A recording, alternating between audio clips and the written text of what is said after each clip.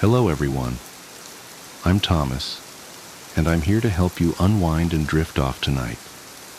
I know many of you use this video to fall asleep, so before you get too cozy, don't forget to like the video and subscribe to my channel, Stories for Sleep. Also, let me know in the comments, where are you from and what time is it as you're watching this. Now settle in, get comfortable, and let yourself relax. The Archivist's Burden. The first photograph appeared on my desk on a Tuesday morning in October. I remember the exact moment because I had just finished cataloging a collection of Civil War letters, my specialty as head archivist at the Whitmore Historical Society. The photograph shouldn't have been remarkable. A black and white portrait of a young woman circa 1940s, her eyes downcast and hands folded primly in her lap. But something about it made my skin crawl. I've spent 20 years handling historical artifacts, learning to read the stories they tell beyond their physical presence. This photograph felt wrong. Not damaged or fraudulent. I've encountered plenty of those. But wrong in a way that defied professional explanation. The woman's pose was too still, her shadow too dark against the backdrop, and her hands. I could have sworn they were in a slightly different position each time I looked away and back. "Margaret?" I called out to my assistant but received no response. Right. She had taken a personal day. I was alone in the archive's basement office, surrounded by climate-controlled storage rooms and the gentle hum of dehumidifiers. I checked our acquisition records but found no entry for the photograph. This wasn't entirely unusual. We sometimes received anonymous donations through our mail slot. I created a new entry following standard cataloging procedure. My hands trembled slightly as I measured the photograph's dimensions. 8 x 10 inches, standard size. The paper was period appropriate, showing expected signs of age. When I looked up from my notes, there was a second photograph on my desk. I froze, pen hovering above paper. This one showed the same woman, but from a different angle. Her head was turned slightly to the right, and though her eyes were still downcast, a faint smile played at the corners of her mouth. The shadow behind her had grown larger, spreading across the backdrop like an ink stain. I am not a fanciful person. My profession demands rigorous attention to detail and skepticism toward unprovable claims. I've debunked countless stories of haunted artifacts and cursed heirlooms. But in that moment, I felt something I hadn't experienced since childhood, pure, irrational terror. I forced myself to remain calm and logical.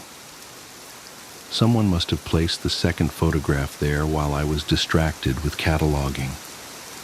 But I hadn't heard footsteps on the creaking floorboards, hadn't felt the characteristic draft when the basement door opened. The phone on my desk rang, making me jump. I answered with hands that were definitely shaking now. Whitmore Historical Society. This is Daniel speaking. Static crackled on the line. Through it I heard what sounded like an old recording of orchestral music, the kind played on a phonograph. A woman's voice, distant and distorted. "Have you seen them yet?" "I'm sorry. Who is this?" "The collection needs to be complete." The music grew louder, brass instruments distorting into something that sounded like screaming. "She's been waiting so long." The line went dead. When I looked back at my desk, there were 4 photographs. In the third, the woman's head was raised, but her face was obscured by shadow. The fourth showed her standing, her dress rippling as if caught in a breeze, though the backdrop remained perfectly still. The shadow behind her had taken on a vaguely human shape, reaching toward her with elongated fingers. I should have left, should have walked out of that basement and never returned. But archivists have a duty to preserve history, to maintain order in the face of chaos. And beneath my fear was a familiar, scholarly curiosity. Who was this woman? What was the significance of these photographs? How were they appearing on my desk? I began to research. The woman's clothing and hairstyle suggested the photographs were taken between 1943 and 1945.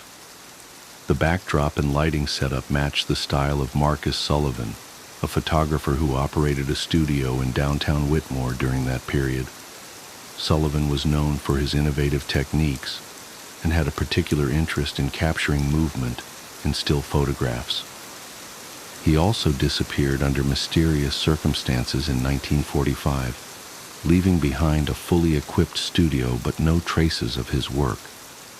The police investigation found all of his photographs and negatives had been destroyed, the ashes still warm in his fireplace when they arrived. As I read the newspaper archive's account of Sullivan's disappearance, I noticed something that made my blood run cold. The article mentioned his last known client, Miss Eleanor Reed, age 23, who sat for a portrait session on the morning of Sullivan's disappearance.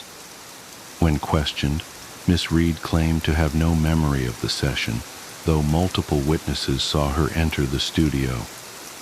She was cleared of any involvement, but suffered a nervous breakdown and was institutionalized 2 weeks later. I looked up from the microfilm reader.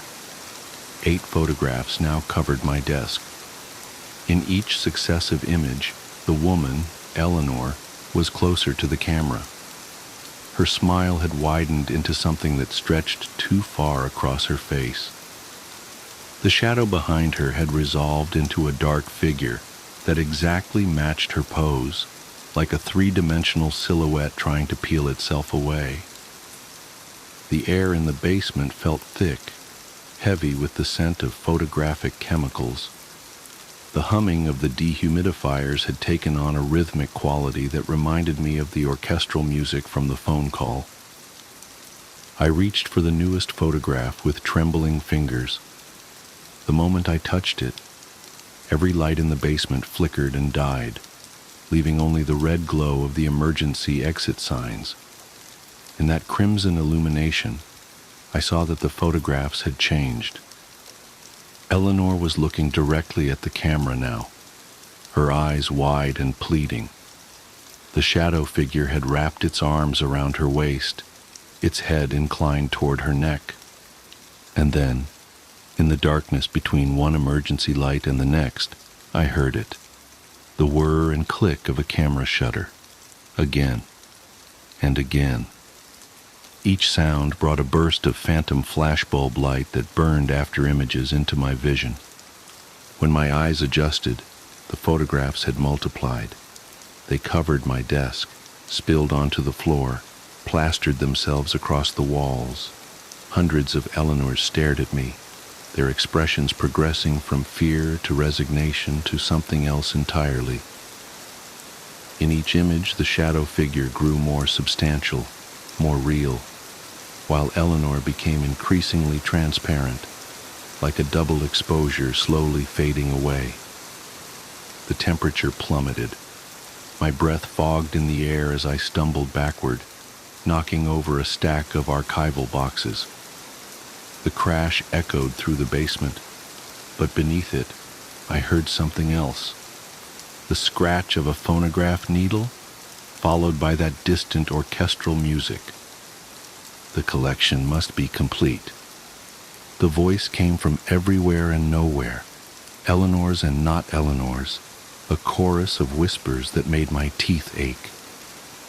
The emergency lights flickered faster now, strobe-like bursts that transformed the basement into a makeshift darkroom. In those fractional seconds of illumination, I saw them. Figures stepping out of the photographs, Eleanor and her shadow multiplied into a crowd of identical pairs. They moved with jerky, stop-motion precision, like subjects in an early motion study. With each step, The shadow figures grew more solid while the Eleanors became increasingly ghost-like. I ran for the stairs, but they were blocked by a wall of photographs that hadn't been there moments before. Each one showed the same scene, the basement, from every conceivable angle, with me at the center. And in every image, standing just behind me, was a shadow that didn't match my pose.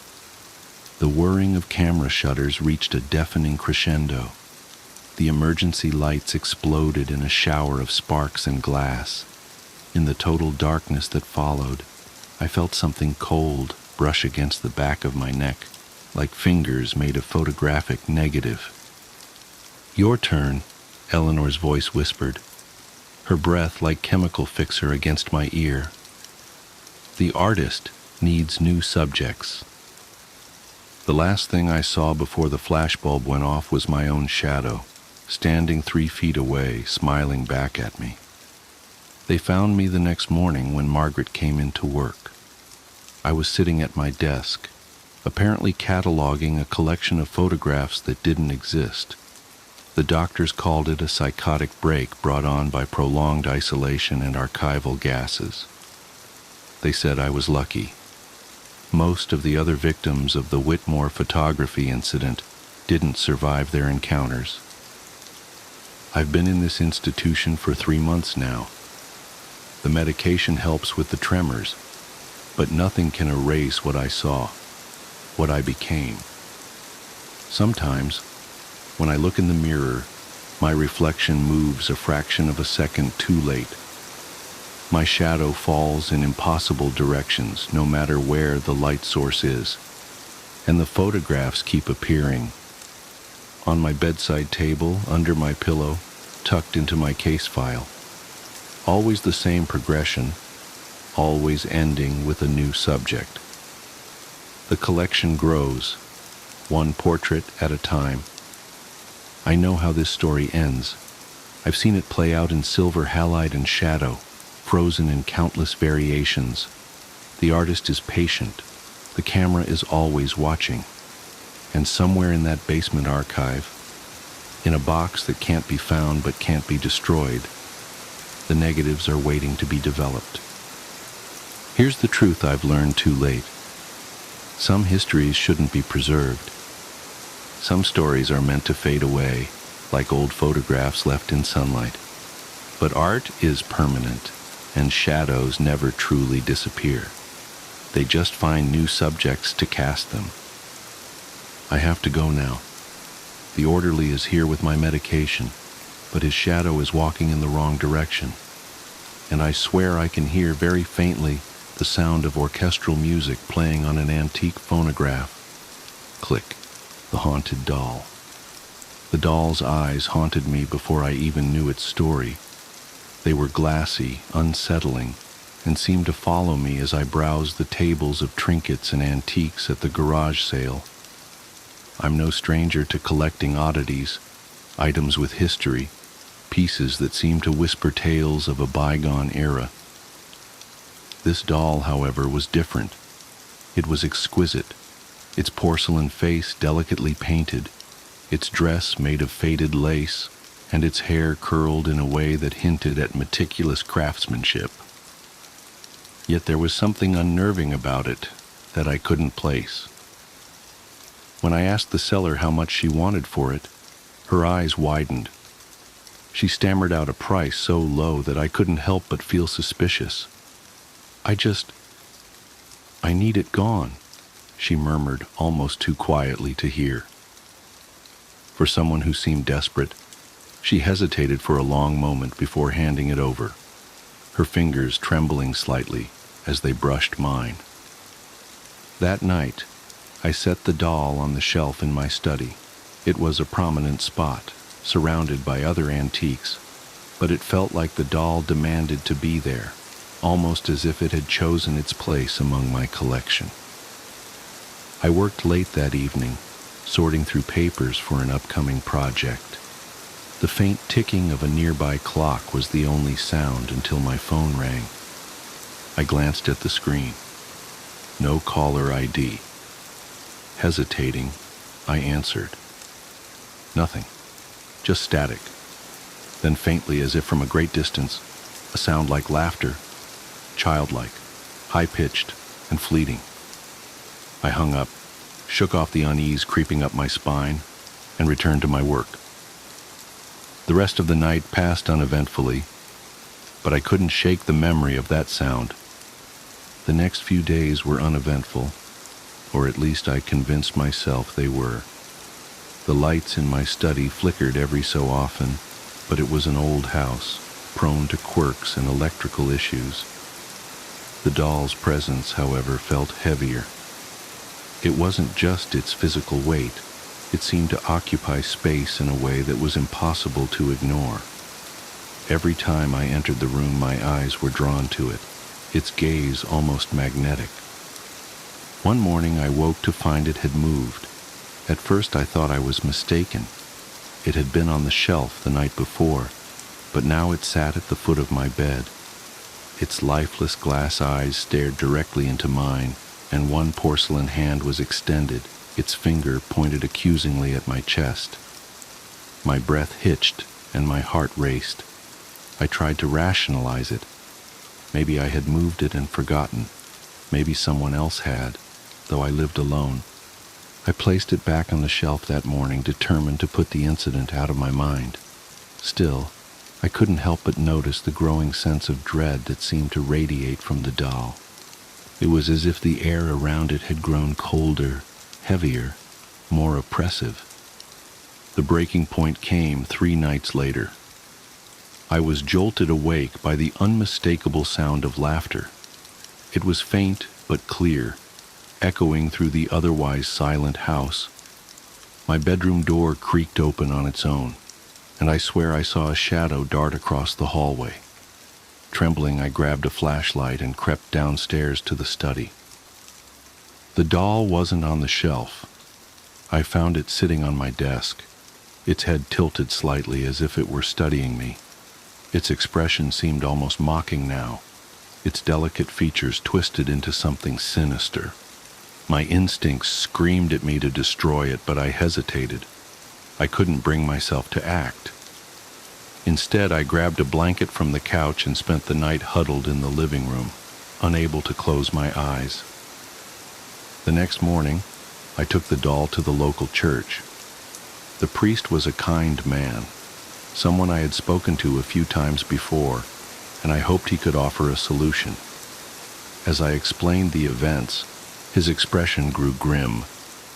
When I placed the doll on the table before him, he refused to touch it.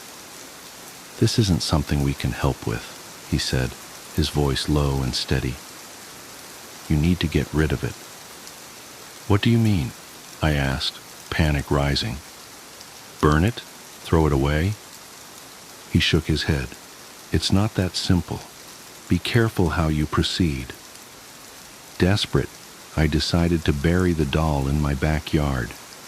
I dug a deep hole beneath the gnarled oak tree at the edge of the property, placed the doll inside, and covered it with soil. For a moment I felt relief, as if I had finally rid myself of the strange and terrible presence that had invaded my life. That night, I slept peacefully for the first time in days. But it didn't last. The faint laughter returned, drifting through the house in the early hours of the morning. It was accompanied by the sound of small, deliberate footsteps. When I investigated, I found nothing out of place, yet I couldn't shake the feeling that I was being watched. A week later, I noticed a patch of earth beneath the oak tree that seemed disturbed, as if something had clawed its way out. I refused to go near it, convinced that acknowledging it would give whatever malevolent force inhabited the doll more power. Since then, my nights have been plagued by nightmares, visions of the doll standing at the foot of my bed, its hand pointing at me, its glassy eyes filled with malice. Sometimes I wake to find faint scratches on my arms, marks that weren't there when I went to sleep. I've tried everything: burning sage, consulting psychics, even moving the bed away from the window. Nothing works. The doll's presence is relentless, its influence seeping into every corner of my life. I've become paranoid, jumpy, and reclusive. Friends and family have noticed the change, but how can I explain it to them without sounding insane? I'm writing this now as a warning to anyone who might come across an object that feels wrong. Trust your instincts. Don't let curiosity or the allure of a bargain blind you to the danger. Some things are better left alone, their histories buried and forgotten. The laughter is louder tonight, and the shadows seem to move on their own. I know it's only a matter of time before the doll returns. Maybe it never really left. All I can do now is wait and hope that my story serves as a cautionary tale. If you hear faint laughter in the night, or feel a chill that has no explanation, don't ignore it. It might already be too late for me, but maybe it isn't for you. The traffic stop. Officer David James had worked the graveyard shift along Route 43 for nearly 7 years. The stretch of highway cutting through dense pine forest was notorious for drunk drivers, especially after midnight. But in all his years of service, he'd never encountered anything quite like what happened on that moonless October night. The first peculiarity was the silence. Usually the night hummed with crickets and the occasional hoot of a barred owl. But as James's cruiser idled at the turnout near mile marker 217, an unnatural stillness pressed against his eardrums. Even the wind seemed to have abandoned the pines. His radar gun registered a black sedan doing 62 in a 55. As the car passed, James noticed the passenger side taillight was out. A routine stop, the kind he'd done thousands of times before. He flicked on his lights and pulled out behind the vehicle. The sedan took longer than usual to respond, continuing for almost half a mile before finally pulling onto the shoulder. James approached with his flashlight beam cutting through the darkness, noting how the black paint seemed to absorb the light rather than reflect it. The windows were tinted, but within legal limits. "License and registration," James said, keeping his voice steady despite an inexplicable urge to turn and run. The driver's window descended with painful slowness, releasing a blast of cold air that made James's eyes water. The interior smelled of wet earth and something else, something chemical and medicinal, that reminded him of his father's last days in the hospital. The driver was a middle-aged man in a charcoal suit. His skin had an odd, waxy quality under the flashlight beam, but his license photo was a perfect match. James Sullivan, 47, organ donor. Everything appeared to be in order, yet James's patrol-honed instincts screamed that something was terribly wrong. "Do you know why I pulled you over tonight, Mr. Sullivan?" The man's head turned with mechanical precision. His smile revealed too many teeth. "No, officer. Is there a problem?" James's flashlight beam wavered. "Your passenger side taillight is out. I'll need to write you a fix-it ticket." "That's impossible," Sullivan replied, his smile unchanging. "I just had them checked last week." The conversation continued with the same surreal quality, everything technically correct but fundamentally wrong, like a photo negative of reality.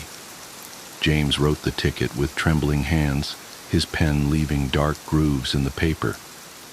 As he handed over the citation, Sullivan's fingers brushed against his.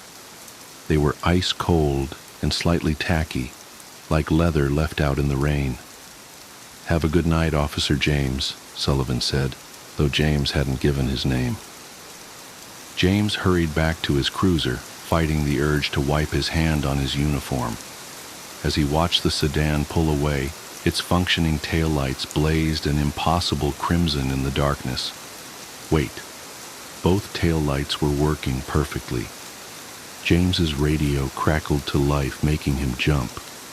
Dispatch wanted him to run the plates. Standard procedure. He called them in, his mouth dry.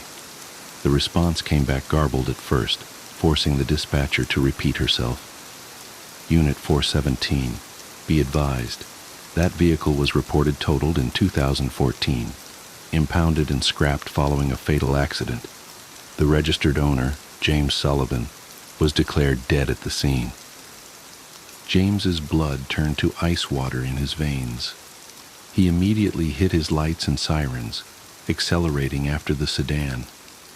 But the highway ahead was empty in both directions. The black car had vanished. Back at the station, James's supervisor called him into his office. "We need to talk about what happened tonight." "I know how it sounds," James began, but the sergeant held up a hand. "We pulled your dash cam footage." The older man's face was grave. "David, there was no car." James watched in horror as the video played on the sergeant's computer. It showed his cruiser pulling over on the empty highway. The camera captured him walking out into the darkness, standing still for 12 minutes while apparently speaking to thin air. His flashlight beam illuminated nothing but swirling mist and empty asphalt. That was 3 weeks ago. James hasn't returned to work since that night. He requested indefinite leave, citing personal reasons. But the truth is, he can't bring himself to drive that stretch of Route 43 again. Not after what he discovered during his obsessive research into the accident that claimed James Sullivan's life. The papers called it a tragic drunk driving incident. Sullivan had been heading home from a late meeting when his sedan veered off the road near mile marker 217. The car flipped several times before coming to rest against a stand of pines. Sullivan was partially ejected through the windshield. He remained conscious long enough to give a statement to the first officer on scene. The responding officer that night? A rookie named David James, working his very first graveyard shift.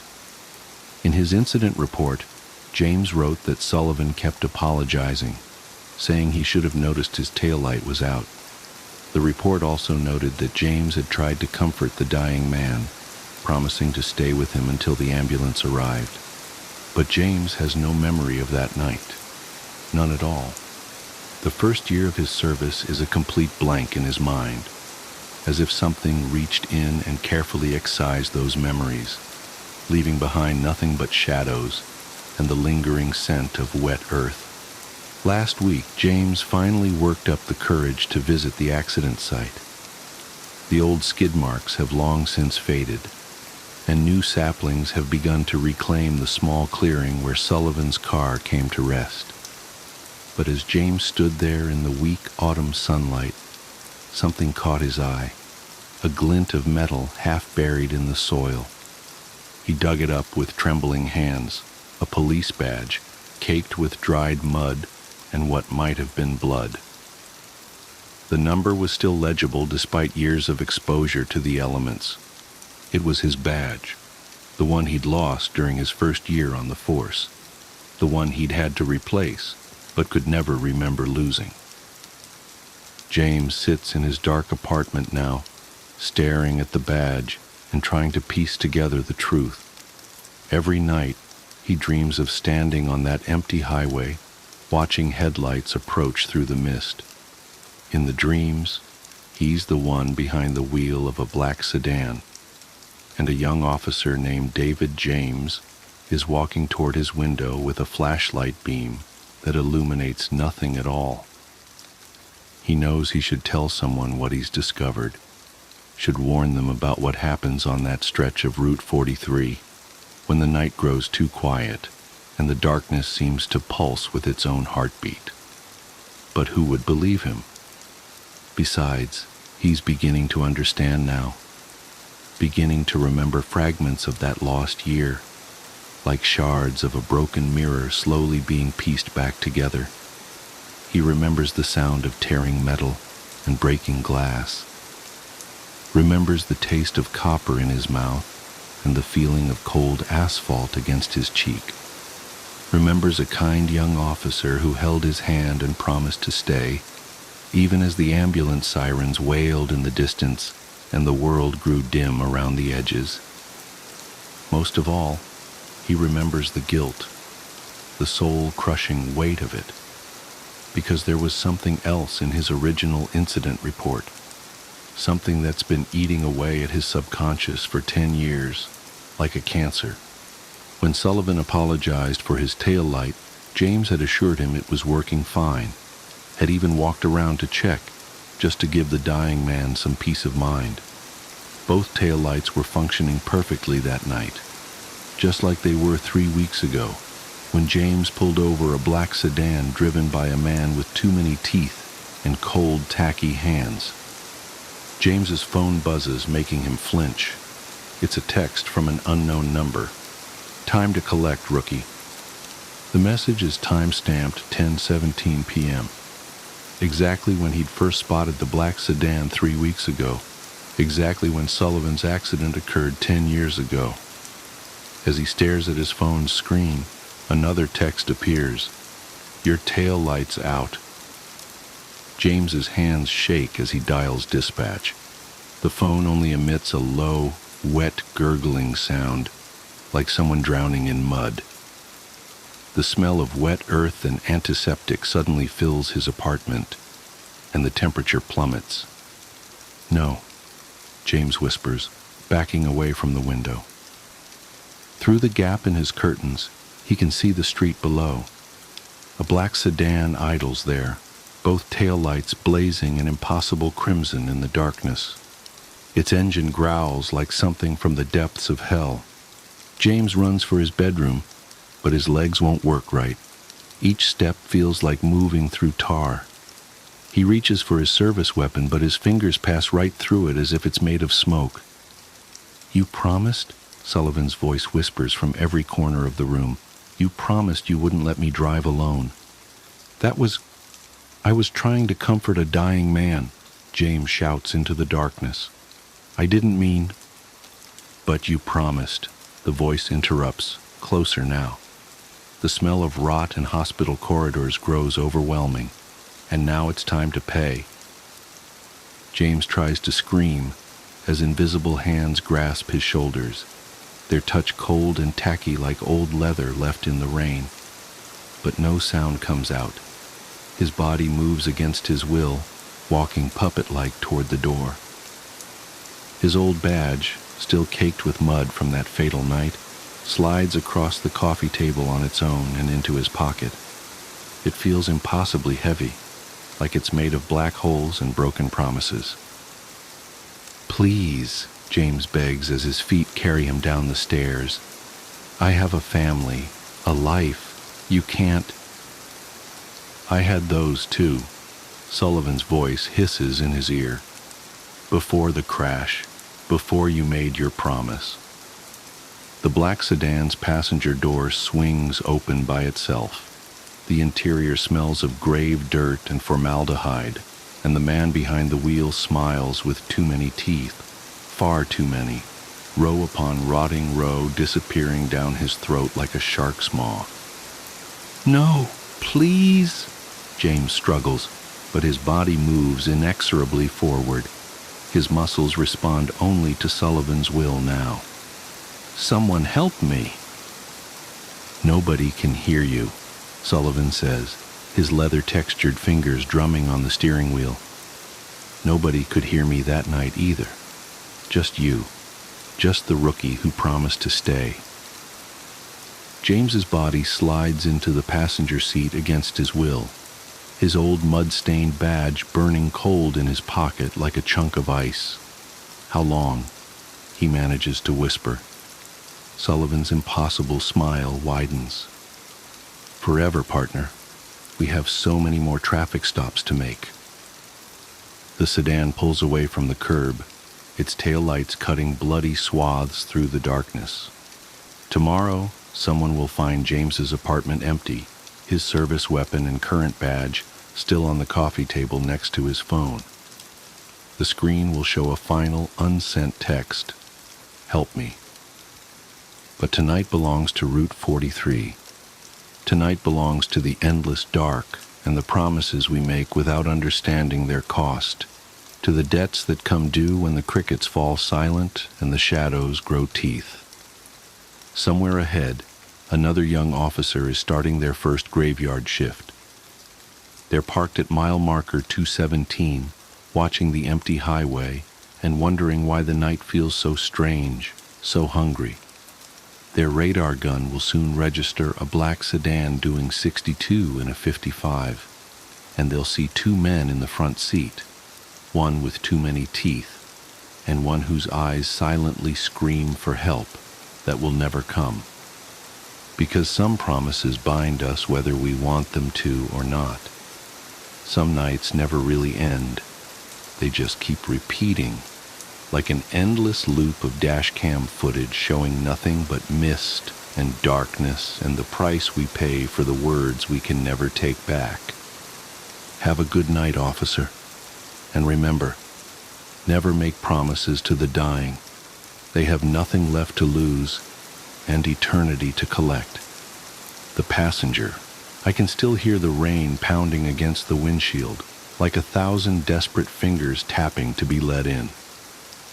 That night, the sky was a bruise, swollen and blackened, and the roads glistened like they were made of obsidian. I hadn't planned to be out so late, but plans have a way of unraveling when you least expect it.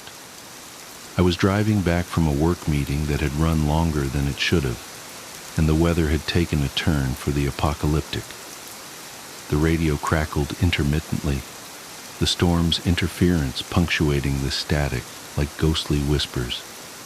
I kept my focus on the winding road, the beams of my headlights slicing through the torrent, when I saw her. She was standing by the side of the road, a pale silhouette against the darkness, drenched and shivering. At first, I thought my eyes were playing tricks on me, a shadow cast by the rain, a trick of the headlights. But as I drew closer, her form sharpened. A young woman, no older than her early 20s, wearing a dress that clung to her like a second skin, her hair plastered to her face. She looked fragile, like something that could be swept away by the storm at any moment. I hesitated. Picking up strangers wasn't something I'd ever done, but there was something about her that tugged at my conscience. She didn't flag me down, didn't even turn to acknowledge the car. She just stood there, her arms wrapped around herself. Before I fully realized what I was doing, I slowed down and rolled down the passenger window. "Do you need a ride?" I called out, my voice barely audible over the hammering rain. She turned then, slowly, and her eyes met mine. They were dark, unfathomably so, and for a moment, I felt like I was staring into an abyss. She nodded, her movements stiff, and walked to the passenger side. I unlocked the door, and she slid in without a word. The first thing I noticed was the smell, not unpleasant but earthy, like wet leaves and damp soil. She was soaked, water pooling on the seat beneath her. I handed her an old sweatshirt from the back seat, but she didn't take it. Instead, she pointed straight ahead, her finger trembling slightly. "Where are you headed?" I asked, trying to sound calm, though my heart was thudding in my chest. She didn't respond, just kept pointing. Her silence was unnerving, but I chalked it up to shock or fear. Maybe she'd been caught in the storm, abandoned, or worse. I didn't press her. We drove in silence, the car's interior filled with the sound of rain and the rhythmic swish of the windshield wipers. Occasionally, I glanced at her out of the corner of my eye. She sat rigid, her hands clasped tightly in her lap, water dripping from her hair onto the seat. There was something off about her, not just her silence, but the way she seemed detached, like she wasn't entirely there. After what felt like an eternity, she lifted her hand and pointed again. We were approaching a turnoff, a narrow gravel path that led into the woods. My stomach tightened. "Here?" I asked, my voice cracking slightly. She nodded, her gaze fixed on the path. I turned, the car's tires crunching over the gravel, and followed the road as it wound deeper into the trees. The headlights illuminated twisted branches and the occasional glint of water from puddles, but nothing else. Then, up ahead, I saw it. A cemetery. It came into view suddenly, the wrought iron gates looming like the entrance to some forgotten realm. I pulled to a stop just outside, the car's beams casting long, eerie shadows over the headstones. Turning to my passenger, I opened my mouth to speak, but the words caught in my throat. The seat was empty. I stared, uncomprehending, at the damp indentation where she'd been sitting. Water still pooled on the seat, and the faint scent of earth lingered in the air, but she was gone. My first thought was that she'd somehow slipped out of the car without me noticing, but that made no sense. The door hadn't opened, and I hadn't heard a sound. I looked out into the rain, half expecting to see her figure moving among the graves, but there was nothing. I sat there for a long moment, my hands gripping the steering wheel, my mind racing. Finally, I stepped out of the car, the rain immediately soaking through my jacket.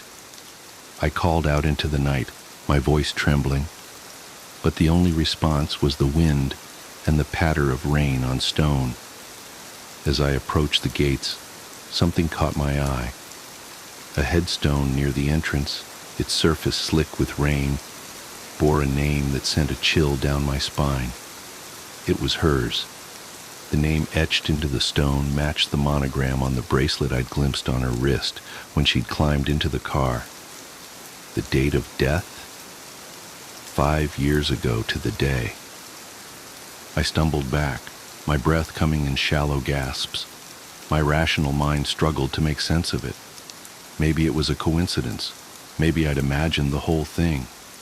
But the damp seat and the lingering scent told a different story. I didn't sleep that night. I couldn't. The image of her pale face and those abyssal eyes haunted me, replaying over and over in my mind. In the days that followed, I scoured the local archives, piecing together her story. She'd been a local girl, loved and admired, until one stormy night when she'd gone missing. They'd found her body days later, washed up in a creek not far from the cemetery. Rumors of foul play had circulated, but nothing was ever proven. Her death had been ruled an accident, though the townsfolk whispered otherwise. Now, every time it rains, I can't help but look over at the passenger seat, half expecting to see her sitting there, pointing silently into the darkness. I've taken different routes, avoided that stretch of road entirely, but it doesn't matter, because deep down, I know she'll always find me. The Midnight Visitor. I never told anyone why I really left my job as a night shift nurse at Pine Grove Nursing Home.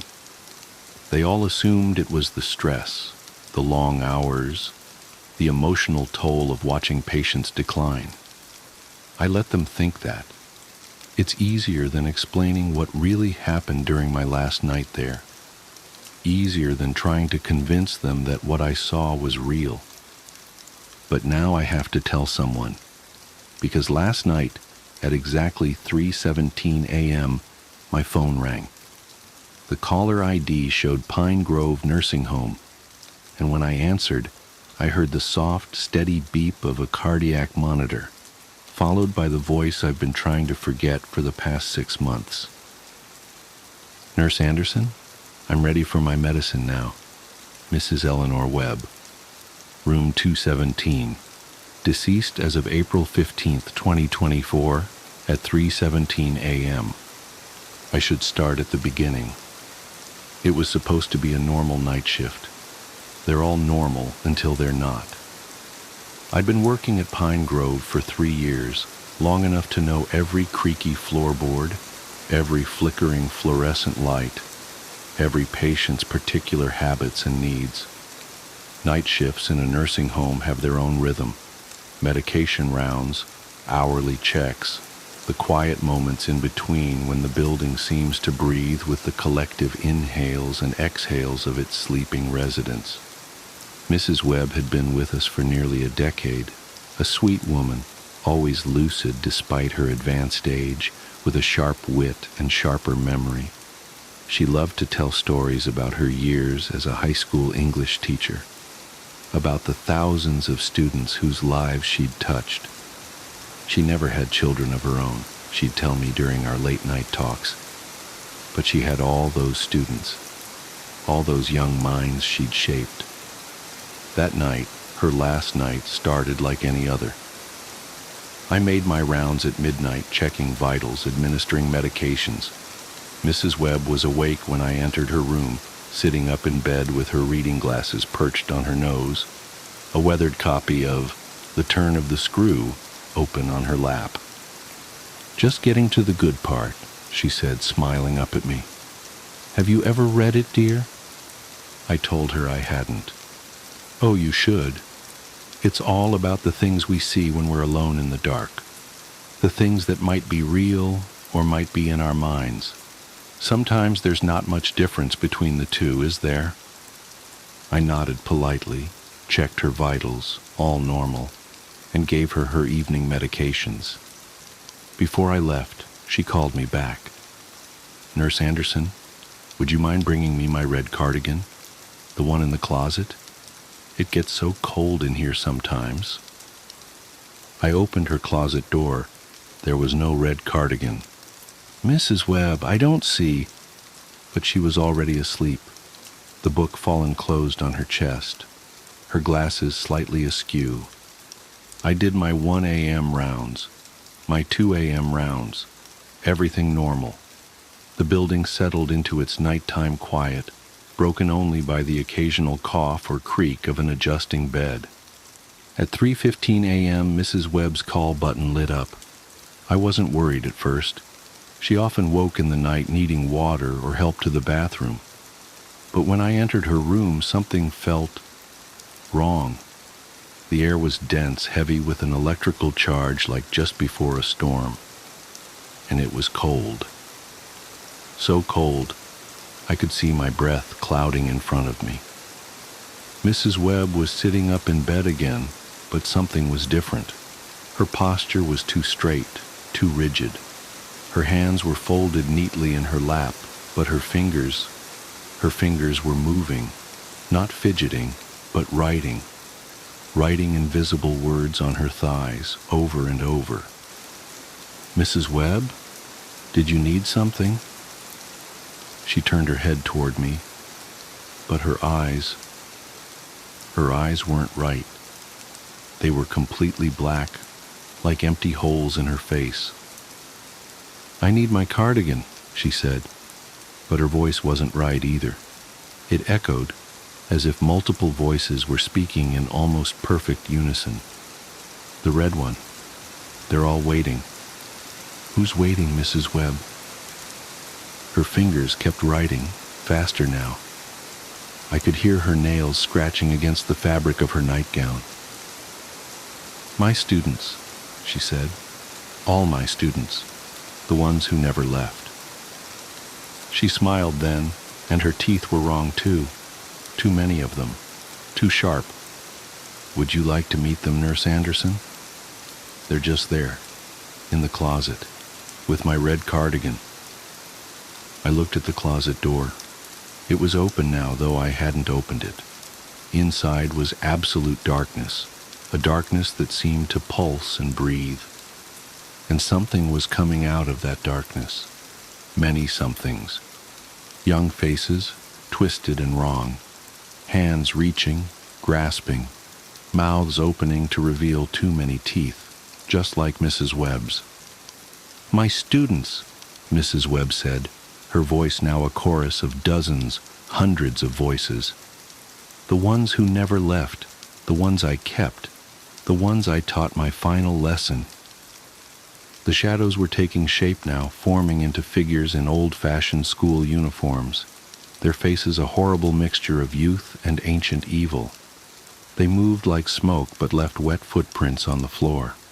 You see, Nurse Anderson, some lessons can only be taught in the dark. Some knowledge can only be passed on in death.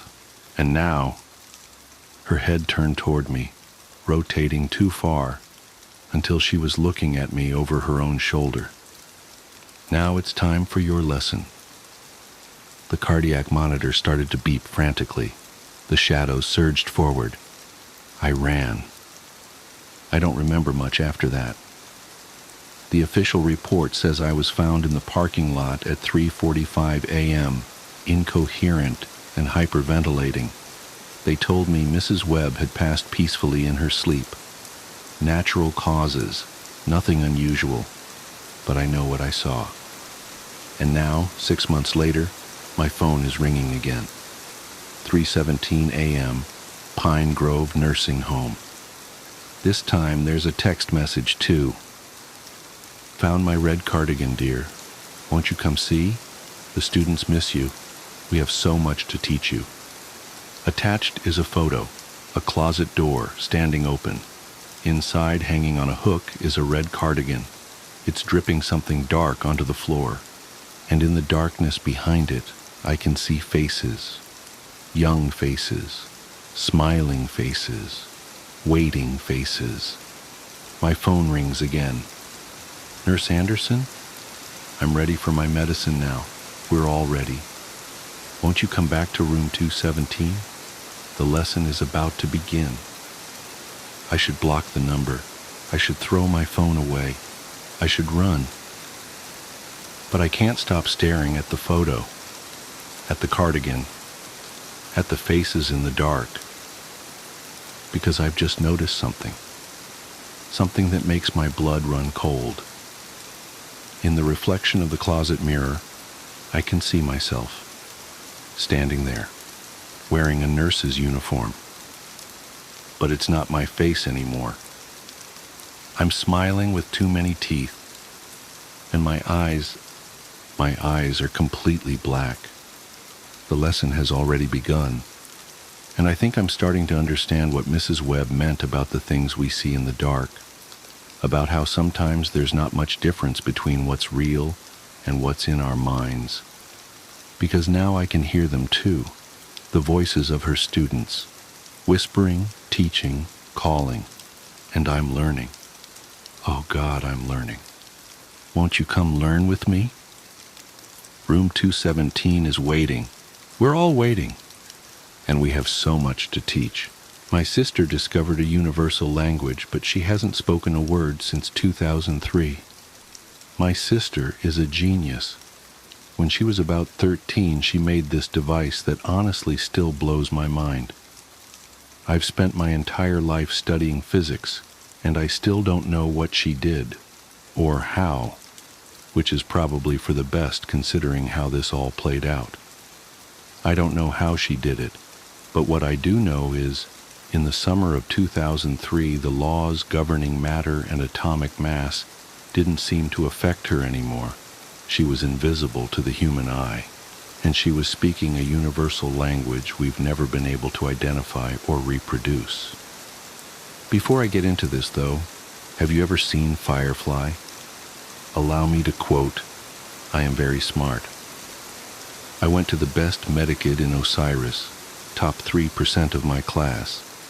Finished my internship in 8 months. Gifted is the term.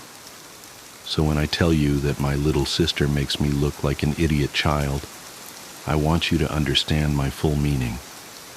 This could have been written about me and my sisters. We come from a long line of gifted people. My father is a neurologist, my mother works for SpaceX, and my eldest sister is an artist whose work has been featured in galleries since she was 12. I'm a full-time research associate of high-energy density physics at a university I can't name without risking my career. And like Simon Tam from Firefly before me, I don't tell you all of this to flaunt our intelligence or to make us look special. I tell you this so you can fully understand what I mean when I say Nirali made us all look like idiot children. In 2003, I was about to turn 17. My interests weren't like most teen girls, so I won't bore you with the details of what I found more entertaining than TV, books, or the mall, but more often than not, I was occupied with personal research projects.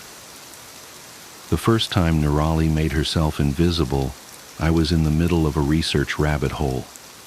I was deep into some really heady academic articles when I heard Nirali pipe up behind me. "They're wrong, you know." I groaned inwardly. We'd had the knocking talk, but she was still so bad at respecting boundaries. "Nirali, what did we say about knocking?" "Oh," she said, and sounded genuinely surprised. "I didn't think about the door." "What?" I frowned and spun my chair around to look at her. My room was empty. "Wait, empty?" I looked around briefly before rubbing my eyes, wondering when I'd slept last and already writing the conversation off as an auditory hallucination. Shaking my head, I started to turn back to my computer when I heard her giggle. "All right, jerkhole, where are you?" "Right here," she giggled, her voice coming from directly in front of me. "What the... how? Did you hide the speakers again?" I stood up, taking a moment to really look around the room.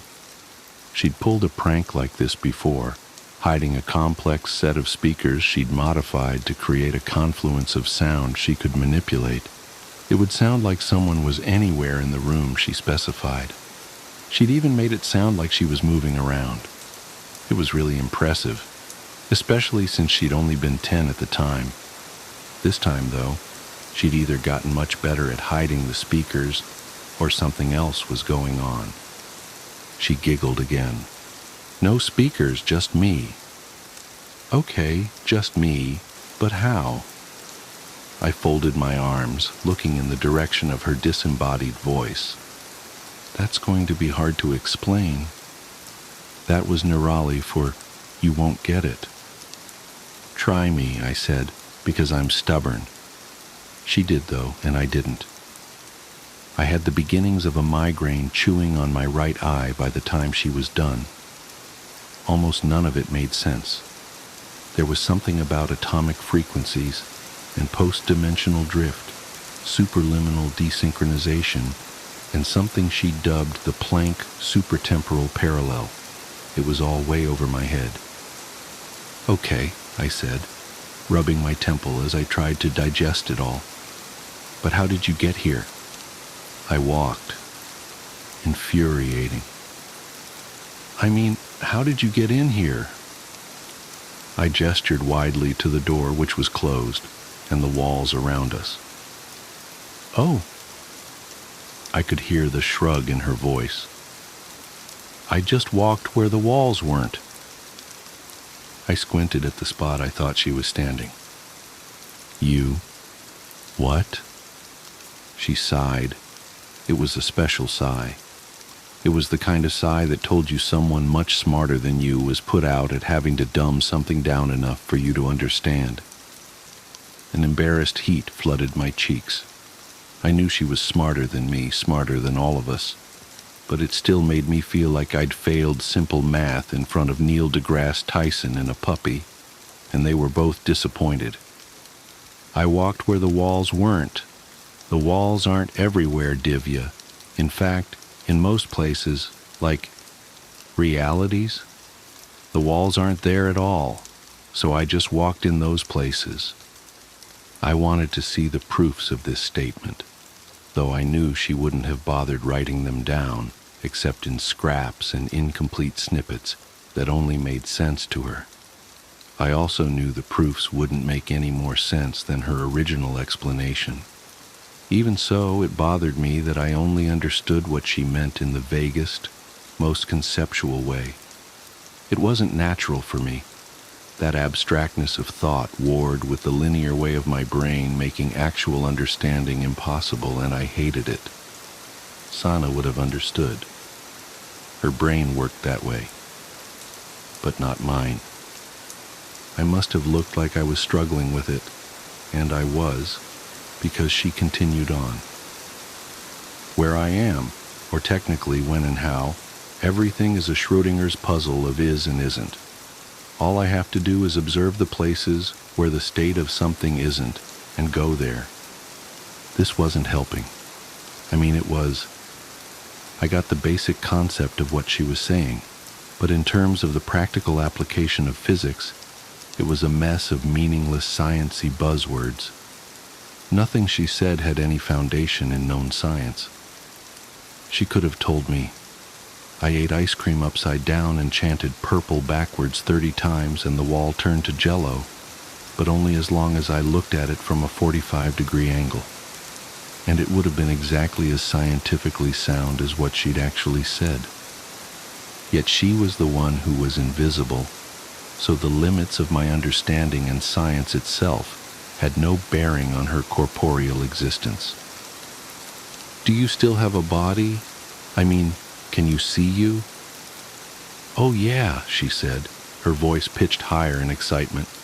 I look like 100 versions of me laid on top of each other. Looking at my hands and stuff is kinda trippy, but I'm here.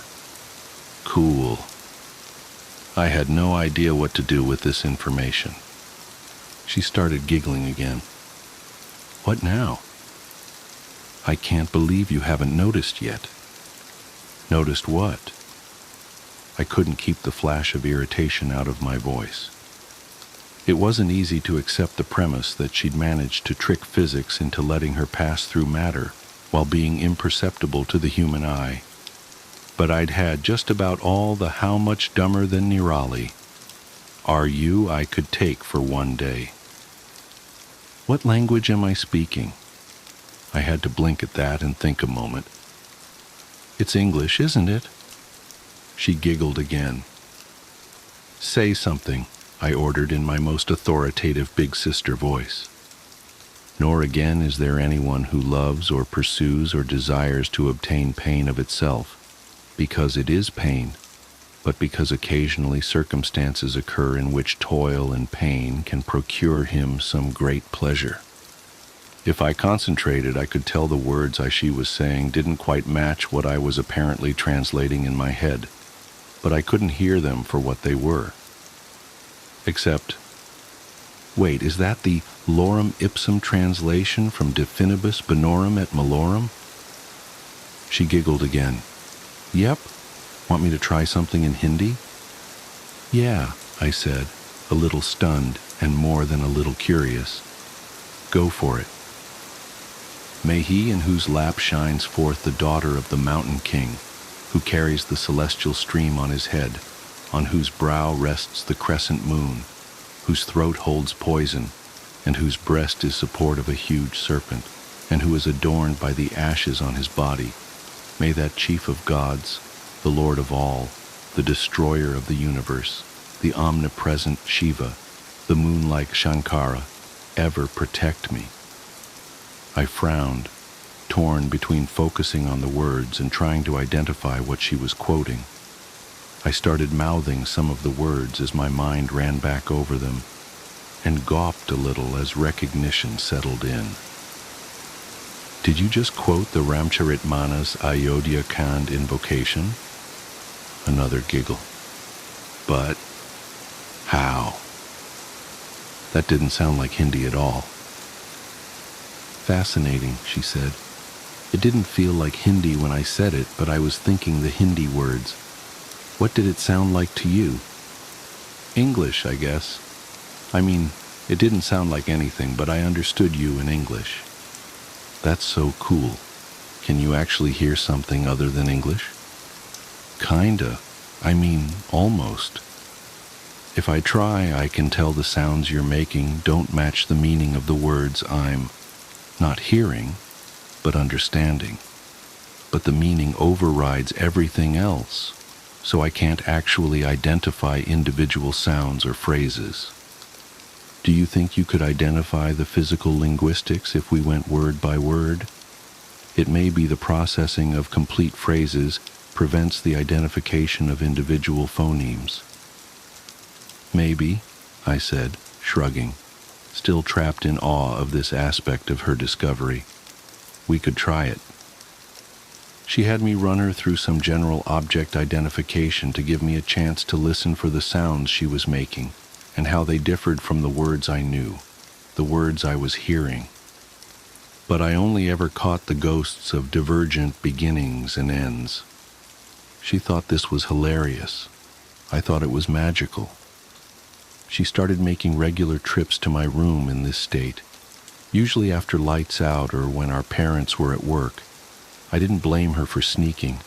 Sana wasn't into the science stuff, and if our parents knew what we'd been up to, we'd have been grounded for life, especially since Nirali had already been banned from experimental projects at home. The last one had required a lot of external help and several $1,000s to clean up. But someone had to try and catalog this universal lexicon, and this was the only way we had access to it. One night, as we lay awake on the floor naming objects, we'd tried making individual sounds before, but without the intent of meaning behind them, there was no divergence. Nirali froze. I couldn't see her, of course, but something changed. She stilled to the point I worried she'd maybe phased through the floor or something and left me alone. But somehow I still felt her presence along with something sharp and alien I couldn't identify. "Nirali?" I whispered, cold unease settling on me like snow. "Shh." It was her, but so quiet I almost missed it. I felt the urgency behind it, though, and hushed to wait in the silence with her. As the seconds ticked by, a prickling dread crawled across the room. It started at the edges where the shadows were thickest and spread outward, tainting everything it touched, including me. My pulse quickened as a primal paranoia sank in. I knew it was just Nirali and me, but it felt like a predator was stalking the shadows, searching for us, and it was only our silence that kept it from pouncing. To keep the paranoia at bay, I focused on the warm red readout of the clock above my desk. The slowly changing numbers were soothing and hypnotic. They dulled the edges of my fear until, at some point between midnight and 2 a.m., I fell asleep. I only realized this when Nirali finally whispered my name, pulling me back to reality. "Divya, wake up." I swam back to consciousness slowly, shaking off the half-formed discomfort of a dream I couldn't remember. "It's gone now." "What's gone?" I rubbed the sleep still clogging my vision and blinked at the clock above my desk. So late. Had we really been laying on the floor for 2 hours? Nirali didn't answer. Not for a long time. Long enough that I thought maybe I'd dreamed her waking me up entirely. "The shadow behind the walls," she whispered, cutting the silence away like cobwebs. There was a weight to her words I couldn't describe that tickled the primal centers of my brain again. An ancient urge calling to me, telling me to hide. "The... what?" I croaked, propping myself up on my elbows. But Nirali was gone. Not just quiet. There was a difference in the room when she left, and I could always sense it, even if she didn't say she was going.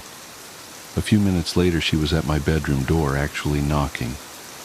The sound startled me, giving my heart a sudden workout with a spike of adrenaline.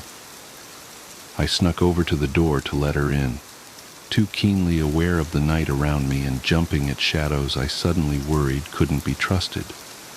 Without a word, she slipped past me and crawled into bed, hiding beneath the covers with her knees against the wall and her back to me. I took my cue as it was offered and crawled in behind her, offering myself as protection against the night.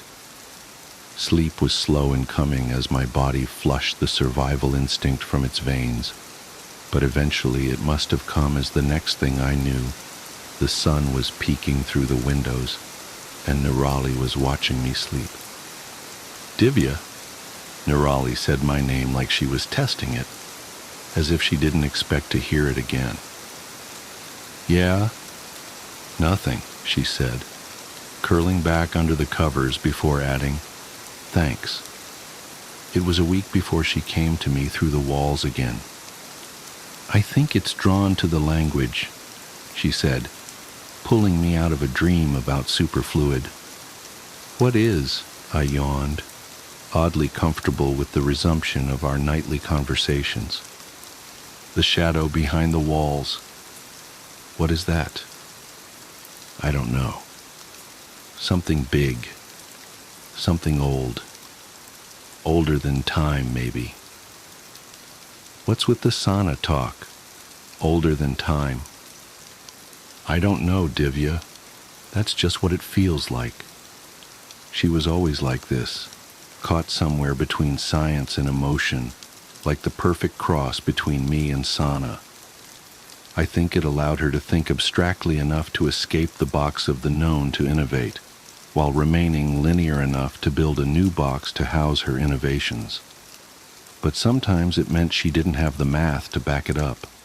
Sometimes it was just a feeling or the hint of a notion. But even then, Nirali's feelings were always spot on, even if it took science a few decades to prove it. "All right," I said, accepting that answer. It was odd, I realized then, how a few weeks of exposure to what my mind told me was factually impossible opened me to the flexibility of the possible. I was surprised, too, when I noticed my first instinct wasn't to challenge her or demand proof, just because what she said was beyond my experience or immediate comprehension. Instead, I would nod and accept that what she said, what she experienced, was simply truth, and the limitations of my understanding couldn't change that. "What does it want?" "I don't know. I don't think it talks, but I think it listens and understands." "That's unsettling," I said, shifting under the covers. The superstitious child in me made sure my feet were hidden in the center of the bed because the shadows still couldn't be trusted. She hummed her agreement. "It's not the only thing here, though." A chill surged through me, prompting my heart into a panicked gallop. "What do you mean?" "I mean there are other things, big things, old things. Most of them can't see me, I think. I'm not really where they are, same as I'm not really where you are, but they can hear me, same as you." "Are you safe?" Nirali was silent. My stomach churned because I knew it meant something big and old and dangerous was near enough to pose a threat. After several minutes passed, she answered, "Sometimes, only sometimes." I sat up, staring at the spot on the floor where she would have been seated. "Only sometimes." "Then why are we still doing this, Nirali? I wouldn't have agreed if I knew you were in danger." "I know," she said quietly, "but there's so much here. If I focus on a color, I can experience everything that color has ever been and ever will be.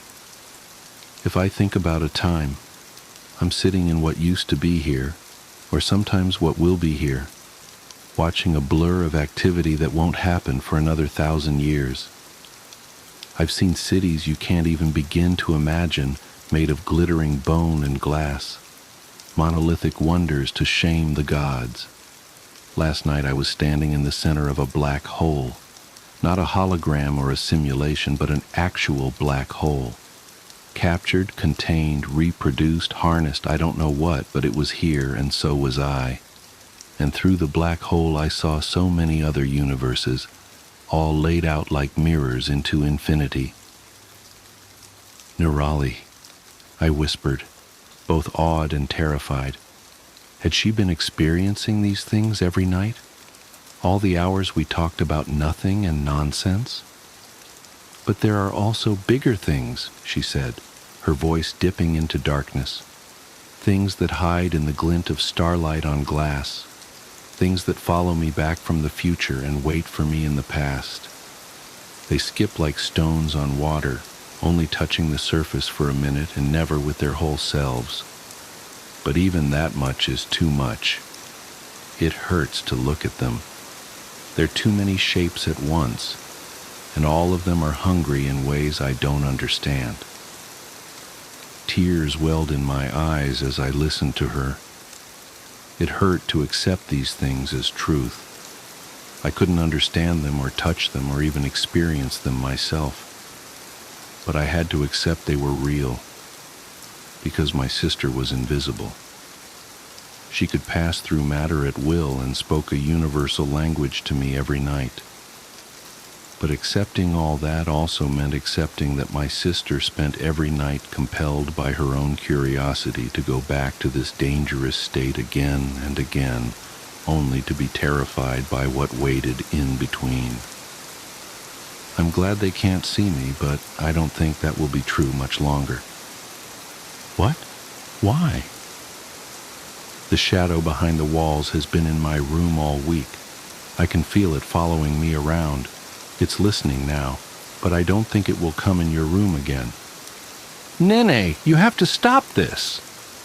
I can't, she said, her voice thick with imminent tears. Of course you can.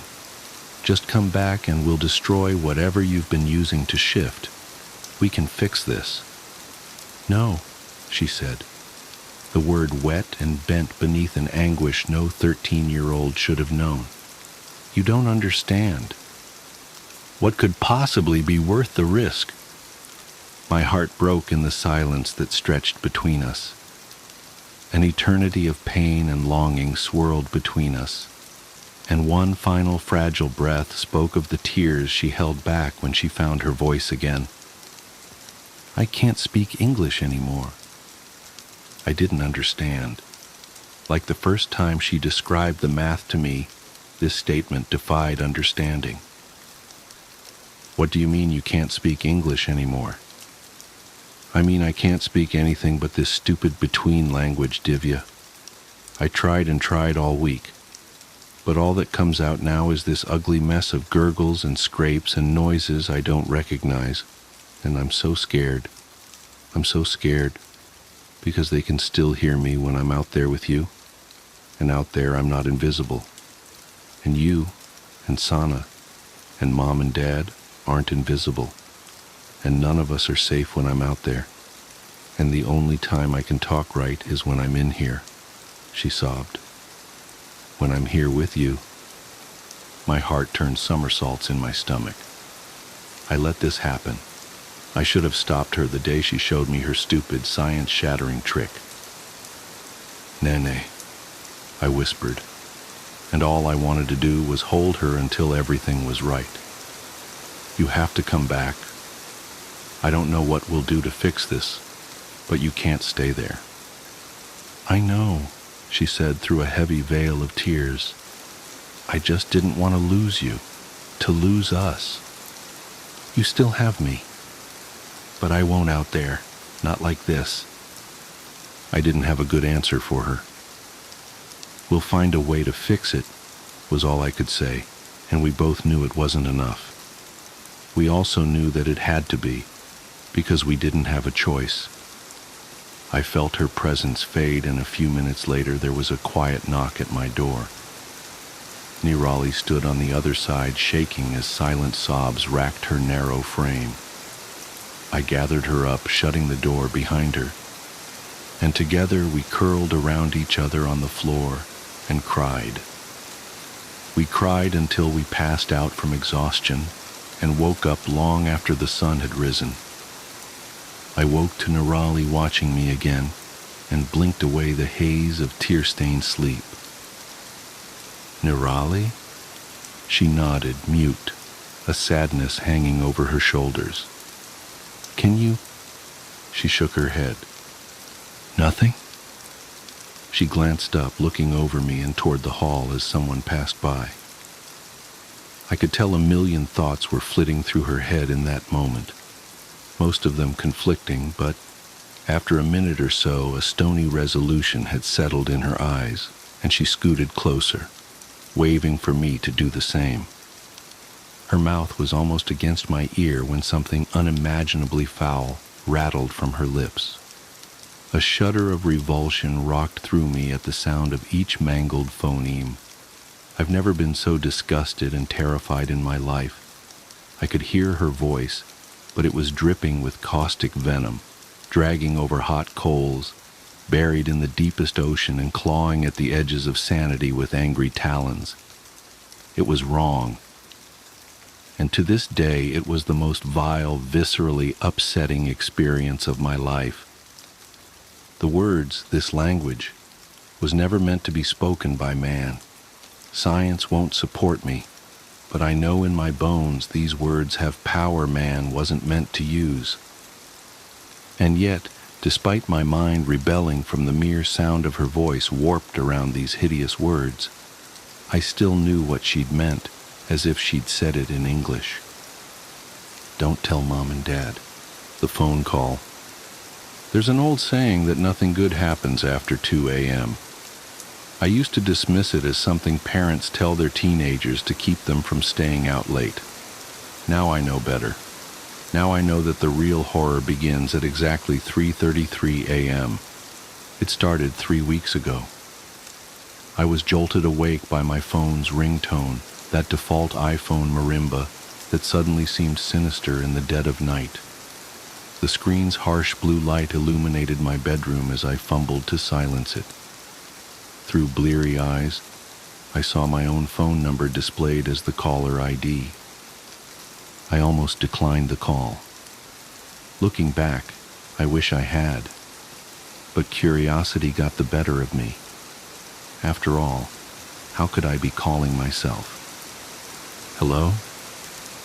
My voice was thick with sleep. For several seconds, there was only silence. Then I heard breathing, slow, measured breaths that seemed somehow familiar. A chill ran down my spine as I realized why. They were mine. I would recognize the slight whistle on the exhale anywhere, caused by a deviated septum I'd had since breaking my nose in high school. I hung up immediately, my heart pounding. Sleep was impossible after that. I sat up until dawn, telling myself it was just a glitch, a crossed line, or maybe even a dream. But deep down, I knew better. The next night I was wide awake at 3:33 a.m. staring at my phone. Right on schedule, it rang. My number again. This time when I answered, I heard myself breathing, and then something else, quiet sobbing. My own voice, crying in a way I hadn't since my mother's funeral 5 years ago. It went on like this, night after night, always at 3:33 a.m., always my number, always my voice, doing something different, sometimes whimpering, sometimes humming that lullaby my mother used to sing, sometimes reciting fragments of poems I'd written and never shown anyone, things only I could know. I tried everything to make it stop. I changed my number twice. I bought a new phone. I even tried staying at hotels, but the calls followed me. I stopped sleeping, surviving on coffee and fear. Dark circles formed under my eyes. My coworkers started asking if I was okay. I wasn't. Last night was different. When I answered, I heard myself whisper, "Tomorrow night, I'll finally show you why." The voice was mine, but wrong somehow, hollow, like it was coming from the bottom of a well or a grave. So here I sit in my locked bedroom watching the minutes tick by. It's 3:28 a.m. now. My phone is on the nightstand, screen dark. My hands are trembling as I write this, trying to document whatever happens next, because I know something is going to happen. I can feel it in the marrow of my bones. 3:29 a.m. I'm thinking about all the times I've heard my own voice on the other end of the line. Was it really mine? Or something else? Something that's learned to mimic me so perfectly that even I can't tell the difference. 3:30 a.m. 3 minutes left. My throat is dry. The silence in the room feels heavy, pregnant with possibility. I've triple-checked the locks on my doors and windows. Not that it matters. Whatever's been calling me, I don't think locks will stop it. 3:31 a.m., 2 minutes. I'm remembering something my mother told me when I was small, about how the veil between worlds is thinnest in the hours before dawn. She was always superstitious, my mother. I used to think she was silly. Now I'm not so sure. 3:32 a.m., 1 minute. My phone screen just lit up on its own. No notification, no reason. Just glowing softly in the dark, like a beacon or a warning. 3:33 a.m. It's ringing. My hands are shaking so badly I can barely hit the answer button. But I do. Hello? My voice cracks. Hello, Sarah. My voice answers back. But this time it's not coming from the phone. It's coming from behind me. I spin around and there I am, standing in the corner of my bedroom. But wrong. So wrong. My skin is gray and waterlogged, my hair hanging in wet ropes around my face. Water drips steadily onto the carpet, forming a dark pool at my feet.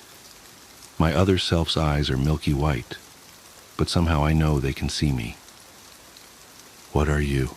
I whisper. My doppelganger smiles, revealing teeth that have gone black with rot.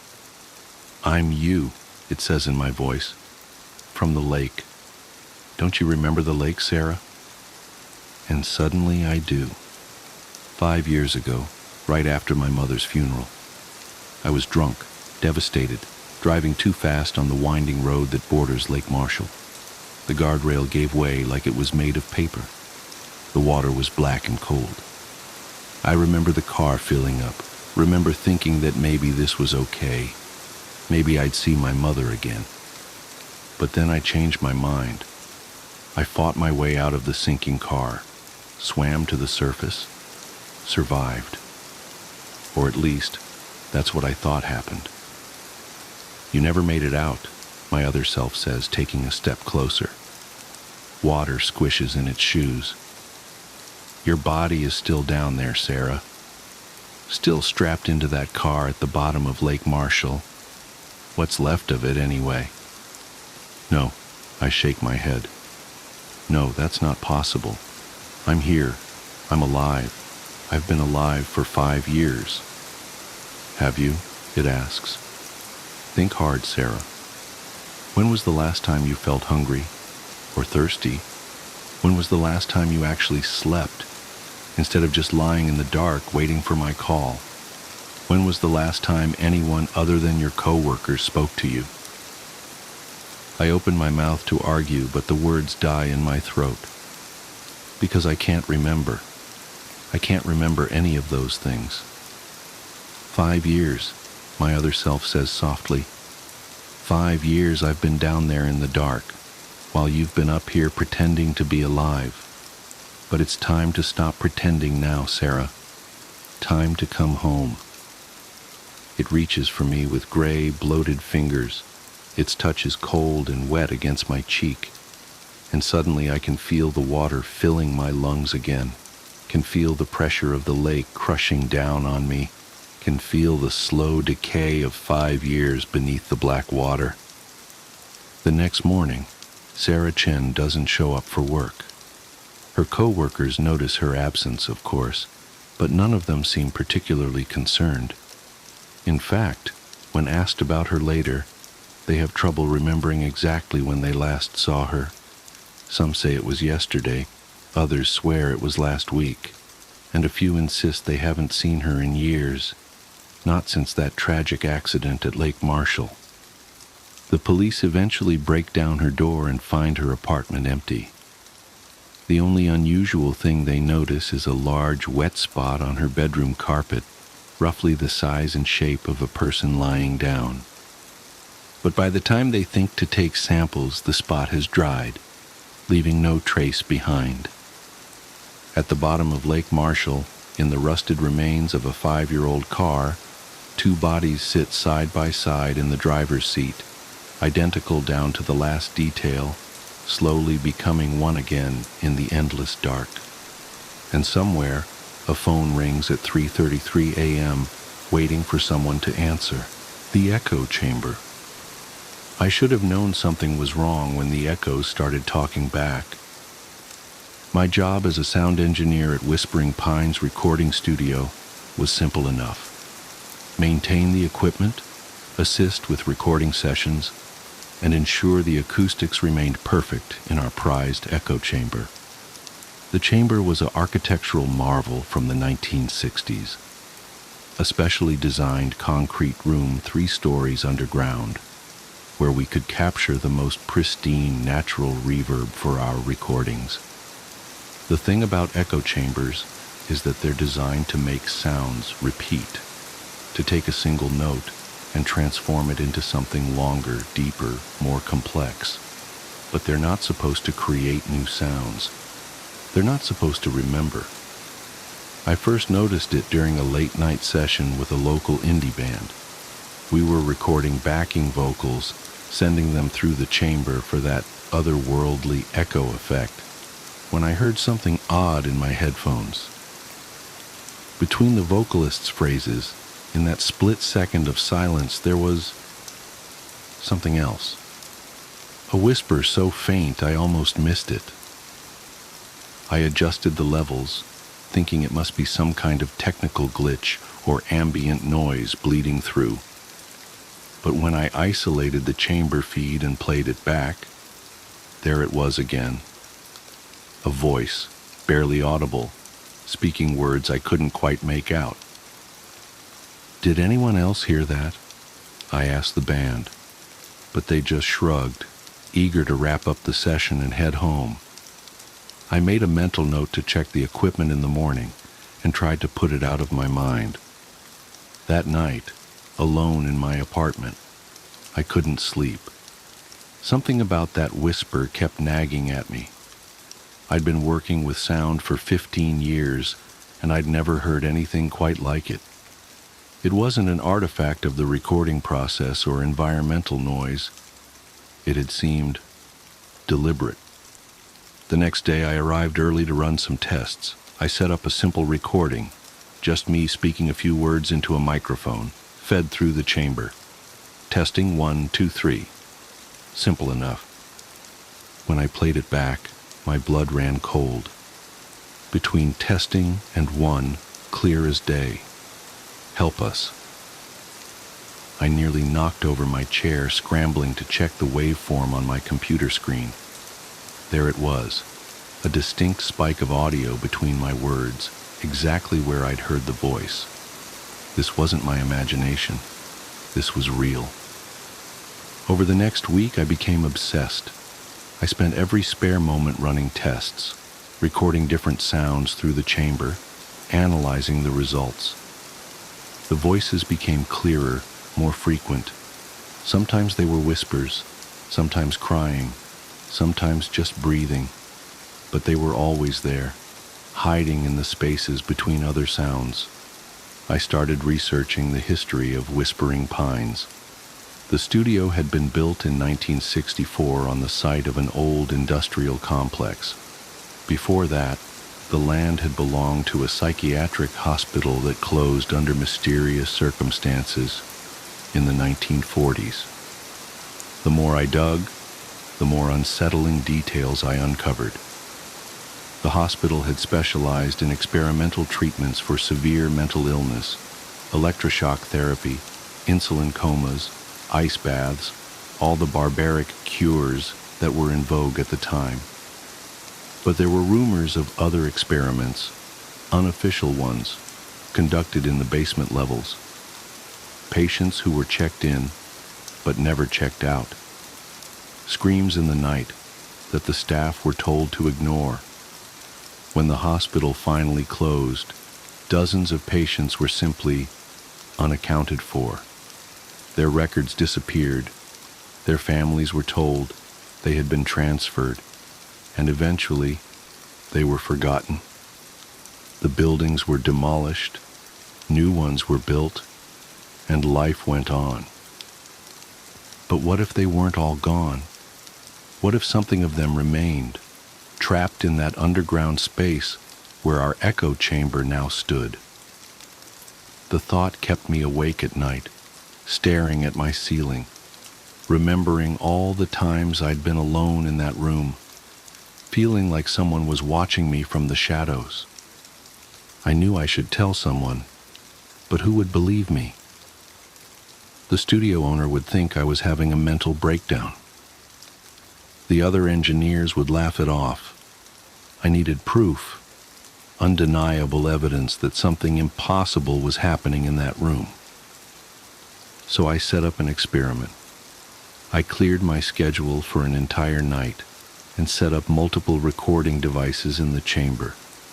High-end microphones, digital recorders, even an old analog tape machine. I wanted to capture whatever was happening from every possible angle. At midnight, I started recording. The plan was simple: complete silence for hours, broken only by a single spoken word every 30 minutes. I would give the voices plenty of space to manifest, plenty of quiet in which to speak. The first few hours were uneventful. My periodic words, mark at 12:30, mark at 1 cow, mark at 1:30, echoed normally through the chamber and faded to silence. But as the night wore on, things began to change. It started subtly. The silence between my marks began to feel different, heavier somehow. The air in the chamber grew thick and cold, despite the climate control system. And then, at exactly 3:17 a.m., everything changed. My mark at 3 hours was still echoing faintly when I heard it, a sound like dozens of whispers overlapping, growing louder and clearer with each repetition. I could make out words now, fragments of phrases. Still here. They left us. In the walls. Help us. The voices were coming from everywhere and nowhere, bouncing off the walls in impossible patterns. The temperature dropped so rapidly I could see my breath. My recording equipment began to malfunction, meters spiking into the red despite the fact that the room should have been silent. And then I saw them. In the dim red light of the recording equipment, shadows began to peel themselves from the walls. Human shapes, distorted and wrong, flowing like smoke, but moving with purpose. They filled the room, surrounding me, their whispers growing to a deafening roar. I couldn't move, couldn't scream, could only watch as they pressed closer, their features becoming clearer, hollow eyes, gaping mouths, faces twisted in eternal anguish. These were the forgotten ones, the lost patients, trapped between worlds in this acoustically perfect prison. One of them reached for me with hands that were more suggestion than substance. I felt an icy touch on my skin, and suddenly my mind was flooded with images. Sterile halls, restraints, pain, screaming, darkness, endless darkness. I don't remember running, don't remember climbing the stairs or driving home. I came to my senses sitting in my shower, fully clothed, hot water beating down on me as I shook uncontrollably. The next day, I called in sick. I couldn't face that room again, not after what I'd seen. But I knew I had to review the recordings. Had to know if I'd captured any evidence of what happened, or if I was simply losing my mind. Most of the equipment had malfunctioned. The digital recorders showed corrupted files, the cameras had shut down, the meters were fried. But the old analog tape machine, built like a tank in the 1970s, had kept running through everything. With trembling hands, I began to digitize the tape. For the first few hours, everything was normal, just my periodic mark and the expected echoes. But at 3:17 a.m., something changed. The tape captured hundreds of voices, layered and distorted, speaking in unison. We are the echoes that never fade. the ones they tried to silence. We are trapped in these walls, in this perfect acoustic prison, repeating and repeating and repeating. Join us, stay with us, become part of the endless echo. I destroyed the tape immediately after transferring it, threw it in my fireplace and watched it melt, along with my letter of resignation from Whispering Pines. Some sounds aren't meant to be recorded. Some echoes should be allowed to fade.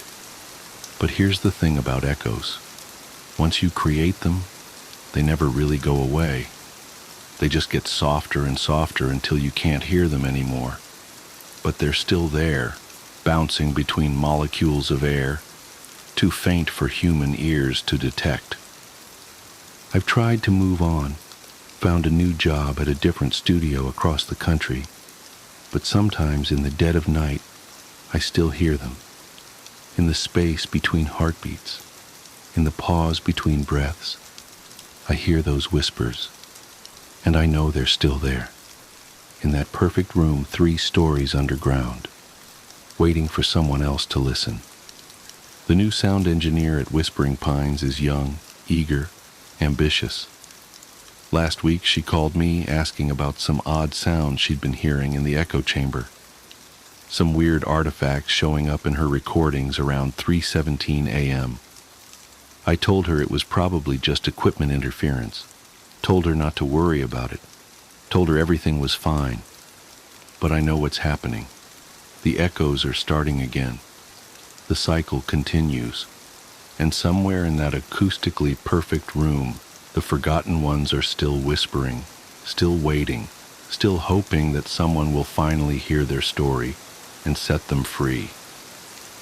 I should have known something was wrong when the echoes started talking back, but by then, it was already too late. It's always too late. Because here's the real horror of it all. I'm not sure I ever really left that room.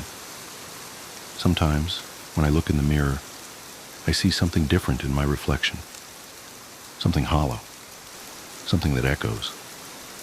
And I wonder if maybe, just maybe, I became part of their endless repetition. Another voice in the chorus of the forgotten, echoing forever in that perfect acoustic prison. So if you ever find yourself in a recording studio late at night, and you hear something strange in the spaces between sounds, don't listen too carefully. Don't try to make out the words. Because once you start listening to the echoes, they start listening back. And they never ever stop. The story you've just listened was found as a digital file on a corrupted hard drive recovered from Whispering Pines recording studio after it mysteriously burned down last month. The fire started in the echo chamber, 3 stories underground, at exactly 3:17 a.m. Investigators found no traces of the chamber's concrete walls in the rubble. In fact, according to the original building plans, that section of the building never had a basement at all. The author of this account remains missing. The only clue to their whereabouts was a single audio file attached to the document. 7 seconds of absolute silence, followed by what experts describe as hundreds of overlapping voices, whispering a single phrase, another perfect echo. If you've read this far, you might want to check the time. Is it getting close to 3:17 a.m.? Do you hear something in the silence? A whisper? An echo? Listen carefully. We're waiting for you. We're all waiting for you. The sound of spinning. I've been trying to write this down for weeks now. My therapist says it might help to get it all out, but every time I start, my hands shake so badly I can barely type. Even now, sitting in my well-lit home office at 2:47 p.m. on a sunny Tuesday, I keep glancing over my shoulder. The rational part of my brain knows there's nothing there, but rationality doesn't count for much anymore. Not since that night at Riverside Park. I should probably mention that I'm a photojournalist for the local paper. Nothing glamorous, mostly community events, high school sports, that sort of thing. The assignment that brought me to the park that night was supposed to be a simple puff piece about the holiday carnival. You know the type. Happy families, cotton candy, twinkly lights. The kind of wholesome content that fills space between car dealership ads. The carnival had been in town for about a week, and my editor wanted some night shots to capture the magical atmosphere. I remember rolling my eyes when she said that. If I'd known then what I know now, I would have called in sick. I arrived around 8:30 p.m., just as dusk was settling in. The temperature had dropped significantly from the warm afternoon, and a light fog was rolling in from the river. Not unusual for October in our area, but it gave everything a sort of dreamy quality that I actually thought would make for good photos. God, I was so focused on getting the right shots that I ignored all the warning signs. The first thing that struck me as odd was the music. Carnival music is always a bit eerie, but something about it seemed off, like it was playing at the wrong speed or maybe echoing when it shouldn't have been. I kept thinking I could hear laughter mixed in with it, but not the normal shrieks and giggles of kids having fun. This was different, more like someone trying to remember how laughter should sound. I started with some wide shots of the midway, capturing the way the colored lights diffused through the fog. The place wasn't exactly crowded, but there were enough people around that I didn't feel uncomfortable. Not yet, anyway. I remember checking my phone, 8:47 p.m., and calculating how many more shots I needed before I could call it a night. That's when I noticed the carousel. It was set back from the other rides, partially obscured by the fog. Standard carnival carousel, or at least that's what I thought at first. Painted horses moving up and down, mirrors and gold trim, all that classic stuff. But something about it made my skin crawl. I tried to tell myself it was just the fog playing tricks with the lights, but beautiful, isn't it? I nearly jumped out of my skin. The voice came from right behind me, but I hadn't heard anyone approach. When I turned around, I found myself face to face with what I assumed was the operator, an older man in a red uniform that seemed somehow both pristine and impossibly old at the same time. Yeah, I managed to say, trying to calm my racing heart. I'm just getting some photos for the paper. He smiled. At least I think it was a smile. Something about his expression made my stomach turn. You should take a ride, he said. Best view for pictures is from up there. He gestured toward the carousel, and I noticed his hand seemed too pale, like something that had never seen sunlight. Thanks, but I think I can get what I need from here, I replied, already taking a step backward. The carousel was still turning, but I realized I couldn't see any riders, just empty horses moving up and down, their painted eyes reflecting the lights in a way that made them look almost alive. I insist, he said, and his voice had changed. It still sounded pleasant, but there was something underneath it, like static on an old radio. Everyone takes a ride, eventually. I turned to leave. I remember that clearly. I turned and started walking away, but somehow I was moving toward the carousel instead. The fog had grown thicker, and I couldn't see the other rides anymore. Just the carousel, spinning in that strange, silent way. No, not silent. There was that laughter again, coming from everywhere and nowhere at once. My camera was still in my hands, and I raised it almost involuntarily. Through the viewfinder, I saw something that made my blood run cold. The mirrors around the carousel's center column weren't reflecting the empty horses anymore. They showed riders, dozens of them. Some looked like they were screaming, but their faces were blurred, like long exposure photographs. And they were all looking directly at me. I tried to lower the camera, but my fingers wouldn't move. The operator was beside me again. How did he move so fast? And his hand was on my shoulder. His touch felt wrong, like pressure through several layers of thick fabric, even though his hand was directly on my jacket. "Your turn," he whispered, and his voice seemed to come from inside my own head. "Everyone rides. Eventually." What happened next is confused. I remember the cold. God, it was so cold. The kind of cold that burns. The carousel was moving faster now, but also somehow in slow motion. The horses' painted eyes were following me, their frozen expressions twisting into something else, something hungry. That horrible laughter was getting louder, and I could smell something that reminded me of old pennies and burnt sugar. I don't know how I got away. I have a vague memory of running, of my feet slipping on wet grass, of my camera swinging wildly from its strap. I remember reaching for my phone and seeing that it was 11:23 p.m. Impossible. I'd only been there for a few minutes, hadn't I? When I finally made it to my car, I sat there shaking for what felt like hours, watching the fog swirl in my headlights. I could still hear that music, faint but persistent, even with all the windows rolled up. The next morning, I convinced myself I'd imagined it all. Sleep deprivation, maybe, or some kind of weird panic attack.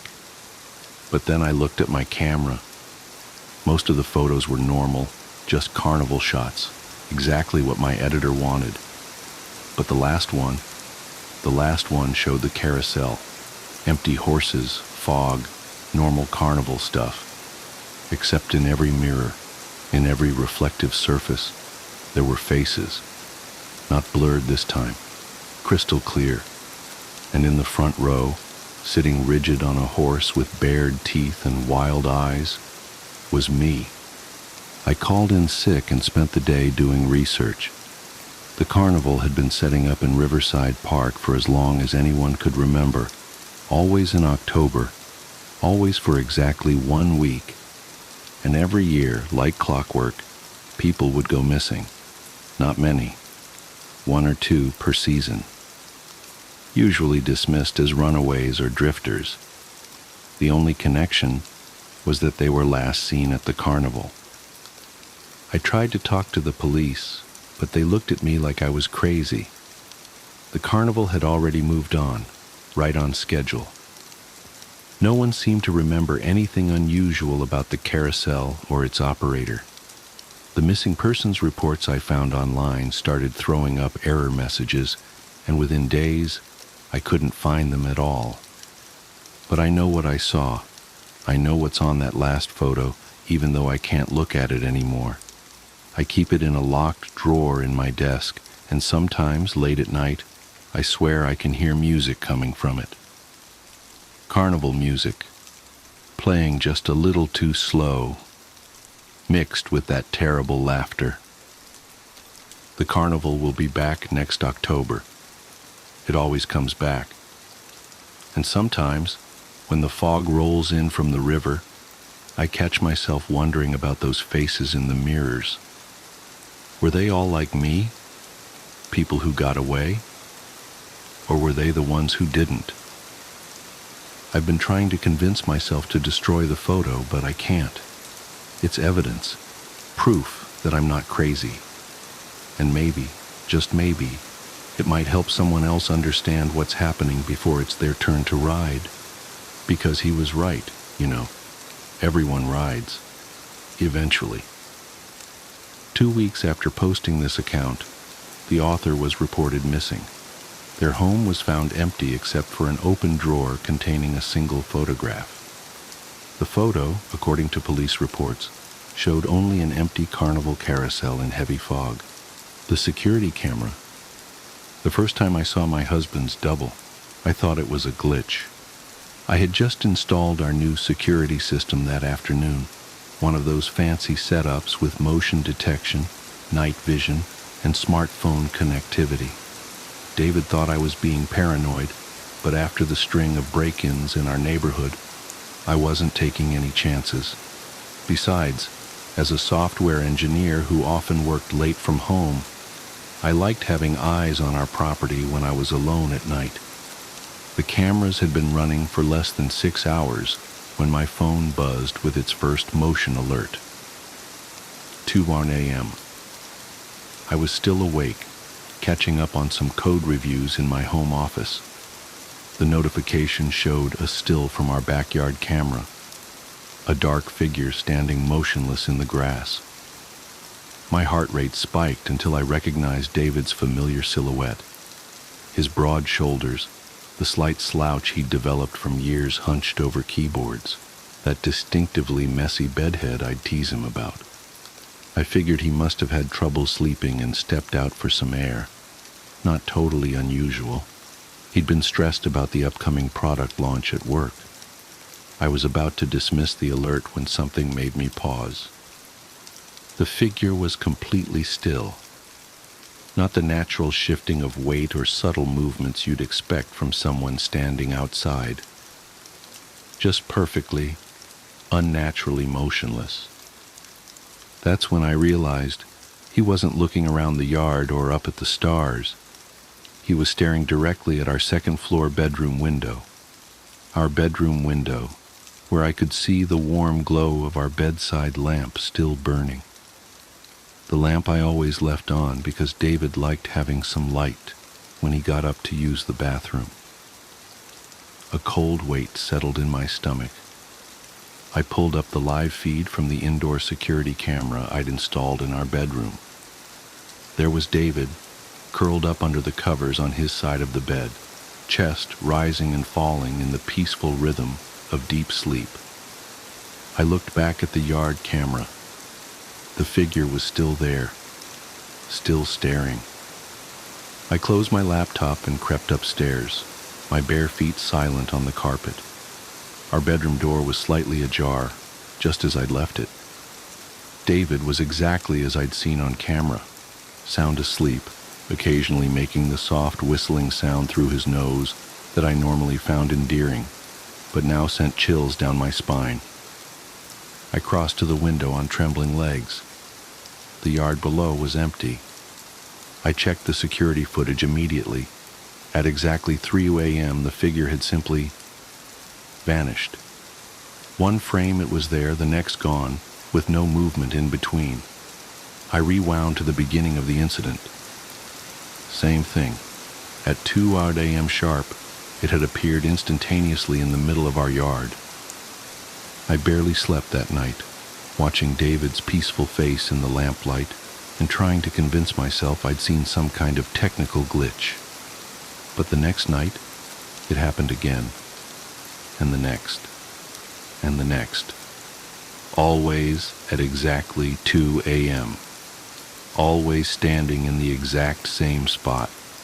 Always staring at our window with David's face. I started sleeping less and less, spending my nights hunched over my monitors, documenting every detail. The figure never moved, never shifted, never blinked, just stood there, a perfect carbon copy of my husband, staring up at where we slept, with an intensity that made my skin crawl. I tried telling David about it over breakfast that first week. He'd laughed it off, assuming I was joking. When I showed him the footage, he'd frowned and suggested it must be some kind of video artifact or reflection. He promised to stay awake with me the next night to see it in person. But when 2 a.m. came, he was sound asleep despite his promises. No amount of shaking would wake him. I watched in horror as his duplicate appeared in the yard right on schedule, while David slumbered beside me, impossibly heavy in a sleep that seemed more like unconsciousness. That's when the differences started. It was subtle at first. David would wake up groggy and irritable, with no memory of having promised to stay up with me. He'd zone out during conversations, staring blankly into space until I touched his arm or called his name. His appetite changed. He who had always been a picky eater suddenly started devouring his food with mechanical efficiency, like he was fueling up rather than enjoying a meal. Then came the physical changes. His skin seemed slightly waxy, especially in the mornings. His movements became more precise, more deliberate, losing the natural clumsiness I'd always found charming. Sometimes I'd catch him standing perfectly still, head cocked at an unnatural angle, like he was listening to something I couldn't hear. But the eyes were the worst. David's eyes had always been a warm brown, crinkled at the corners from his ready smile. Now they seemed darker somehow, flatter, empty. I started documenting these changes too, in an encrypted file on my laptop. I knew how it would sound if I told anyone else, but I couldn't shake the feeling that whatever stood in our yard each night wasn't just watching us. It was studying us, learning, preparing. And David wasn't really David anymore. I began sleeping in my home office, claiming I had too much work to come to bed. I installed more cameras throughout the house, hidden ones David didn't know about. I watched him when he thought he was alone. The way he would practice expressions in mirrors, like an actor rehearsing for a role. The way he would sometimes forget to blink for minutes at a time. The way he would stand in empty rooms, perfectly still, staring at nothing. But it was the footage from last night that finally broke me. I was reviewing the bedroom camera feed from around 5 a.m., just before David usually wakes up. The video quality was poor. There had been a storm, and the power had flickered several times. But I could clearly see David's form under the covers. Then came a power surge, the image distorting with static. When it cleared, the bed was empty. I frantically checked the other cameras. Nothing in the hallway, nothing on the stairs, nothing in the kitchen or living room. David had vanished from our locked and alarmed house without triggering a single motion sensor. Then movement caught my eye on the yard camera. A figure walking slowly back toward the house. David's figure. It moved with that same mechanical precision I'd grown to dread, but now there was something else in its gait. A confidence, a purpose. It looked up directly at the camera, smiled, not David's warm, natural smile, but something that just stretched his lips without touching his eyes. Then it raised one hand and waved, holding up a familiar keychain. My keychain, the one I'd left on my office desk when I'd finally passed out from exhaustion an hour earlier. I'm typing this now from my car, parked outside a 24-hour diner 2 towns over. My hands won't stop shaking, because I know what this means. The thing in my yard, the thing wearing my husband's face.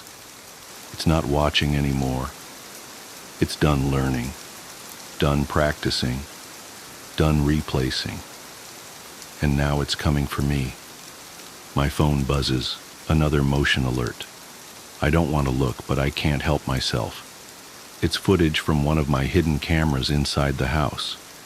My office. There's a figure standing in the doorway. It's wearing David's face, but the movement is all wrong as it turns its head to stare directly into the camera. Its smile is impossibly wide now, stretching far beyond what a human mouth should be capable of. In its hand is my laptop, the one I'd left behind in my panic to escape, the one containing all my documentation, all my evidence. As I watch, it waves at the camera with that horrible smile. Then it does something worse. It speaks. "Coming home soon, honey? Don't worry. I'll wait up for you. After all..." The thing wearing my husband's face leans closer to the camera, its features distorting slightly, like melting wax. I never sleep. I throw my phone out the car window, watching it shatter on the asphalt. My hands are shaking so badly I can barely grip the steering wheel. but I force myself to focus. I need to drive, need to get far away, need to warn others. But as I reach for the ignition, I catch a glimpse of myself in the rearview mirror. Have my movements always been this precise? Has my skin always had this waxy sheen? When was the last time I blinked? I look closer at my reflection, at the thing wearing my face, now smiling, and I begin to scream. Something walks whistling past my house every night at 3:03. Every night, no matter the weather, something walks down our street whistling softly. You can only hear it if you're in the living room or the kitchen when they walk by, and it always starts at exactly 3:03. The sound starts faint, somewhere near the beginning of the lane near the Carson place. We're towards the middle of the street, so the whistling moves past us before fading away in the direction of the cul-de-sac. When I was younger, my sister and I would sneak into the kitchen some nights to listen.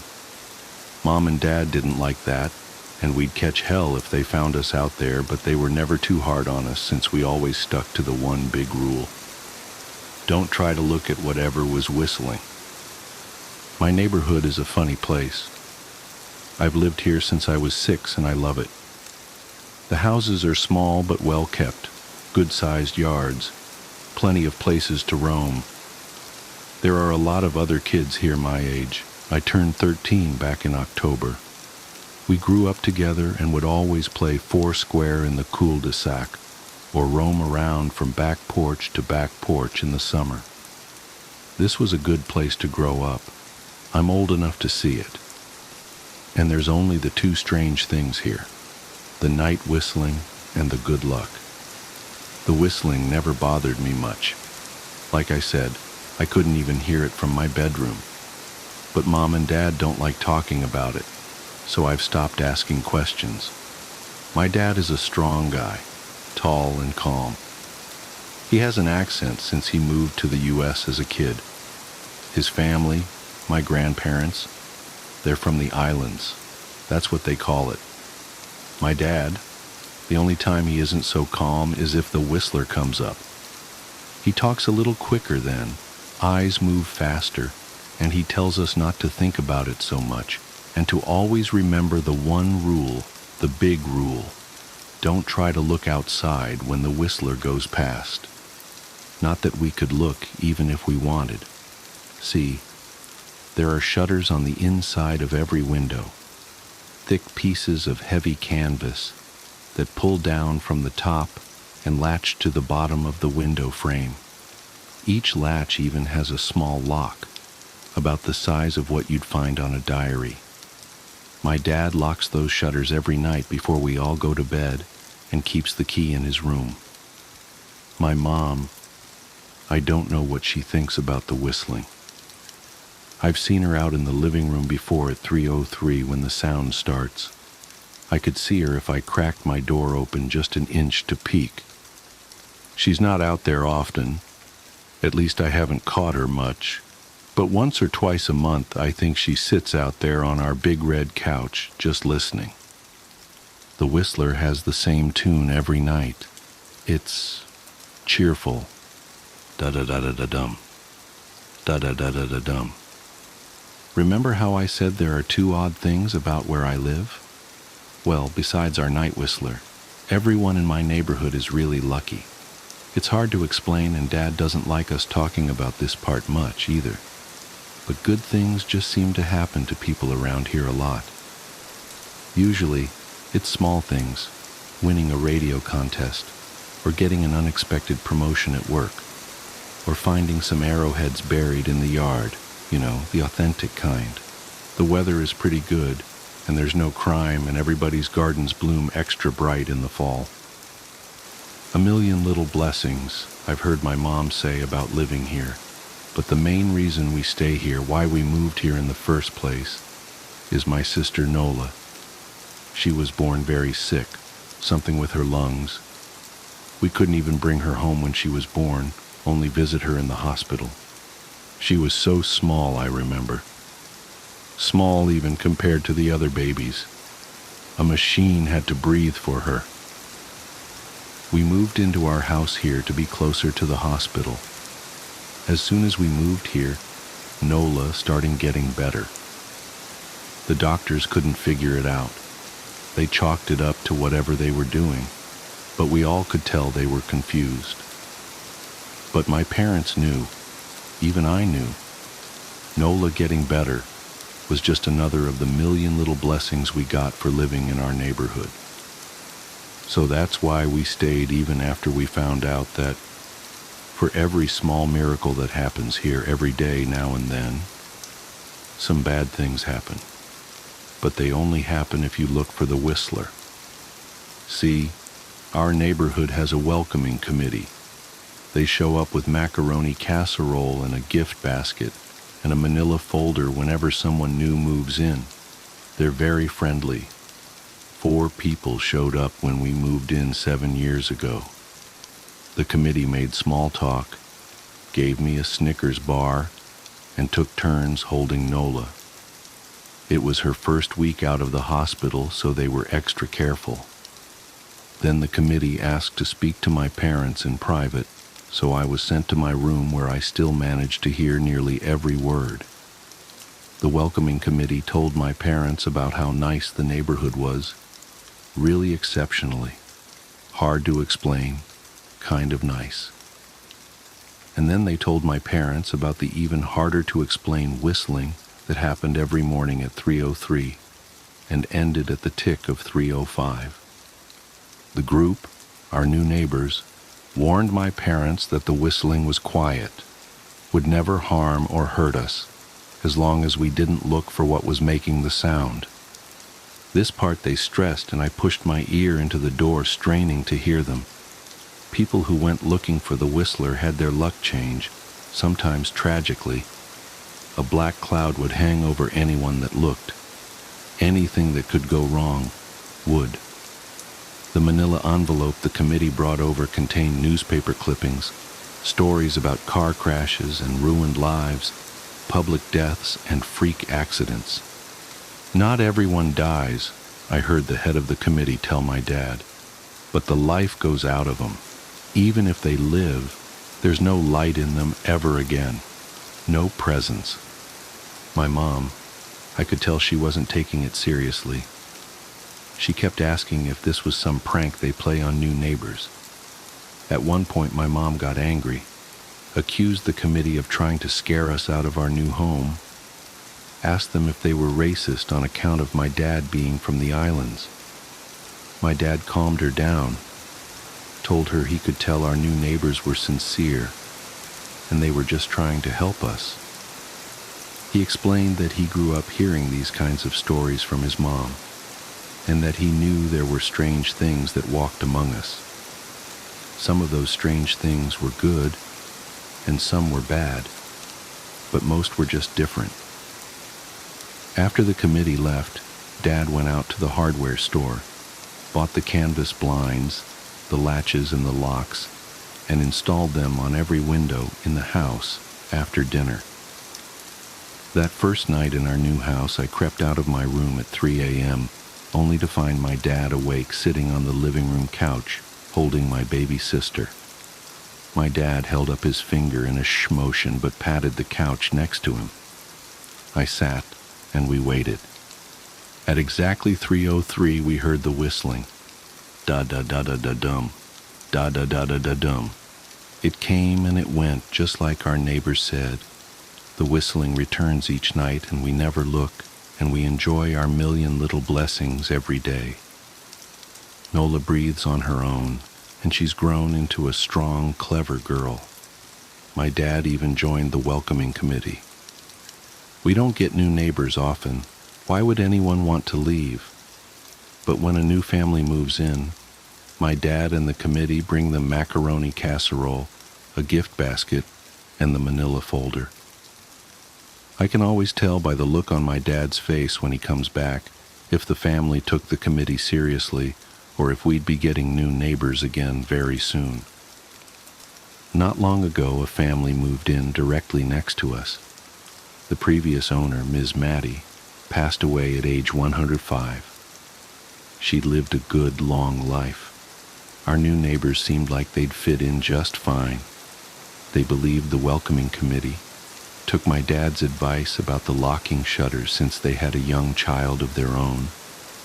Whatever newspaper clippings were in that manila envelope, whatever evidence, my dad never let us see. But I imagine it must have been awfully convincing since our neighbors got along with no issues for the first month. One night, when our new neighbors had to leave town, they sent their son, Holden, to stay with us. He was 12, a year under me in school. I didn't know him well before that night, but as soon as his parents dropped him off after dinner, I could tell it was going to be a bad time. "Do you know who is always out there whistling every night?" Holden asked the moment the adults left the room. The three of us were sitting in the den, some Disney movie playing idly on the television. My sister and I exchanged a glance. "We don't talk about that," I said. "I think it's that weirdo that lives in the big yellow house on the corner," Holden said. "Mr. Tolles?" my sister asked. "No way, he's really nice." Holden shrugged. "Must be a psycho killer then." Nola tensed. "We don't talk about it," I repeated. "Let's go in my room and play Nintendo." We spent the next few hours playing games, eating popcorn and then watching movies. A typical sleepover, but I could see Holden was getting antsy. After my parents had wished us a good night, locked the blinds and gone to bed, Holden stood up from his beanbag and walked over to where Nola and I were sitting on my bed. "Have you ever even tried looking?" he asked. "It's nearly time." Like most sleepovers, we'd conveniently ignored any suggestion of a bedtime. I was shocked to see he was right. It was almost 3 a.m.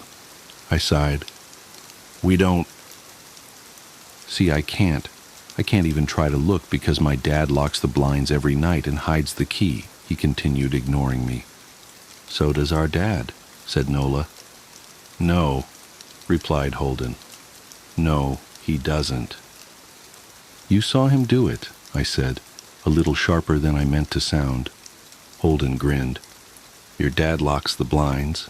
Yeah, but he doesn't hide the key. He keeps it right on his normal keychain." "So?" I asked, worried I already knew what he would say next, because I had noticed that my dad didn't bother hiding the key anymore after all of these years, because he knew we took it seriously. "So, after your dad locked up, but before your parents went to bed, I went to the bathroom, and on my way, I may have peeked into their room, and I may have seen your dad's keychain on his nightstand, and I maybe went and borrowed the key to blinds." Nola and I stared, and his grin only grew wider. "You're lying," I said. Holden shrugged. "You can check if you want. Just open your parents' door and look. You'll see his keychain right there on the nightstand." "Stay here," I told both of them. "Don't move a muscle." I hurried over to my parents' room but hesitated at the door. If Holden wasn't lying, my dad would be angry, beyond angry. I was scared thinking about it, but more scared of an open window with the whistler right outside. I opened the door, barely an inch, and looked in, but it was too dark to see. Taking a deep breath, I walked into the room. 2 steps into the dark, I froze. The whistling started, and I could hear it clearly from my parents' room. I never realized, but they must have heard the sound every night since we moved into the house. They never told us. I don't think I could have slept through it. I stood there, listening to the whistling come closer, unsure whether I should turn on a light or call out for my dad. Soft sounds from the living room brought me back to reality. "Nola!" I yelled, running out of my parents' room. Holden and Nola were standing near the front door next to a window. Holden wasn't lying. I could see him fumbling with the lock on one of the blinds. I heard a click. He did have the key. Holden let out a quick laugh. Nola stood next to him, hunched up, afraid but maybe curious. The whistling was right outside our house now. I think I made a sound, called out. I can't remember. Time felt frozen, clock hands nailed to the face. But I found myself moving. I'm not fast. I've never been athletic. Somehow, though, I covered the space between myself and Nola in a moment. My eyes were locked on her, but I heard Holden pull the blind all the way down so it could release. I heard the snap of it start to raise, and I heard the whistling just on the other side of the window.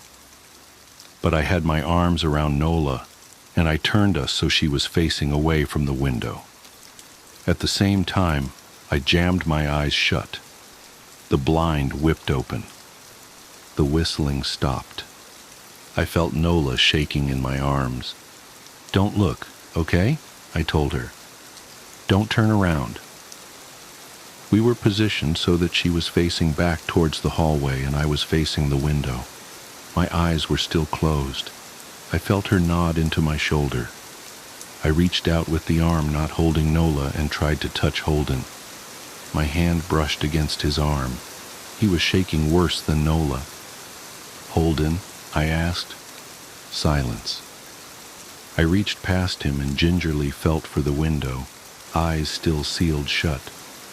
The glass was cold against my fingertips, colder than it should have been for the time of year. I moved my hand up the window, searching for the string to the blind. The glass began to get warmer the further I reached, and there was a gentle hum feeding back into my fingertips. I tried not to think about what might be on the other side of the window. Finally, I touched the string and yanked the blinds shut. I opened my eyes. In the dim light leaking out from the kitchen, I could make out Holden, pale and small, staring at the now closed window. "Holden?" I asked again. He turned towards me and he screamed. Everything became a flurry of motion.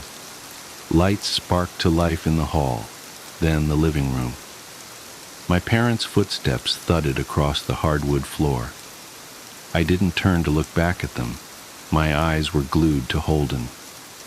He was pale, had bit his lips so hard there was a thin red line of blood running down his chin, and he'd wet himself. "What happened?" my dad asked from behind me. I managed to swivel away from Holden and look back. He looked. I'd never seen my dad scared before, but I saw it that night, in that moment. An old, ugly terror stitched on his face. A parent's fear. "Just Holden?" he mouthed to me. I nodded yes. My dad let out a breath. He looked so relieved I nearly expected him to cheer. But then he turned to Holden and my dad's face changed. I wondered if he felt bad for feeling good that Holden was the only one that looked. There was a knock at the door. We all froze. Holden whimpered. "Don't answer it," my mom said. She stood at the threshold of the hall. I'd always thought she was a skeptic and just humored my dad about the windows and the whistler. But that night we were all believers. I noticed that both of my parents held baseball bats they must have taken from their bedroom. The knock came again, a little louder this time. "Please don't open the door," Holden whispered. My dad walked over to him, hugged him close. "We won't," my dad promised, still holding his bat. "Nothing is coming in here tonight." Thud, thud, thud. This time the knocking was loud enough to rattle the door. Holden screamed again and Nola clutched her arms around my neck. My mom came over and knelt down next to us, wrapping my sister and me close. Thud, thud, thud. "Call the police," my mom whispered to my dad. The knocking instantly stopped. My dad looked over his shoulder at us. "Do you think—" He was cut off by frantic knocking that trailed off to a polite tap, tap, tap. "Police," something said from the other side of the door. The voice from outside sounded exactly like my mom. like a parrot repeating the words back to her. Police, call, the police. Tap, tap, tap, police. My mom pulled us closer. Police, police, police, police. Please stop, I heard her whisper. I don't think calling them will help, my dad said. How will we know when they're the ones at the door? The knocking came back harder than before. The door shook. Then it stopped. After a long moment, I heard the knocking again, but it was coming from our back door. We all turned together towards the back door, but the knocking immediately returned to the front door. Front to back to front. Loud, then quiet, then loud again. Suddenly, the sound was coming from both doors at once. Big, heavy blows like a sledgehammer. Then something started rapping against all of the windows in the house. Then the walls. It was like we were living inside a drum with a dozen people trying to play at once. Or we were a turtle and something was attempting to claw us out of our shell. "Stop!" Holden yelled. The knocking died. "I won't tell," Holden said, staring at the door. "I promise I won't tell anyone what I saw. Just please go away." We waited for nearly a minute. Then we heard it, a soft tap, tap, tap coming from the window Holden had looked through earlier. Holden started to cry, sobbing like a prisoner watching gallows being built outside their cell. My dad held him, brushed his hair, but never lied to him, never told him things would be okay. The tapping at the window went on for the rest of the night. We huddled together in the living room for I don't know how long. Eventually, my mom tried to take us kids into my room while my dad stayed to watch the door. But the second we moved into my bedroom, the knocking came back, so loud it was possible to ignore. I was afraid the door couldn't take it. We went back to the living room, and the knocking stopped. Only the tap, tap, tap on the window remained. None of us slept that night. The tapping stopped around 7 a.m. That's about the time the sun comes up here. We waited another 2 hours before my dad opened the blinds from one window. He made us all go back to my parents' bedroom first. I heard him open the door, then come back in. "Okay," he told us. "It's done." Holden's parents came back around lunchtime.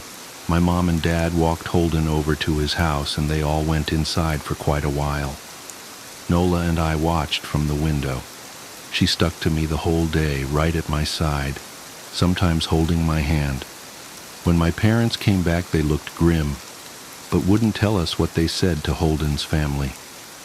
It was a Sunday, so we all spent the day together, ordered pizza and watched movies. That night, everyone slept in my room, Nola and my mom in the bed with me, my dad in a chair he'd pulled over. There was no knocking that night or any night since.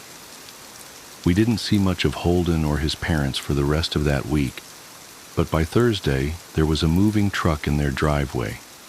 Nola and I watched them packing up the whole afternoon after school. What sticks with me most is how tired Holden and his parents looked. All three had the same pallor, grim mouths, and lightless eyes. Even from across the street, I could tell something was very wrong. Holden and his family were gone before sunset. I remember what the original welcoming committee said to my parents when we moved in. Not everyone who looks at the Whistler dies, but even those that live have the light go out of them, and the rest of their lives are full of misfortune, a million little tragedies. I think Holden's parents must have looked, either to comfort him if they didn't believe or share the burden if they did. I watch Nola some days, happy and young and alive, and I wonder if I'd been slower. If she'd looked out the window that night, would I have looked too? To comfort her? To share that burden? I'm glad I don't have to find out. We still live in that house, in that neighborhood. We still hear our whistler walking past every night. The blessings, the luck, the good things here are too good to leave, but we're careful. We don't have friends over to spend the night anymore, and my dad hides the key to the blinds very, very well. Not that I've gone looking. Some things you just don't need to look for. Her name was Emma. That's what everyone called her anyways. Sometimes they would call her M. Sometimes someone would slip up and call her Emily. She was a part of our group of girlfriends growing up in a large town. Not quite big enough to be a city, but big enough that there was still privacy between neighbors. We called ourselves the Unbreakable Six because there was me, Summer, Mel, Nina, and Jules. And there was Emma. Emma started off as a practical joke by the other girls in the 4th grade. It was probably Jules that started it. She was always playing pranks of people. In high school, she even got suspended once for going too far and had to babysit for hours to buy that girl a new cell phone. Or maybe it was Summer, who always seemed too busy with music and band to think of such an elaborate prank. Or maybe it was Mel and Nina, who were best friends and could have lived without us, always conspiring together like they were twin sisters. Either way, I bought my lunch, cold-cut sandwich and carrot sticks and a pint of orange juice. I couldn't stand milk. It would account for how short I ended up being, and walked over to our lunch table. Jewel looked excited, waving me over to them. "Lotta, look." I wasn't sure where I was supposed to be looking. "This is Emma. She moved here from Los Angeles." We lived far inland and into the boonies. Los Angeles was glitzy and glamorous and chic compared to the flat houses and half-rate high school football that was the only real source of entertainment in the area. What? "Los Angeles, dummy," Jules said, rolling her eyes. "She's not in our class. She's in Miss Lark's, but she's the same grade as us. Isn't that cool?" I still wasn't sure where I was supposed to be looking. I sat down with my tray uneasily, wondering what I was supposed to see. "Who?" Summer jabbed me in the side. "You're being rude," she hissed quietly. Summer was all about rules and manners. "Say hi to Emma." I looked around our table, from Jules to Mel to Nina to Summer and back to Jules, who was waiting impatiently. I don't know. I was weak. I wanted to fit in. I didn't get it. "Hi, Emma." They seemed to breathe a collective sigh of relief, like I was making everything awkward. Charlotte's weird sometimes, but her brother has a Nintendo that he lets us play sometimes. They kept on talking, chatting about whatever 4th grade girls chat about, and I ignored it. If they wanted to play that prank, then that was fine. I wasn't going to buy into it. I was always a precocious child. I knew that what they were looking for was a reaction. That's how Emma became a normal part of our lives. It was crazy. We would buy her birthday presents, and they'd disappear like they were taken. I wonder how many candle-making kits and Mancala games Jules had piling up in her closet after all these birthdays. One year, Mel even got Emma a really nice necklace, and that disappeared too. We never went to her house. I asked Nina about it when I was sure that Emma wasn't there. She gave me this scandalized look. "Lotta, don't be rude. Emma's family doesn't have that much money. She's embarrassed to let us come over." She told Mel that, who told me, and it makes sense. I mean, what she wears all the time. I mean, we still love her. We'll always love her. She's one of us. But don't rub in the fact that we can't go to her house. That's mean. After I was scolded so wholeheartedly by Nina, I didn't ask again. They were covering their bases really well, and by 7th grade, I had to accept that they were taking this prank all the way. It was weirdly comforting in a way. There was this silent friend that I never saw, but she was always around. We would leave seats open for her, and when we did the buddy system, someone always had Emma walk into the bathroom by herself. When we decided that we wanted to be lame and come up with a name for our group of friends, we decided on the Unbreakable Six, even though there were really only 5 of us. I was curious in sophomore year of high school when we were having a sleepover. Summer was at band practice late, and Emma couldn't make it. She had to work on her science project, according to Mel. So I asked Jules, the likely mastermind behind it all, if you were going to write a story about Emma, like her biography, how would you describe her, down to every detail? Jules loved stuff like that. She wanted to be a writer someday. Well, she's taller than you, which isn't hard. I threw a pillow at her that she dodged deftly. She's medium build. Jules dropped her voice to a whisper.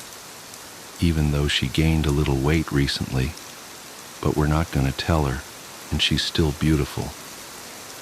And she has green eyes and brown hair, and she's got freckles. She hates getting her picture taken. She's nice, but quiet, and she dances really beautifully. I mean, you've seen her, right? Of course, that time a few months ago when we turned on some music and danced around together to practice dancing at homecoming, so we didn't look weird or do it wrong. We stopped after a while and oohed and awed at empty space for a while. I didn't ask any more questions. I knew that they would keep up the charade for as long as they could manage. It was in our senior year of high school that it happened. I don't know why it set me off. Not really. It was something little. Something stupid. We were hanging out in Nina's pool, even though it was still too cold to swim. Teeth chattering and goosebumps rising on our skin, we were waiting for the jacuzzi to heat up to jump in. The cold sunlight cast a long shadow, and the wine coolers we snuck earlier was making that shadow seem menacing. It was annoying for me for reasons I can't place. "Look at Emma, Lotta," Jules called. She wolf whistled and hooted, over the top like Jules always is. "Hot mama, look at that booty." I didn't know where to look, like always. Like for the past 9 years of my life, I didn't know where to look. Since the 4th grade at our lunch table, dancing in Summer's living room, homecoming, football games, at the park, in class, anywhere, I didn't know where to look, because Emma wasn't there. That's when I snapped. "F Emma," I screamed. "And F all of you. Have you been waiting for this? The moment I completely lose my F mind, well, here it is." I waved my arms around, manic and furious. Emma isn't real. Emma isn't F real. I looked at their confused faces. "Oh, you're going to keep this up? I hate you guys. You've always done this. Made me the butt of your stupid prank for almost 10 years, guys. 10 years. I slipped a little on the wet concrete, but regained my balance. "F you, I hate you so much." Tears welled in my eyes, years and years of pent-up frustration finally spilling over. Emma was some stupid prank that got out of hand, and I can't believe that none of you ever had the balls to tell me that it was a stupid prank. No, it had to keep going. You had to keep laughing behind my back. It's not fair. Summer was furious. "Lotta, don't be this way. Emma is right there and you're being a bitch. Why are you doing this? Are you mad?" Mel spoke up in a tiny voice. "Lotta, you look hot too. I mean, you look good in your bathing suit too." "Yeah, but don't take out your anger on Emma, God," Nina said, rolling her eyes. Nina walked over to the side of the pool and reached out a hand like she was rubbing someone's back. "It's okay, Emma. Lotta's just under a lot of stress right now. figuring out where she wants to go for college. "Shut up," I howled miserably. "Stop it, stop it, stop it. Emma isn't real. She's not there. How could you guys do this to me?" They were starting to look scared. They were really invested in this prank. I wondered what the end game was. When were they going to start laughing? When were they going to jump up and say, "Gotcha"? I had enough of this.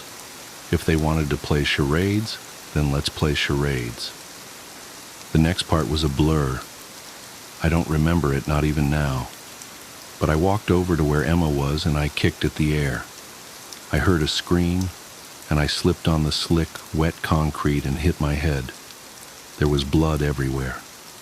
There was so much screaming, but I kept on kicking and punching and fighting until I blacked out completely. I came to a day later in the hospital. My parents were there, and so were my friends. They were pale and tired and miserable looking. My heart panged. I must have really scared them. When my parents left, Jules approached me. She took my hand. She began crying. The others stared crying too. "I'm sorry, Lotta," she wept. "I'm really sorry." It was almost frightening looking at the way my friends were. They were beside themselves in the privacy of the hospital room. I started crying too. I wasn't sure why, but I started stammering apologies too. Like if we all said, "Sorry, things could go back the way they did." "I'm sorry," I cried. Summer was the only one who didn't look like she forgave me completely. She looked at me, eyes red and cheeks pink and wobbly-chinned, and said, "Are you?" I didn't have to answer. The nurse came in to change the bandages on my head. For the rest of the year, no one mentioned Emma. Emma only belonged to our tight-knit group of friends, so there was no mention of Emma. One time, a cop came to the principal's office, and Mel and Nina were quick to drag us away. After the accident, I withdrew from everyone. I didn't talk to anyone. I didn't go to Summer's recital. I didn't go to Mel's birthday party. I didn't do anything. I didn't go to prom.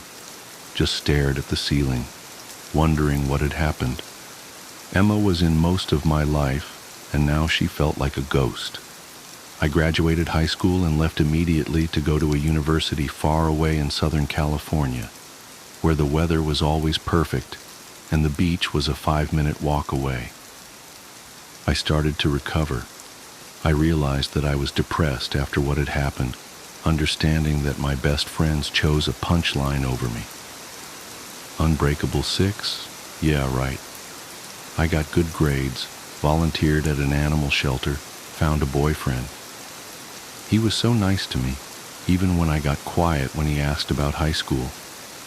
He never pushed, just held me when I had bad days and made me pancakes. It was 4 years later, when I was about to finish up college, when I ran into an old classmate from high school. Her name was Annie. She hung out with a different crowd than me and my friends. Most people did. The 6, the 5 of us, were a clique of our own, separated from everyone else. I ran into her in our apartment complex. It turns out that she was living there the whole time, and we didn't know. I wasn't necessarily friends with her, but overreacted the way you do when you see someone that you haven't seen in a long time. "It's been forever!" "Oh my God!" I went to her apartment for coffee and saw that she was packing up her things. "Moving back home for a while until I find a job? Yuck." I saw a thick book on the sofa. "Oh yeah, that's our senior yearbook." I was flipping through it when I found it in my bookshelf. I didn't bother getting a yearbook. I didn't have friends at the end of high school. But I was curious to see what I looked like back then, if I had gained or lost weight, if my skin had gotten any better. I opened up the first page and was instantly confused. "For Emma," I read aloud from the first page. It was a dedication. My mind raced. Was there someone named Emma in our year? Yeah, it's really sad what happened to her. Annie said, handing me a mug of hot coffee. I flipped through the yearbook, looking for a trace of Emma. Then I found it. My heart stopped, mouth going dry. My hands shook as I held the yearbook, looking at the photograph. It was a picture of the Unbreakable Six. We stood with our arms slung around hips and shoulders, sticking close together for the photograph. There was Summer at the end, then me, then Jules, then Mel, then Nina, then... I had never seen this girl before in my life. Never. But there she was. I can't even remember getting this picture taken. She was right there at the end. Green eyes, brown hair, muffin top, shy smile, threadbare shirt and ripped jeans, looking straight at the camera like the rest of us. She looked as normal as can be, just another teenage girl. Annie looked over my shoulder. "Oh, there you all are. What did you call yourselves again?" What happened to her? I couldn't even touch her photograph, just let my shaking finger hover over her face. Annie fell quiet. "Well, I guess you might not really remember that well after your head injury. And you just kind of faded away from everything, stopped doing much at all. But Emma disappeared, out of nowhere. The cops came by once to ask questions, but her parents were both poor and junkies, so no one really cared. Just another girl that disappeared." I left Annie and went back to my apartment, the one I shared with my boyfriend. He took one look at my face and started boiling some water for tea, grabbed a blanket to throw over my shoulders. I pulled away from him, locked myself in my room. I stared at the ceiling. I was 18 again, lost and confused. The girl's green eyes haunted me. Emma's eyes haunted me. I went on Facebook and found my old friends, my best friends, and I told them, "Please meet me back at home. It's important." I returned back to our big town little city, went to the newest Starbucks, and waited. They trickled in, one by one. Jules, small-time blogger who works at an Italian restaurant until she made it big. Summer, brown and freckled from band camp, coaching kids for their field shows. Nina, the hot librarian at their old high school. Mel, her belly swollen with her second child, wedding ring secured to her left hand by her high school sweetheart. My friends were not the same, and neither was I. I cut to the chase. I couldn't spare a moment for small talk. "What happened to Emma?" They exchanged uneasy glances. They knew this was coming. "Nothing," Jules said with finality. "Emma wasn't real." "She was just a trick," Nina said softly. "She was a prank." I figured they might pull this shit. I reached into my bag and slammed the yearbook down on the table, making our drinks rattle and one fall over, spilling tea onto the ground. No one moved to try to pick it up. They stared at the yearbook instead. "Emma was real," I finally whispered. "Emma was real. What happened to her?" "Nothing." "Cut the crap, Jules," Summer snapped. She turned to me. "Lotta, you killed Emma that day by the pool. You went nuts and kicked her and kept kicking her when you slipped and fucked up your head, and you bashed her head and she fell in the pool and it was too late to save her and we had to worry about you and..." "Summer!" Jules shrieked, swatting her in the arm. I was silent, absorbing what Summer said.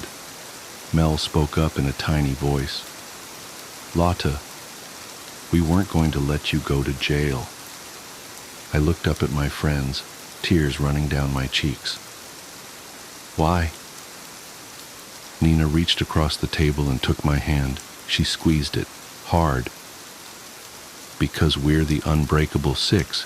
We don't break because one went crazy and another's dead." I excused myself to the restroom and wept for what seemed like hours. It couldn't have been that long. but there were angry knocks on the door from other patrons who needed the restroom. I sat there on the dirty floor, sobbing, until I had cried everything out. I came out where my friends, my best friends, were still waiting. I sat down in my seat and faced them. I want to turn myself in. There was an outcry of different responses. Summer seemed willing, ready to have me turn myself in to the police. Jules yelled out about them all getting in trouble. Mel started to cry. "You don't have to," Nina said. "You don't have to. We got rid of all the evidence. We buried her far away where no one would find her." "I want to turn myself in," I repeated firmly. "I killed her. I'll tell the cops that it was just me, that I buried her. Tell me where she is so I can tell them where I put her. None of you will get in trouble. It wasn't your fault." I thought I had finished crying. I thought I had nothing left, but I choked out what I wanted to say for so long. "I never saw her." They looked at me expectantly. "I never saw her, not even once. I thought it was just a big prank you were playing on me. I didn't want you to laugh at me. The girl in the yearbook, I had never seen her before. I just played along." Nina nodded. "I thought it was weird that you were always so cold to her, like you didn't even acknowledge her." "She really liked you," Mel said. "She thought you were so smart, that you were going to go out in the world and do amazing things. She would always talk about that." I felt as though my heart would burst. I swear I never saw her. Something must be wrong with me, but I never saw her or heard her. I cleared my throat. "Show me where you buried her." We got into Summer's car and drove out far into a park in a different city. The park was huge and overgrown, like no one had been there to take care of it in a long, long time. I got out of the car, and left behind by a worker long ago was a rusty shovel. I took it with me. Jules led the way deep into the park, deep through the trees, until we came to a small clearing. The dirt wasn't fresh. There were no markers or indicators, but the way my friends' faces paled at the sight, I knew this was it. Emma was there, under our feet. "I gotta see her," I whispered. I dug the shovel into the ground. "I gotta see her." Mel didn't want to see anything, so she and Nina left back for the car. Jules and Summer found different tools, a hoe and a rake, and we started digging. Blisters rose and popped on my hands from the old shovel, but I kept digging as beads of sweat rolled down my neck, my back. The three of us worked together in silence, digging up our best friend. Suddenly Summer jumped back in disgust, throwing her hoe aside. Jules did the same, stepping out of the hole. We looked down. Summer gagged, covering her mouth and nose, and Jules shook her head at the sight. Me? I laughed and laughed and laughed, tears streaming down my face, laughing until it hurt as I looked down into an empty grave. The terrorizing of our substitute teacher, Mr. Mahoney. What an odd guy, I remember thinking as Mr. Mahoney shuffled into my 6th grade classroom for the first time. Crumply brown suit, crooked tie, flush face, right hand nervously shaking at his waist, and somehow he already had chalk in his hair.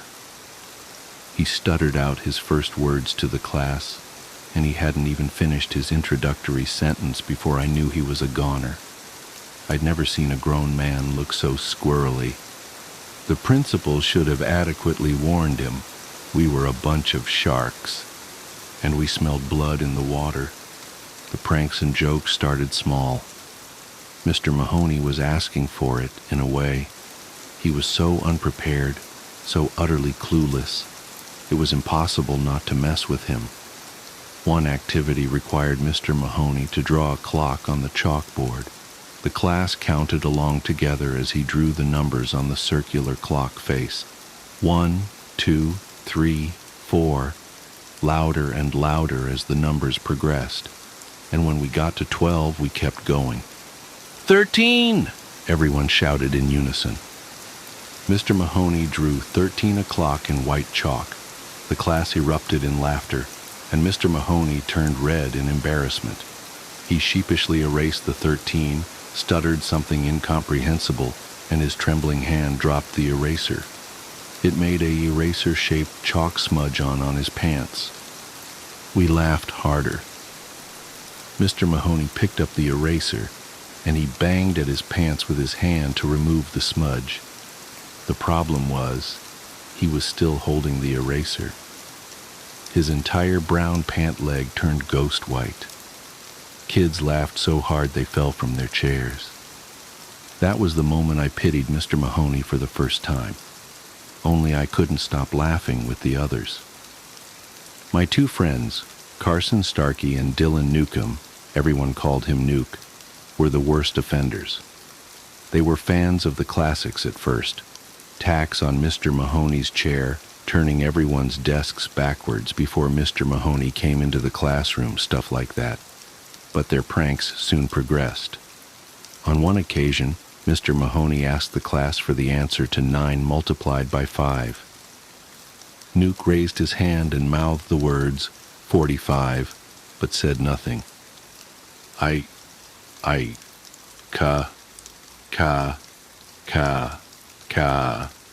Can't hear you, Mr. Mahoney said, walking closer.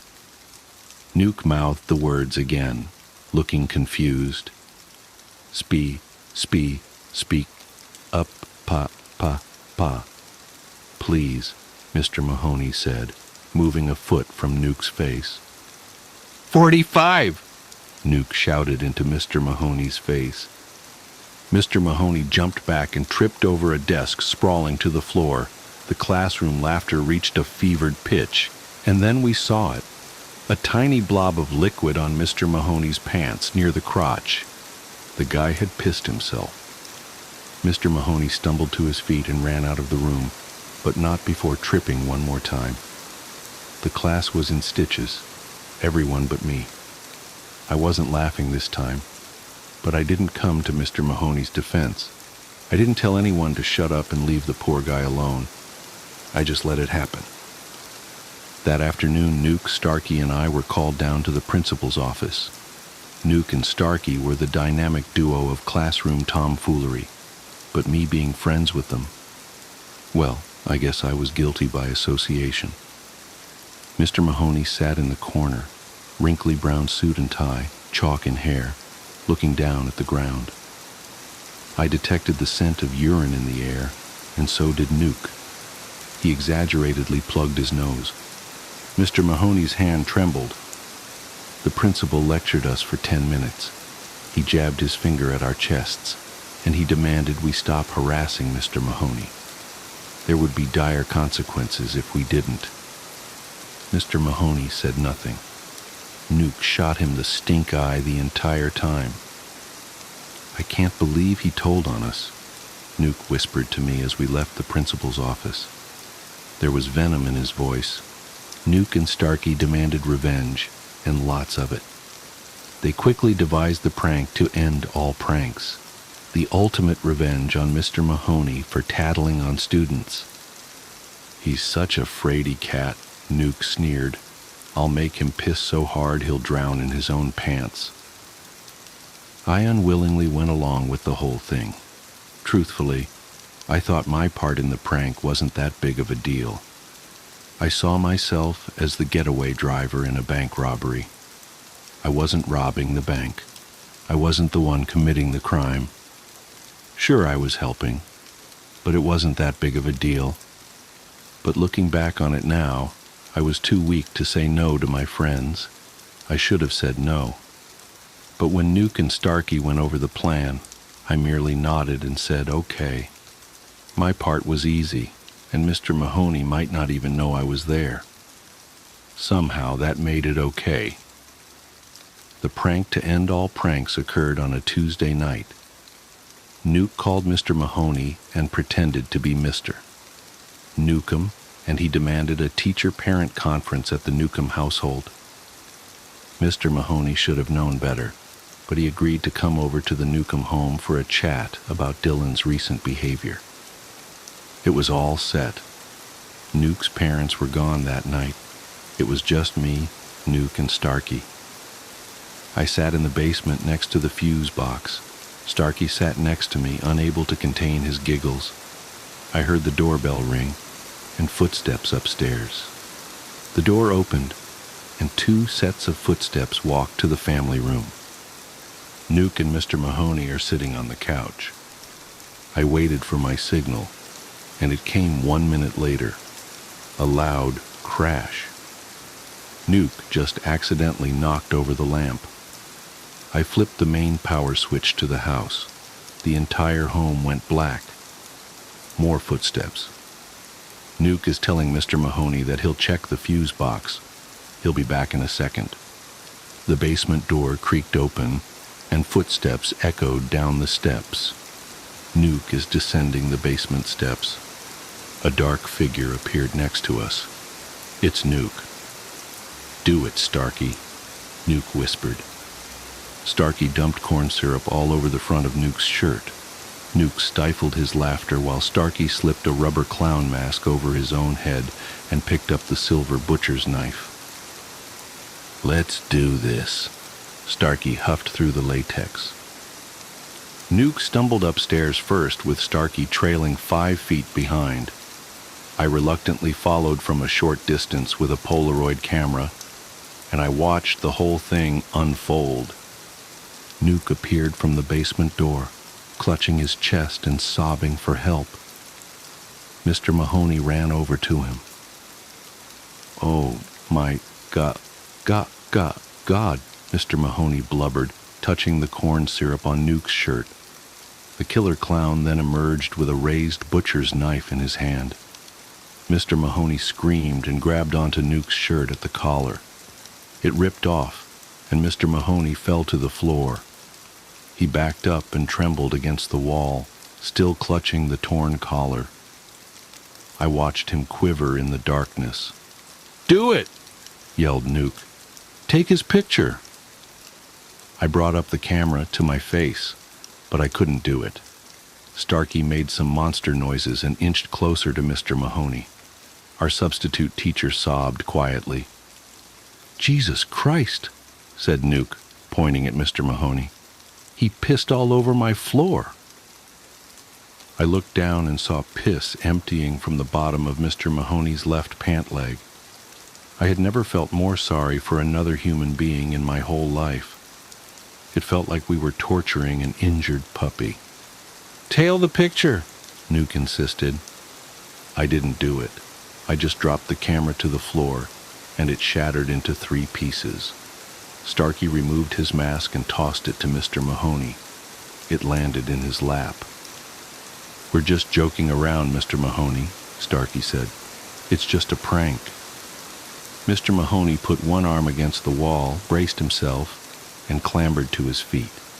He looked at the torn collar in one hand, the clown mask in the other, sniffled and shuffled out the front door.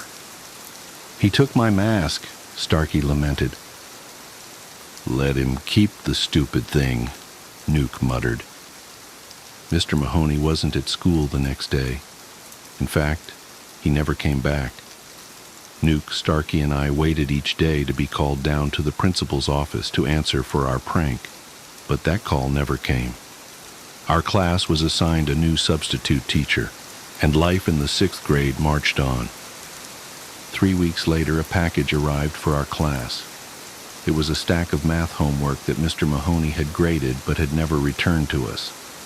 The sub passed back the worksheets, each meticulously marked up and graded. But Nuke's and Starkey's weren't marked up like the rest of the class. No cross-outs or corrections.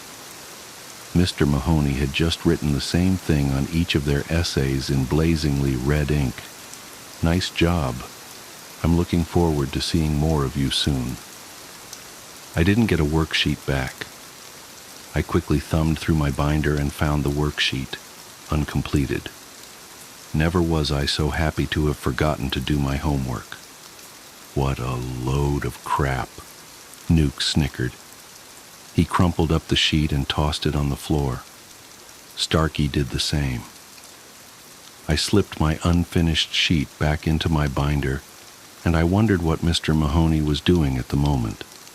Maybe he was sitting alone, hand shaking nervously at his side and tears running down his cheeks. Or maybe he's sharpening an axe. I shuddered, but the image didn't leave my head. I put my head down on my binder and closed my eyes.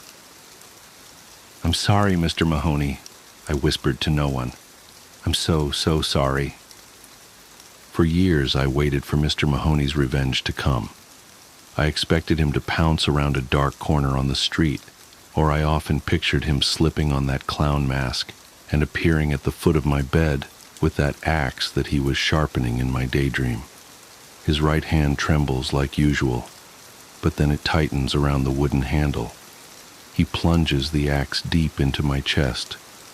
I probably deserved it for what we did to him. But he never came. I grew up, graduated high school and then college. I married and got a good job. Nuke and Starkey were not so lucky. Nuke tore up both of his knees in high school, and he lost his football scholarship. Cocaine was his medicine and coping mechanism. He still went to college, but dropped out after one term. Nuke moved home and dealt drugs from his parents' basement, eventually selling to an undercover cop. He resisted arrest, fled in his car with his girlfriend, and he wrapped his car around a pole. Nuke's girlfriend flew through the windshield and died on the scene. My childhood friend now sits in jail, and the doctors say he'll never walk again. Starkey graduated college and immediately got engaged. 2 months later, his wife was diagnosed with multiple sclerosis. Faced with daunting medical bills, Starkey embezzled from his company and was promptly caught. Weeks later, Starkey's daughter was crushed underneath a falling entertainment unit at the family home. She lived, but she was paralyzed from the neck down. Starkey took out a massive insurance policy and threw himself off a building. I received a letter from Nuke not too long ago. He's been doing a lot of reading while in jail, books about hexes and witchcraft. He's convinced Mr. Mahoney used supernatural tactics to get his revenge upon him and Starkey. "Mahoney hexed us," Nuke wrote.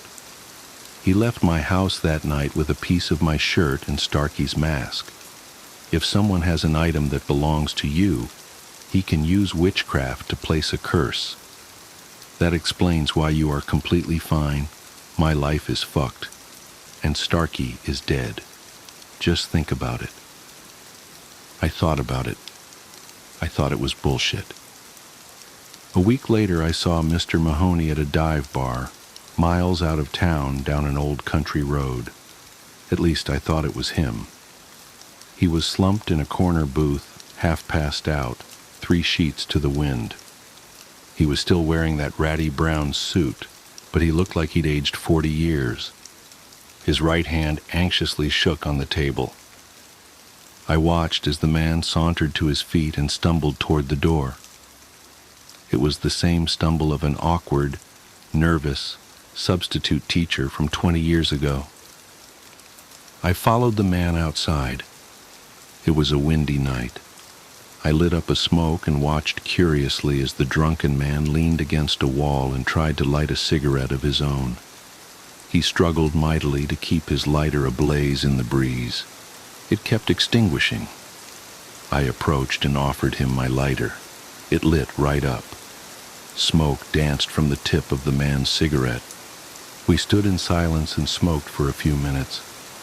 Finally, I asked, "Did you ever substitute teach in a 6th grade classroom?" The man's head froze up. His eyes looked straight ahead, never at me. He inhaled deeply from his cigarette. "Are you Mr. Mahoney?" I asked, slowly. I looked into his eyes, but the man did not look at me. He said nothing. For a moment, I doubted if it was even him. I looked away. I just wanted to say that I'm sorry. I said. I walked 20 feet away when the man called out to me, Thanks for the light. I sat in my car in the parking lot just watching the man outside the bar. I thought about the past and the horrible things we did to Mr. Mahoney. I thought about Nuke and Starkey and how shitty their lives turned out to be. And then Nuke's letter popped into my head. If someone has an item that belongs to you, he can use witchcraft to place a curse. I patted my jean pockets. Just think about it. I patted the pocket of my sweatshirt. Mahoney hexed us. I patted my jean pockets again, and I finally felt it. I didn't feel it the first time. The lighter. Thank God. I pulled it from my pocket, studied it for a moment to make sure it was mine, and I exhaled slowly. I smiled to myself, and I shook my head. I was being stupid. There's no such things as hexes and curses. Nuke and Starkey were the victims of horrible choices and bad luck. There's no such thing as witchcraft. I examined the lighter, and I turned it in my hand. For a moment, I wished witchcraft was real. If that man outside the bar was Mr. Mahoney, he deserved the opportunity to ruin my life. I thought about walking outside and placing the lighter in his hand, but instead I smirked and pocketed it. I was being ridiculous. The man outside the bar was stumbling around. He was chasing something down the road, a tiny cigarette butt, my cigarette butt, the one I had just smoked. The wind picked it up, and the butt blew down the dark country road.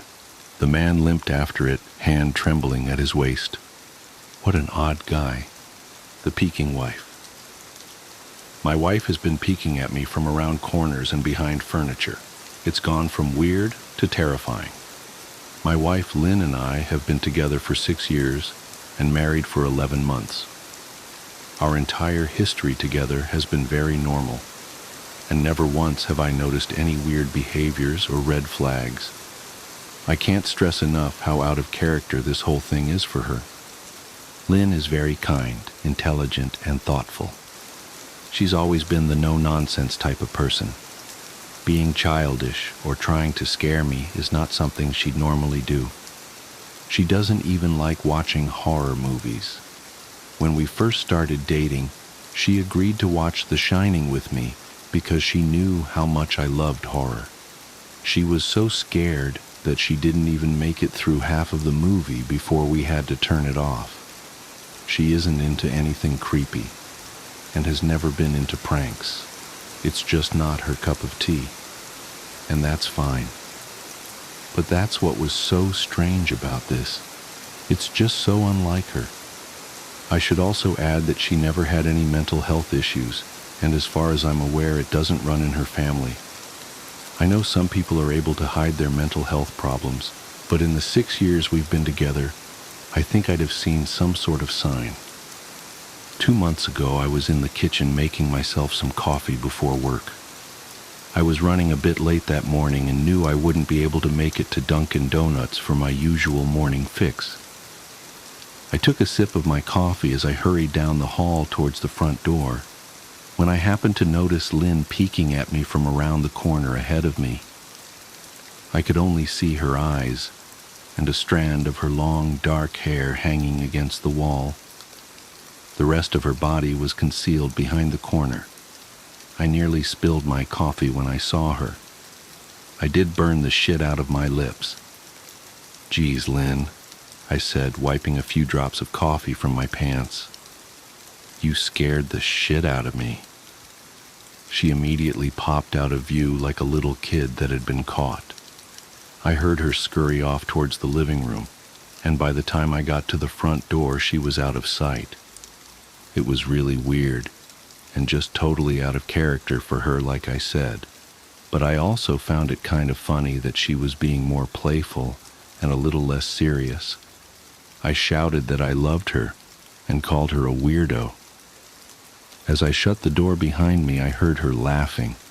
Her behavior was a bit odd, but it certainly wasn't something to call a priest over. I forgot about it by lunch, and by the time I got home, she was her normal self. I didn't bring it up, and neither did she, and life went on. The next incident happened 3 days later. It was around 2 a.m. and I had woken up to get a drink. I was standing at the kitchen island, jug of Oj in hand, when I felt a strong feeling that I was being watched. For whatever reason, I looked down at the floor and saw my wife's smiling face staring back. She was peeking at me from the other side of the island, staring up at me with wide, unblinking eyes and grinning like the Cheshire Cat.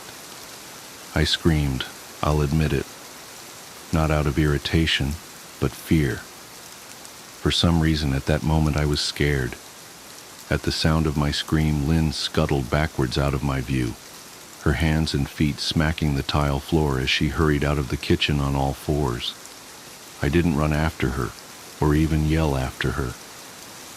I just stood there frozen in shock, wondering what F had possessed her to do that. It took me a little longer than I'd like to admit to go back upstairs, but I eventually did. When I got to our bedroom, Lynn was lying on her side, asleep, or at least pretending to be. I stood there for a while, watching her breathing to be sure she really was asleep. I had the feeling she might jump out at me the moment I got into bed, but she didn't. I climbed into bed and she didn't even move. Her breathing was soft and deep, and I was starting to wonder if I'd dreamt the whole thing. The next morning, I waited for her to come down for coffee, and after handing her a mug and kissing her cheek, I decided to ask her about it. "What was that about last night?" I asked, keeping my tone light so I didn't offend or embarrass her. She frowned over her cup of coffee, shaking her head like she had no clue what I was referring to. "You were peeking at me again, from over there," I said, pointing to the spot on the floor by the kitchen island. She followed my gaze, and when she looked back at me, she burst out laughing. She laughed so hard that I couldn't help but join her. "You creep me the F out sometimes, you know that?" I said. She giggled and set her cup on the counter and wrapped her arms around my neck. "You creep me out all the time, so I guess we're even," she teased. We said our goodbyes and left for work. As I drove, I kept thinking about how creepy it had been seeing her grinning at me from behind the island like that. The sounds her hands made on the floor as she crawled away. I told myself she was just trying to be silly, just trying to join me in my love of all things horror. It's not like I was afraid of her, but it still didn't sit right with me. I started seeing her peeking at me more and more. Sometimes she'd be peeking out from behind the couch or living room curtains. Once she even managed to get inside her grandmother's old trunk that sits at the foot of our bed. I might not have even known she was there at all, had the trunk's old hinges not given her away. She'd had the lid propped up just enough so that only half of her face peeked through. She'd been grinning like an excited toddler. It was unnerving. I didn't even know what to say to her. All I could do was stare. When I finally found my voice, I asked her why on earth was she doing this. She didn't answer, but she had slowly closed the lid, shutting herself inside the trunk. I just walked away, feeling disturbed. I didn't understand why she was doing it, but it clearly made her happy. I just hoped she would tire of the game quickly. Lynn didn't peek at me for the next 2 weeks. I started to think she was done with her weird prank, and I was relieved. We were watching a show on Netflix one night, and I jokingly said that I hadn't seen her peeking at me lately, and that she must have given up on her spy game. She looked up at me with a small smile and said, "Maybe I've just gotten better at it." I didn't say anything, but I wondered whether or not she was joking. For the next few days, I couldn't stop thinking about what she'd said. Was she still peeking at me when I wasn't looking and I just hadn't noticed? And if so, What the hell was she getting out of this? I started to feel paranoid, constantly checking whether she was watching from around the corner or behind a door. I was jumpy whenever I was home, and she wasn't in full view of me. I felt stupid and a little crazy. But after a few weeks without another incident, I began to relax. I stopped checking behind furniture and walls and told myself it was just a bad memory. Then a few days ago, things got so much worse. Lynn left to go to a friend's, and I lounged on the couch and played a couple games on my laptop. Around 9 p.m., I hopped in the shower, and as I was washing the soap from my hair, I felt that awful feeling that I was being watched. I slowly opened my eyes and almost had a heart attack. Lynn was peeking from behind the shower curtain, her entire head stretched into the shower, leaving just her body outside. Her long, dark hair hung against the curtain, the ends dripping with water. Her mouth hung open in a terrible grin, eyes wide and red, as if she hadn't blinked in a while. I screamed and jumped back against the wall. She didn't move, nor did her smile waver. Her makeup ran down her cheeks in 2 black streaks. She looked giddy and completely deranged. I was terrified. We stood like that for a few moments, neither of us saying a word. Finally, after what felt like forever, she slowly pulled her head back out of the shower, and I watched her blurry figure through the curtain as she moved backwards towards the bathroom door. A second later, the bathroom door slammed shut, hard enough to rattle the mirror. I screamed again and jumped out of the shower to lock the door. I stayed inside the bathroom for over an hour. Maybe I overreacted to some of you. But joke or not, I wasn't going to put up with the crazy shit anymore. That's what I kept telling myself as I paced in my bathroom, stopping to listen at the door every few minutes. Suddenly I heard a muffled sound, and I pressed my ear against the bathroom door, straining to listen. I couldn't hear anything, but I envisioned Lynn standing on the other side of the door, giggling at her joke. I felt a surge of anger. I was beyond pissed at being made to feel scared in my own house and made to hide in the bathroom for an hour. All for what? Some joke? If it was a joke, it was an awful one. What the Flynn? I snapped. This shit is getting really annoying. I waited for her to apologize or to call me a jerk, but instead I heard a faint moan, so quiet I wondered if I heard it at all, and then complete silence. Lynn, I called out, not able to even hide the shakiness in my voice. I got no response, just my own heavy breathing. I swear to God, just stop it, I yelled, pounding my fist on the door. I waited for her to cuss me out, something I would expect from me talking to her like that.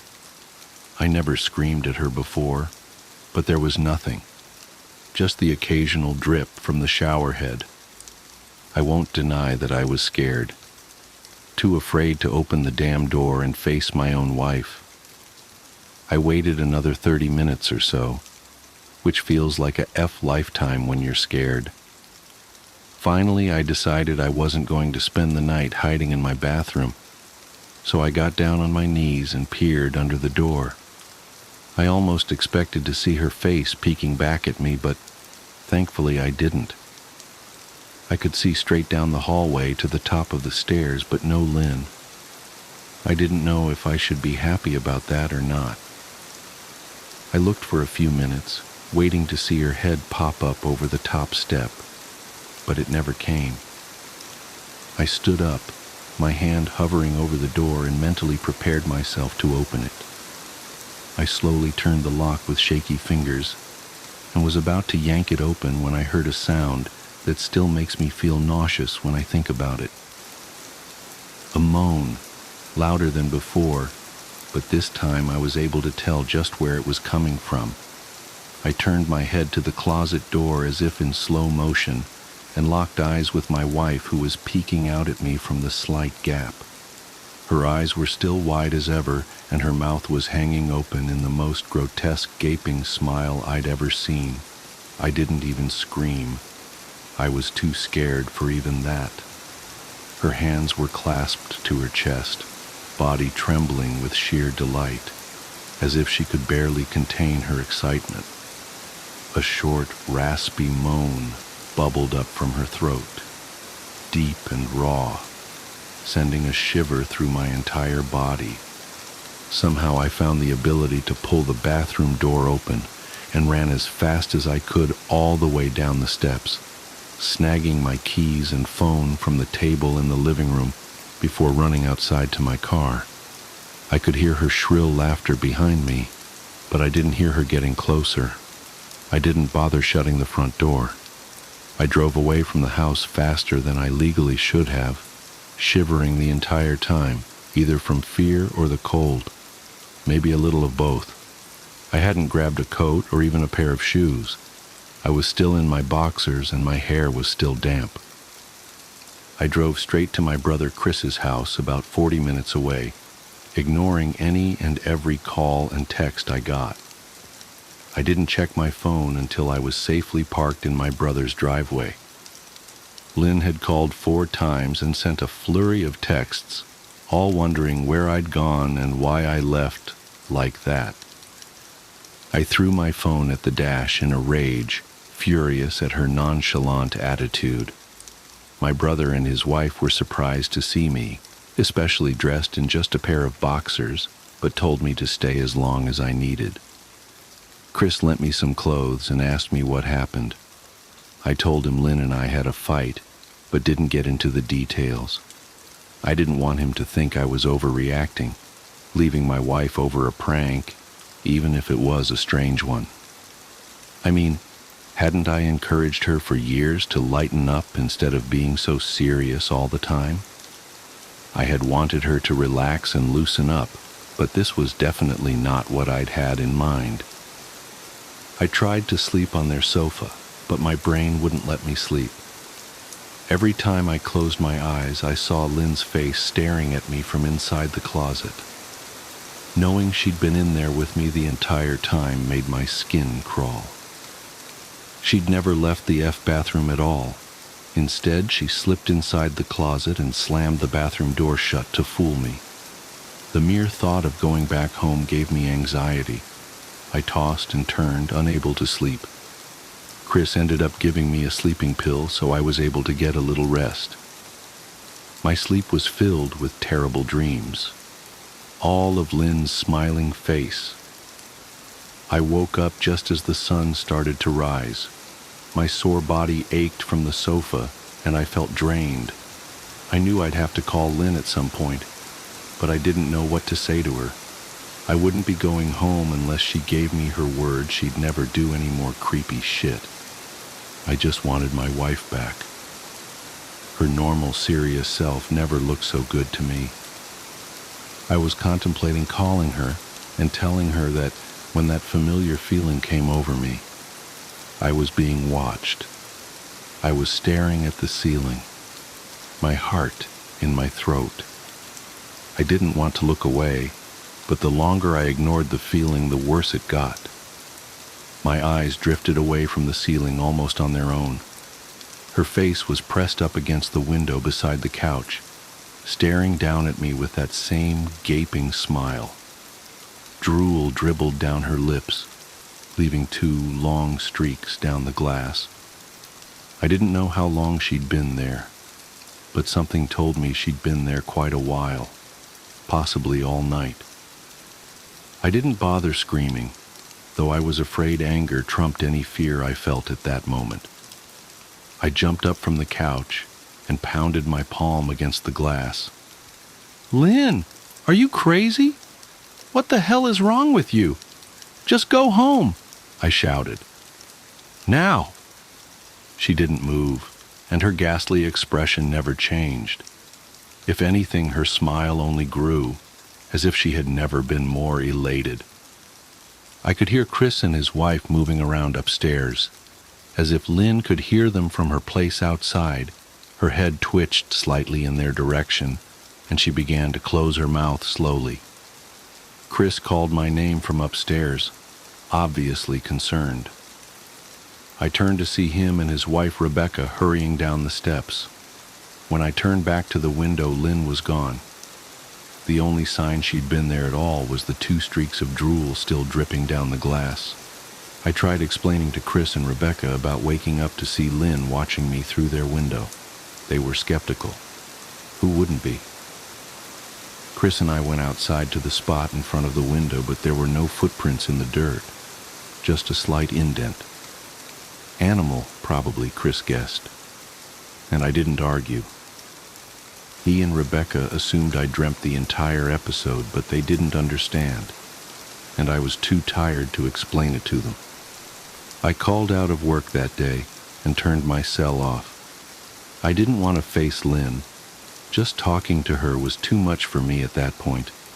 I really started to believe something was irreversibly wrong with her, that no matter what promises she made, we'd never be the same again.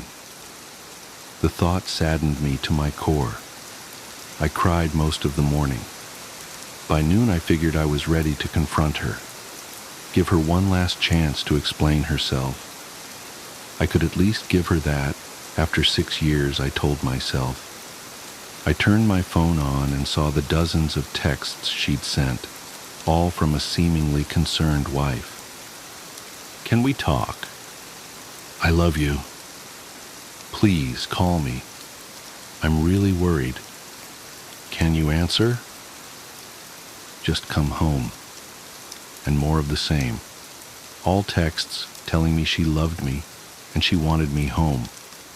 How worried she was. Not a damn one addressing the crazy shit she pulled, like she hadn't been acting like a character from a Stephen King book. Even her texts were different. She normally texted novels just to tell me to pick up a loaf of bread. You'd think she'd have more to say to me after her bizarre shenanigans. I know it probably seems childish to some of you who are miles away from this situation, but if you saw the way Lynn had looked at me, how she scampered away on all fours like some wild animal, grinning at me from inside the closet like a lunatic, then I think you'd find my reaction was warranted. I ended up staying with Chris and Rebecca for another night. I didn't wake up yesterday until afternoon, and thankfully I didn't see Lynn's face watching me through the window. I don't want to pry because it's not my place, but is this fight something that can be mended? Rebecca asked. She'd made us both a sandwich for lunch, and I knew she wanted to breach the subject without seeming to be nosy. I don't know, She's like a different person, I said, choosing my words carefully. I still wasn't ready for her or Chris to know the full extent of the batshit craziness I had been dealing with. People change, Ben, but she's still the same woman you married. Maybe you both just need to talk through your issues. Whatever's going on, I'm sure it can be fixed. She said, ever the peacemaker. I think it's beyond that now. I don't think talking would help. I just don't trust her, I said. The words stung in my heart. I missed and loved my wife. But how could I live with someone like that? Living in constant fear didn't sound too appealing. Lynn loves you. She has to be absolutely crushed, she said. I don't know about that, I said. Well, she certainly seemed like it to me. I've never seen her so upset.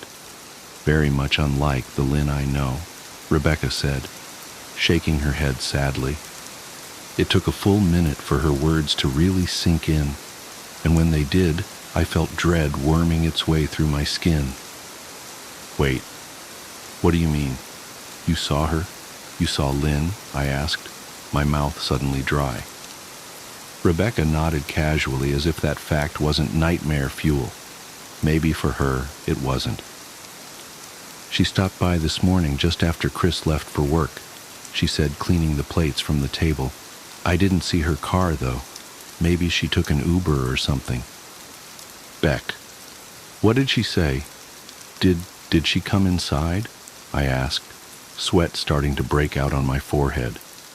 I began looking around, examining corners as though a predator lurked behind them. No, she just asked if you were awake yet, and I said that you weren't. I asked if she wanted me to wake you, but she said no, just said to let you sleep. She said as she washed the dishes. That's all? She didn't say anything else? I asked. No. She looked awful though, like she hadn't slept in days. I think you should call her. I got up from the table and thanked Rebecca for lunch. I felt a little bit better at the knowledge that at least she hadn't come inside. Still, I needed to double-check that the doors were locked. I sat for a while trying to figure out what to do next. I didn't want to go home, but I felt that I owed it to Lynn to help her if I could. Hadn't I swore an oath to love and honor her through sickness and in health? Clearly, she was very sick. If she was sick, which I truly believed she was, I had to try and get her the help she needed.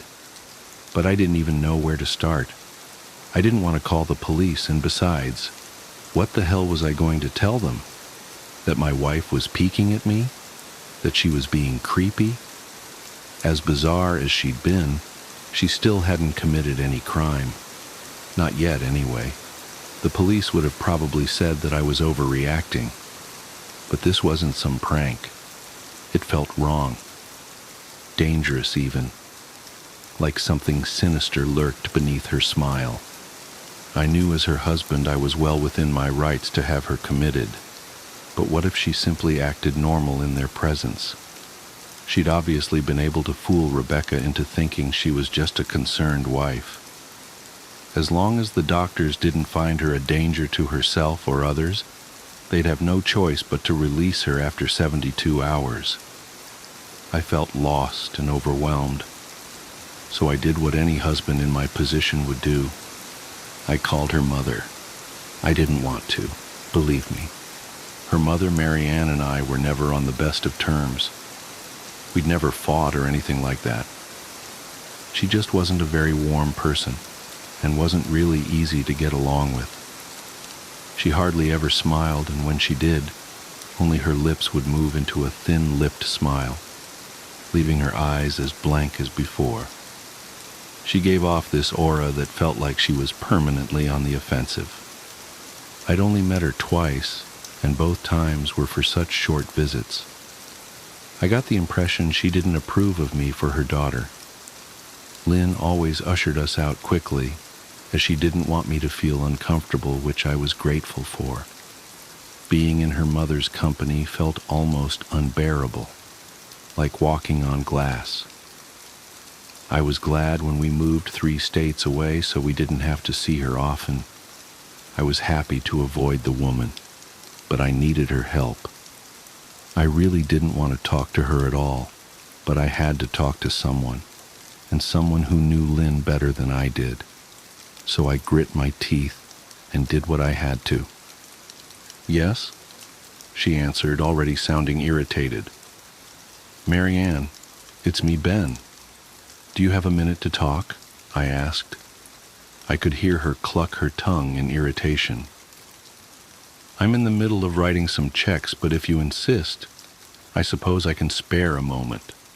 What is it that you want to discuss, Benjamin? She said coolly. It's about Lynn.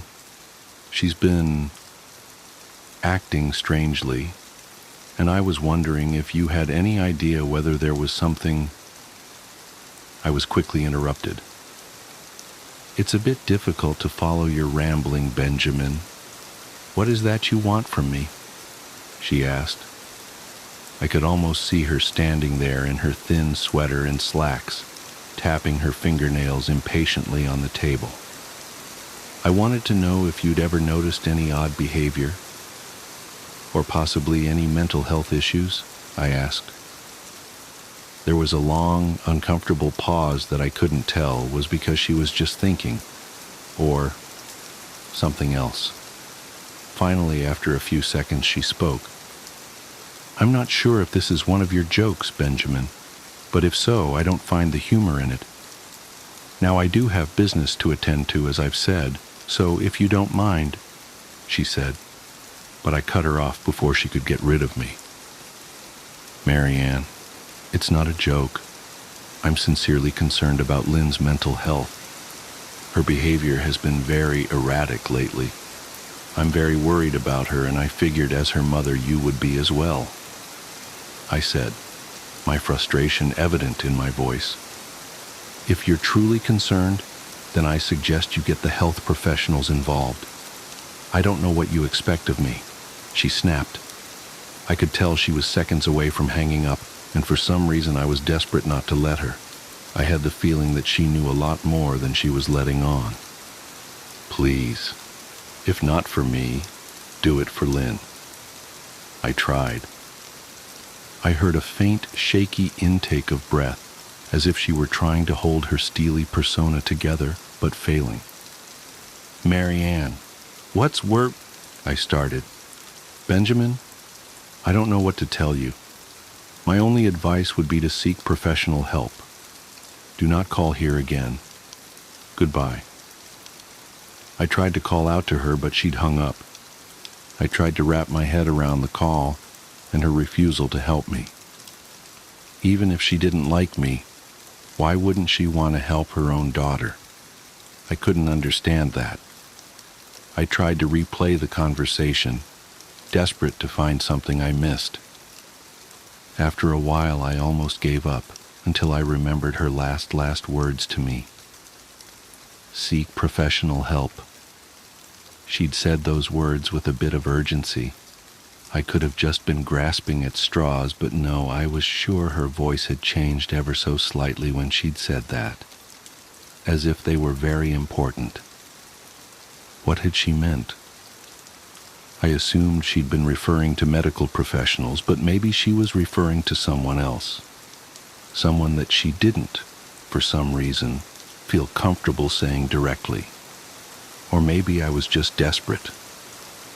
I waited for Chris to get home, and after a very long and exhausting conversation with him and Rebecca, I convinced them that Lynn truly needed psychiatric help.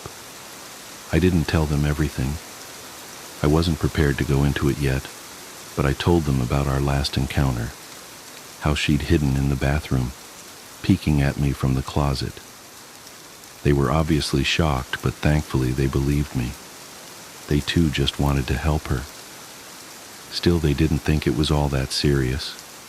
Weird, maybe, but not dangerous. They just kept saying that Lynn had to be playing some kind of weird joke. Maybe for YouTube, Rebecca offered, if only half-heartedly. Chris didn't think we should involve the police just yet.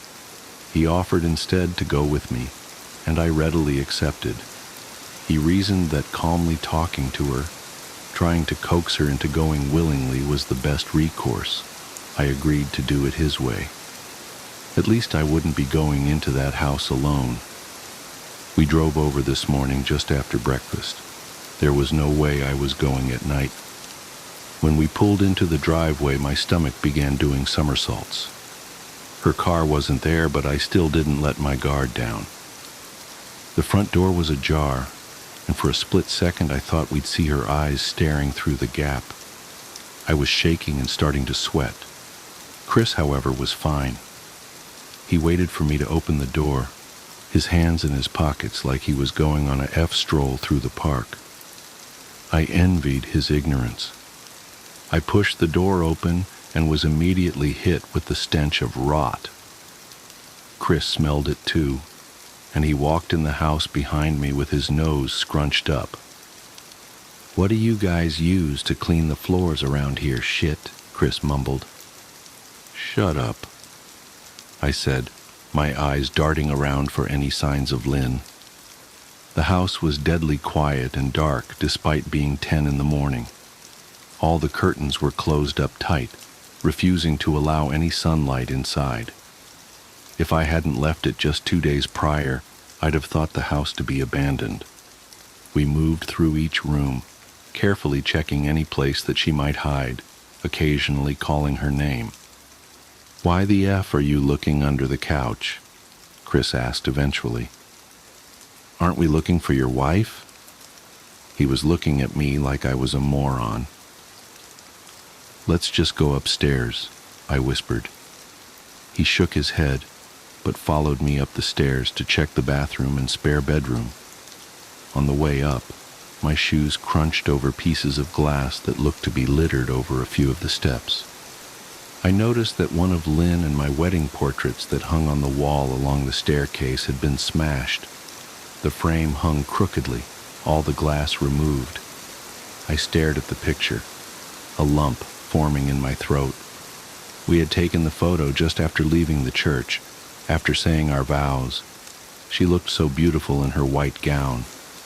I looked at Lynn's beautiful face. I never dreamed her face would ever be a source of terror for me. We climbed the rest of the steps and checked the spare bedroom, but it looked completely untouched. I was hesitant to go into the bathroom, my fear from that night coming back to me all at once. Chris noticed and offered to go in by himself, but I couldn't let him do that. So we walked in together, checking the closet and the shower. The bathroom looked as if it hadn't been touched since the night I left. I don't think she's here, Ben. Why don't you pack some clothes and we'll try coming back tomorrow or something, Chris said. I nodded and went into our bedroom and shoved some clothes into a duffel bag. When I checked inside our closet, I came across the source of the smell and gagged. Chris took one look and lost all color in his face. He had to go stand by the stairs to get away from the sight and smell. I gazed down in shock at what lay inside my bedroom closet. Soaking into the rug were at least a dozen eyeballs, all carefully laid out in pairs. Some were as large as a quarter, while others were as tiny as a marble. I stared down at the eyes she'd collected from small animals, and I wondered how she'd gotten them, and shuddered at the thought. Man, I thought I had it bad with Becca's shoe addiction. But F me. Your wife's in here collecting eyeballs, Chris said, gagging. Ben, I think we should go, he called from the hall. I'm getting nauseous. All right. I grabbed my duffel and shut the closet door on my new nightmare. I stepped out into the hall and took a deep breath of air. I could taste the rot on my tongue and I couldn't help but gag. Who the F lines up eyeballs in their closet like that? Chris mumbled. I tried to tell you she needed help, I said. She doesn't need help, Ben. She needs a F exorcist, he said. You coming or what? I can't stand the smell any... His words died in his throat, and his eyes grew wide with fear. I didn't ask him why. I could feel it. Someone was watching me, and I didn't think it was the eyes in the closet. I turned around, my eyes slowly scanning the bedroom. Christ, I whispered, as I finally saw what we'd missed. Under the bed, curled on her side, watching us with the excitement of a kid on Christmas morning, was my wife. She held her hands together just under her chin, and they were shaking eagerly. Now that she knew she'd been found, I could hear the quiet noises she was making, a sort of hiccuping sound in her throat, as if the excitement was just too much for her. It was unnerving to say the least. Wide eyes and that same huge smile. Everything in me told me to run, but I forced it away. This was my wife. No matter how twisted, she was still the woman I married. I had to help her. Lynn, I said softly. She didn't respond, but her head bobbed back and forth in two quick little movements, as if she were nodding. Baby, I just want to help, okay? Can you let me do that? I asked. I had taken a single step forward, approaching her like some kind of dangerous animal. I love you, Lynn, I said softly, taking another step closer. She let a tiny moan escape her wide-open mouth, and I had to resist the urge to run. Her shoulders were starting to quiver, and her eyes grew as large as saucers. I crouched down so I could see her better, and immediately saw the blood. Her hands were covered in it. They trembled more the closer I got, as if she was barely able to contain herself. "Lynn, are you hurt? You're bleeding," I said.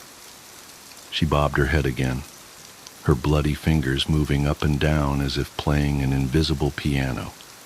They occasionally grazed her chin, leaving smears of blood on her skin. I wanted to recoil in disgust. The smell that was coming off of her was revolting. I could feel the vomit trying to climb up my throat. Her lips were dry and stretched thin, blood seeping between the cracks. I knew she wouldn't come out on her own, but I didn't want to leave her in the state she was in. I scooted closer and reached out to her. The excited hiccuping sounds got louder and her hands shook, fingers flexing. It was then that I could see the blood oozing from in between her fingers. "Oh my God, Lynn, you're bleeding," I said. Instinctively, I reached out to take her hand, but before I could even touch her, her hand sprang out towards me. A sharp pain shot through my arm, and I fell back on my ass.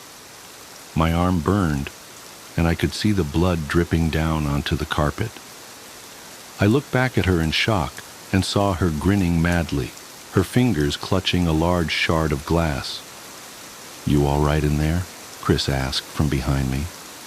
I turned my head slightly and nodded to him, cradling my arm to my chest. When I turned back to face Lynn, I saw that her focus had shifted.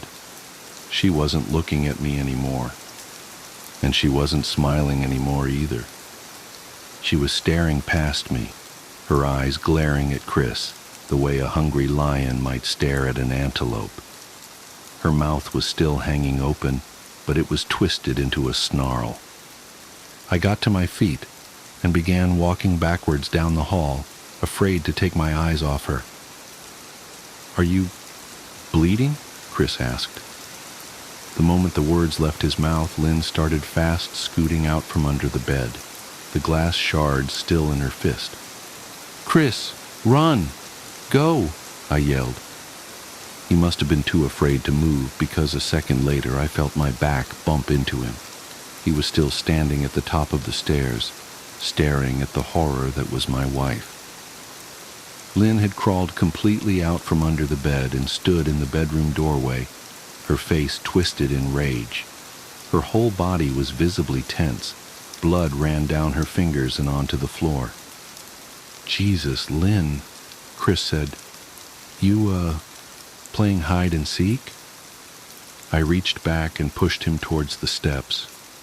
"Move your ass, Chris," I said as quietly but firmly as I could. Lynn bobbed her head in fast, sharp motions and began to grin, stretching her mouth open wider and wider so that her chin seemed to touch her chest. I heard Chris mutter a prayer, and then he was running down the stairs. I stood at the top of the steps, stuck between the love for a woman who clearly needed serious help and self-preservation. "I only want to help," I said, choking back tears.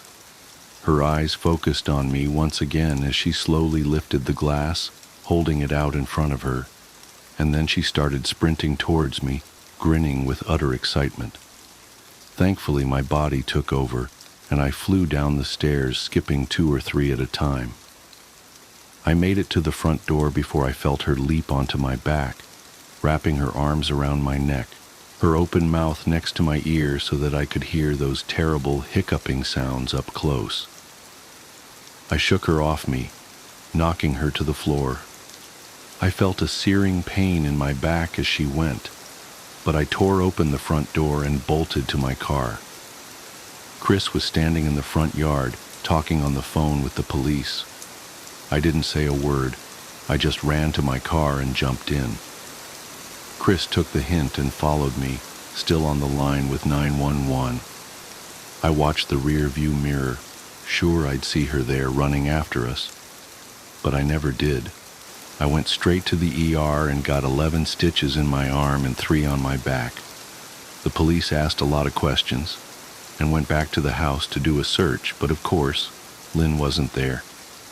They advised me to stay with a friend or relative for a while and to file a restraining order as soon as I could, but none of those things would matter.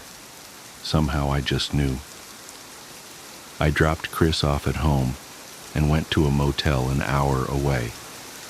I wanted to put as much distance between me and Lynn as I could. This is where I've been for the last 4 hours. I thought maybe the police would find her. Maybe they'd get her the help she desperately needs. But now I don't think so, because 40 minutes ago I got a text from an unknown number. Just 3 words, "I found you," and a picture attached. The picture was dark and grainy, but I instantly knew what it was. There was no mistaking my wife's eye. I started typing this out immediately after. I don't know what to do. I'm alone and scared, and I can't help but feel that I'm being watched. How to summon the Butter Street hitchhiker. There's an urban legend in my hometown about a hitchhiker on Butter Street that will appear if you follow a series of instructions. Once summoned, you drive him to his destination, and if you play the game right, he will answer an unknowable question for you. If you play it wrong, well, just don't play it wrong. There's an old gravel pit at the end of Butter Street. The water there is the deepest blue. It's almost like staring into the ocean. That's how deep it is. More than one car over the years has been dredged up from the depths there. Officially, these drivers all fell asleep at the wheel. But unofficially, the deaths from cars careening off the road into the gravel pit during the wee hours of the night only add more veracity to the urban legend. They were the poor souls who broke the hitchhiker's rules. So far, no one has pinpointed the origin of the legend. I've reached out to the local historical society and searched through newspaper archives in the local library and haven't found any mentions of the hitchhiker. It's a modern piece of folklore passed around coffee shops and diners in the early morning hours until it eventually made its way to high school cafeterias. It wasn't until someone posted about the hitchhiker on a local Facebook group that people began sharing their experiences and the rules of how to summon him. But as more people shared their experiences, the details about the hitchhiker varied from person to person. His clothes have switched up over the years, growing more modern. His speech doesn't reflect any particular time period either. No mannerisms or 23 skidoo phrases to help date him. Sometimes he's in his late teens, sometimes he's much older. Even with these differences, everyone who claimed to have summoned the hitchhiker swears that he was real.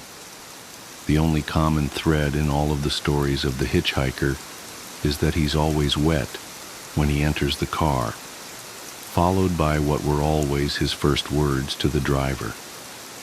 "It's a bad night for rain." To which you reply, "Is there ever a good night?" He laughs, and that's when you know you're playing the game. But I'm getting ahead of myself. I should go back to how I got him in the car. The game starts by turning your car on exactly at midnight. Where doesn't matter, only when. And once the car is on, you can't get out, nor can you let anyone else in. Just you, in your car, at midnight. What comes next is a lot of waiting, because you have to be at the pickup point on Butter Street at exactly 3 a.m. That's right, 3 hours in the car. Those are the rules. With 3 hours to kill, a lot of people show up early and just cruise the road so they can time getting to the pickup spot at exactly 3 a.m. But as the urban legend has grown in popularity, the local police will pull you over if they see your car circle back down Butter Street more than once. The local cops all know the rules, so if they pull you over, they'll have you turn off your car and get out of the vehicle, thus ending the game. On the night I decided to summon him, I filled up my car at the gas station at 11:45, then went in and took advantage of the facilities to ensure I wouldn't need to make any pit stops before 3 a.m. Then I waited in the parking lot until it was exactly midnight and started up my car. I should add that it doesn't matter what type of car you drive, but a 4-door car is preferred over a 2-door or a pickup. You don't want to look directly at the hitchhiker, not until the end of the trip. That's much easier to do if he's sitting in the back seat versus sitting beside you. I drove in a big loop around the county until it was time to head to the pickup, avoiding any of the known police traps to keep from having to try again another night. I kept my maps program running on my phone so I knew exactly what time I had to make my way to Butter Street. I can't imagine how difficult it was to be an urban legend hunter before real-time GPS maps. Side note, you can play with the radio on or off. It has no impact on the hitchhiker. Radio on is preferred if you choose not to engage him. He can get quite loud and belligerent if you won't talk to him. I pulled up to the pickup spot, stopped the car, and then followed the summoning instructions. The rules posted online had small variations, but attempts that contained the following actions had the highest rate of success. Leave the car on and in drive, but engage the emergency brake. Turn off everything but the car: lights, air conditioning, radio, phone. Unlock the car doors 3 times. Roll down all the windows. Press the brake pedal 3 times.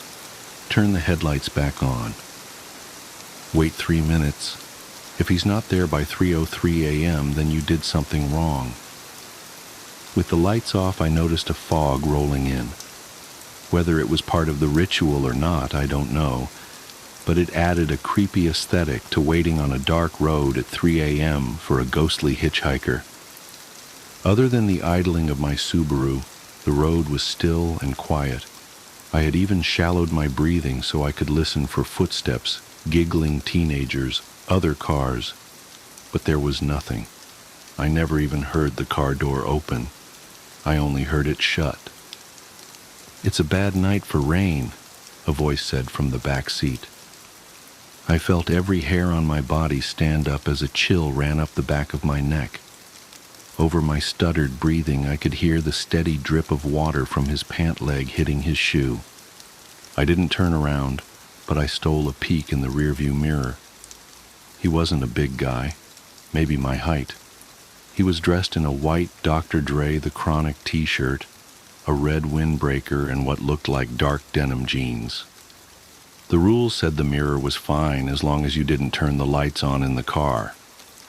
But never look him directly in the face, not until he's out of the car and ready to answer your question. I gathered up my courage to reply back, but the words stuck in my throat. I cleared and tried again. "Is there ever a good night?" A pause as I stared back in the mirror at the shape in my back seat. I held my breath, waiting. Then, after what felt like ages, I saw his hand slap against his wet knee as he laughed. I let out the breath I was holding as I disengaged the parking brake. "Hold up, put your wipers on, champ," he said. "With all that rain, you won't see the road." This was a scripted reply, part of the game. "Right, sorry." Also a scripted response. Despite his insistence on the rain, it was bone dry outside. Per the rules, I turned on my windshield wipers, setting them to their fastest setting. He settled back against the seat, laying his arm across the back window. "Mind if I turn on the radio?" I asked. This wasn't part of the game, but I figured it was best to ask and be polite. "It's your ride," he said. His voice was a smooth baritone. "One request, no country, please." "Sure thing," I answered. I put on a local top 40 station. I pulled back onto the road just as the clock hit 3:03. I stole looks in the rearview mirror as often as I felt comfortable while still keeping the car on the road. Luckily, this part of Butter Street was pretty straight, and not a lot of traffic. From his voice and the hand tapping against the wet knee in the back seat, I could tell he was a black man, maybe mid-20s, and dressed like he came straight from 1996. Nothing like any of the descriptions I read on the Facebook post about the hitchhiker. "Where you headed?" I asked. This was a scripted part of the game. "I'm headed to see my girl. I worked the late shift tonight. Thought I'd pop in to surprise her." His response to this question was always different. That, coupled with the fact that the appearance of the hitchhiker seemed to shift, led many to believe that it's not the same spirit every time.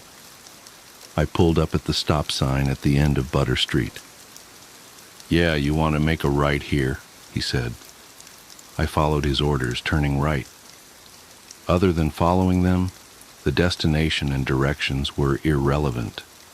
The ride goes until 3:33 a.m. when he tells you to pull over. "So what's your story, man?" he asked. A scripted prompt, but how you reply was completely up to you. Some have ignored talking to him altogether, which apparently is not recommended. Some have shared a little out of politeness. Others have talked right up until drop-off time, filling the air with their own words. The more you talk to him, the more he talks back.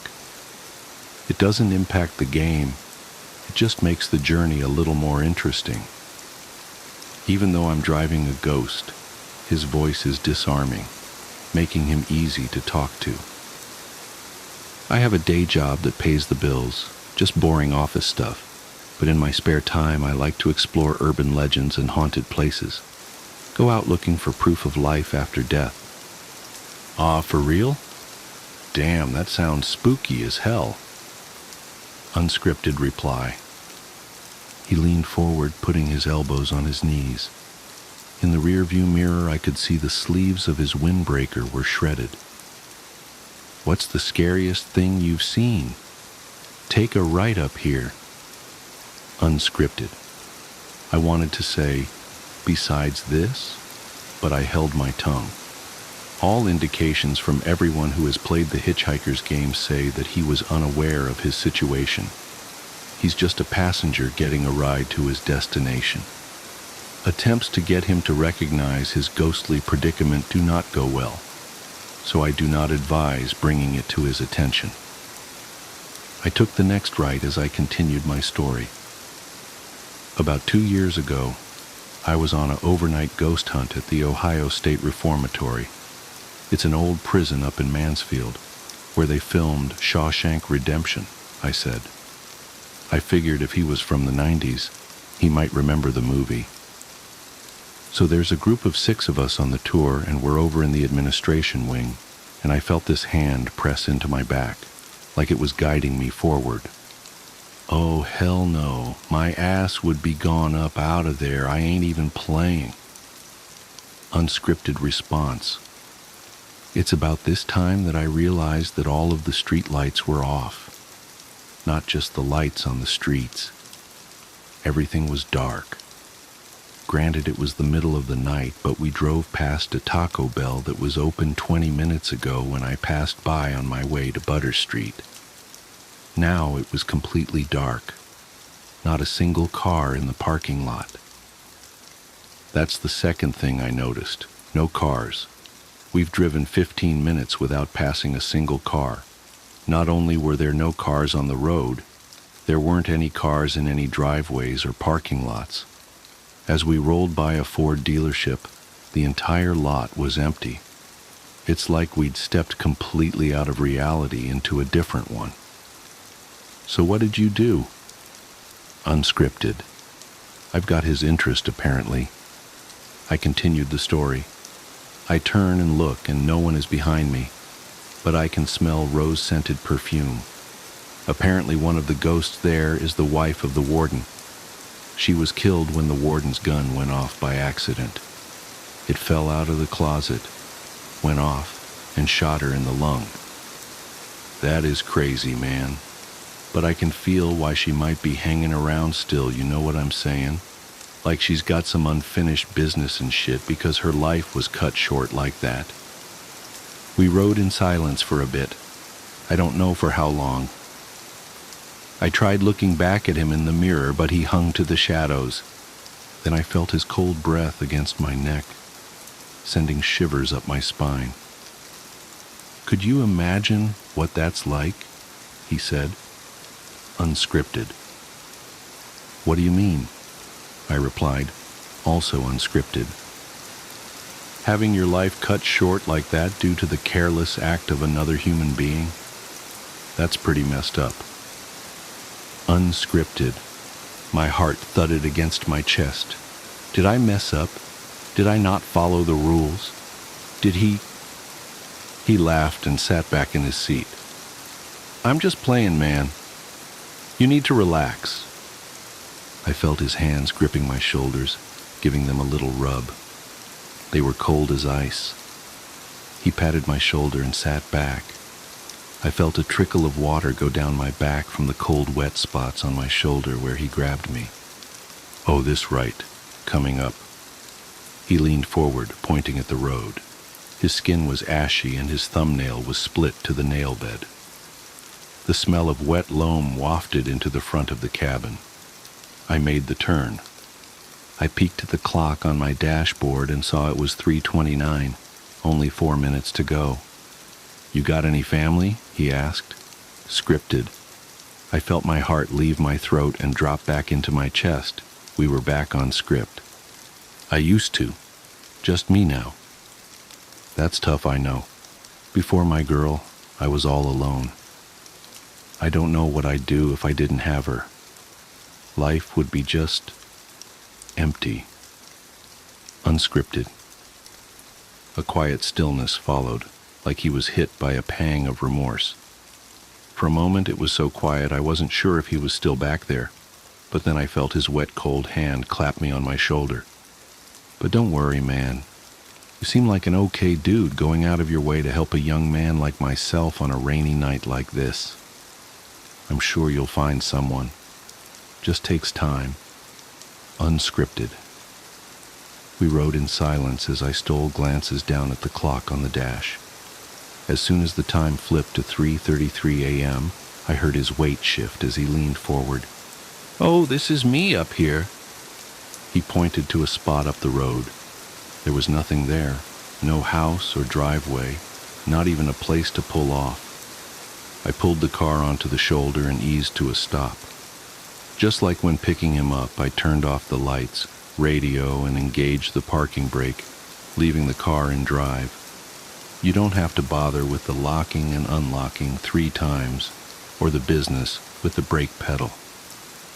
Just unlock. Also, and this was very important, don't watch him get out. Don't look at him in the rearview mirror. Don't do anything but look down at your hands on the steering wheel. Keep them on the wheel, 10 and 2. And wait. This time I heard the car door open and slam shut. I could also hear the sound of his shoes against the gravel as he walked around the front of the car to the driver's side. I wanted to look up, but I managed to fight the urge by counting the seams on the steering wheel. "Thanks for the ride. Do you have a question for me?" he asked. Scripted. It was still his voice, but unlike our previous conversation, it was completely devoid of personality or emotion. Once you completed the ride, you were allowed to ask him a question. It has to be something personal but unknowable. You can't ask for lottery numbers or things like that. People have supposedly asked about locations of lost heirlooms, the exact date and time of their death, the fate of long-lost relatives, all sorts of personal questions they'd have no other way of knowing. For the second time that night, the words failed to leave my throat. I took a deep breath and swallowed. "Is she at peace?" I asked. Then without thinking, I added, "Does she blame me?" My words were barely above a whisper, but I knew he heard me. "After you ask, then and only then are you allowed to look directly at him." So I did. I felt all the color drain from my face as I looked up. The hitchhiker had no face at all. only two shiny black spots where his eyes should be. He had no mouth, no nose, nothing else. Just two quarter-size black pools of what looked like liquid ink where his eyes should be, and they reflected every star in the sky. I couldn't look away from those eyes, even though I very much wanted to. "That's two questions, my friend," he replied, unscripted. My heart jumped back into my throat. I broke the rules. I messed up. I asked two questions. I was paralyzed, staring up into his face. I sat looking up at him for what felt like hours. I pulled back a little as his hands moved up to the sides of his face, just under his ears. I thought for a moment he might rip off his false face and reveal another, more terrifying one. He didn't remove his face. Instead, he pulled his hoodie up over his head, returning his empty face to the shadows. "But since you were kind enough to save me from walking all this way in the rain, I'll answer you." Unscripted. Before I could exhale a sigh of relief, he gripped the door frame and leaned down so I was staring directly into his empty eyes. "She's not at peace, and she does blame you." Even with the hood up, I could still see every last star in the night sky in those inky black pools. I can't fully capture what I saw in them. It was like staring at both vast infiniteness and vast nothingness. They held everything and nothing at the same time. His eyes, they were like staring into eternity. As he stood up from the window, I let out the breath I was holding. My hands shook as I pulled them off the steering wheel. "Drive safe." Scripted reply. The last thing he says before he leaves. He walked away behind the car. You can watch him walk in the rearview mirror, but don't turn around or get out or try to follow him. I watched until he disappeared into the darkness and waited until I could no longer hear his footsteps against the gravel. When I turned on my headlights, I realized I was back on Butter Street, parked on the side of the road next to the drop-off for the gravel pit. This was always where you ended up after the hitchhiker leaves. All I had to do was release the parking brake and the car would roll towards the drop-off, gaining speed until it launched off the cliff into the deep blue water waiting below. I don't know how long I sat there with my hand on the parking brake release, contemplating his answer to my question. But then, I saw them. Headlights. A car was coming up the road towards me. The cars were back, as were the streetlights and house lights. I was back from wherever the hitchhiker took me. I locked eyes with the driver as they drove by, having one of those weird moments where time seems to slow down. It was enough to jolt me back to reality. I released the parking brake and aimed my car back onto the road. I got home a little after 5 a.m. I tried to sleep but was too worked up from my adventure, so I called in sick. I laid in bed all day, thinking about the hitchhiker, his words, and all those cars that end up in the gravel pit on Butter Street. Maybe those cars aren't from people who played the game wrong. Maybe they all played it right, but couldn't handle his response to their question. It's been 3 days since I picked up the hitchhiker. I can still smell the wet loam in my car, and his muddy footprints in the floorboard of the back seat are still there. As I write this, I look up from my monitor and look at the photo of my Abigail, taken 2 weeks before she died. She's beautiful, smiling, and happy. She's not at peace, and she does blame you. It's my favorite photo of her. I think I'll take it with me when I take a drive later tonight. I'm going back to see the hitchhiker. I have a hunch, and I don't know if it's relevant, but I feel it's important to share with anyone reading this that I'm wearing a gray Adidas hoodie and jeans.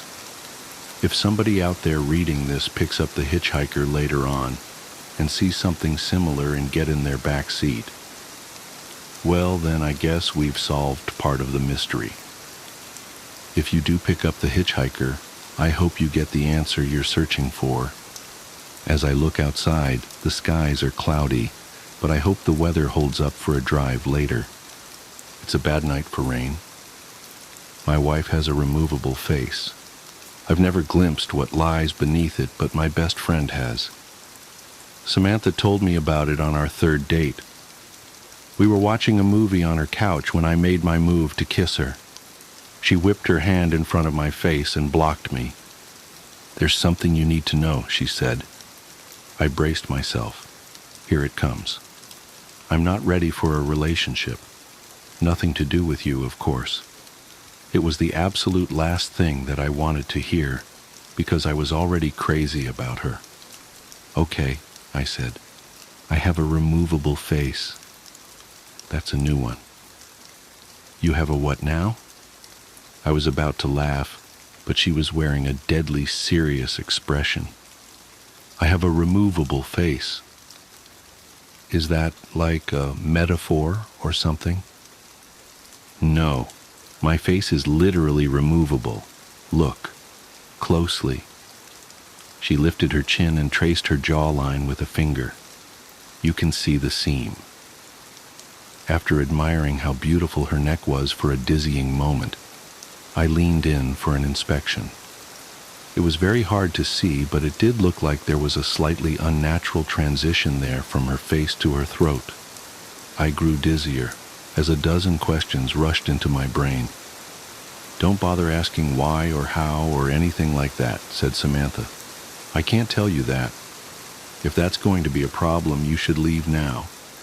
I'm letting you know this because I like you and I want to take the next step, but this is non-negotiable." "Okay," I said, unsure of what was happening. "Not a problem. So what? You have a removable face. Who cares? It looks good." "There's something else. Once a day, usually in the evening, I have to remove the face and disinfect the inside of it. If I don't, it will rot. This takes about an hour, give or take, depending on how my day went.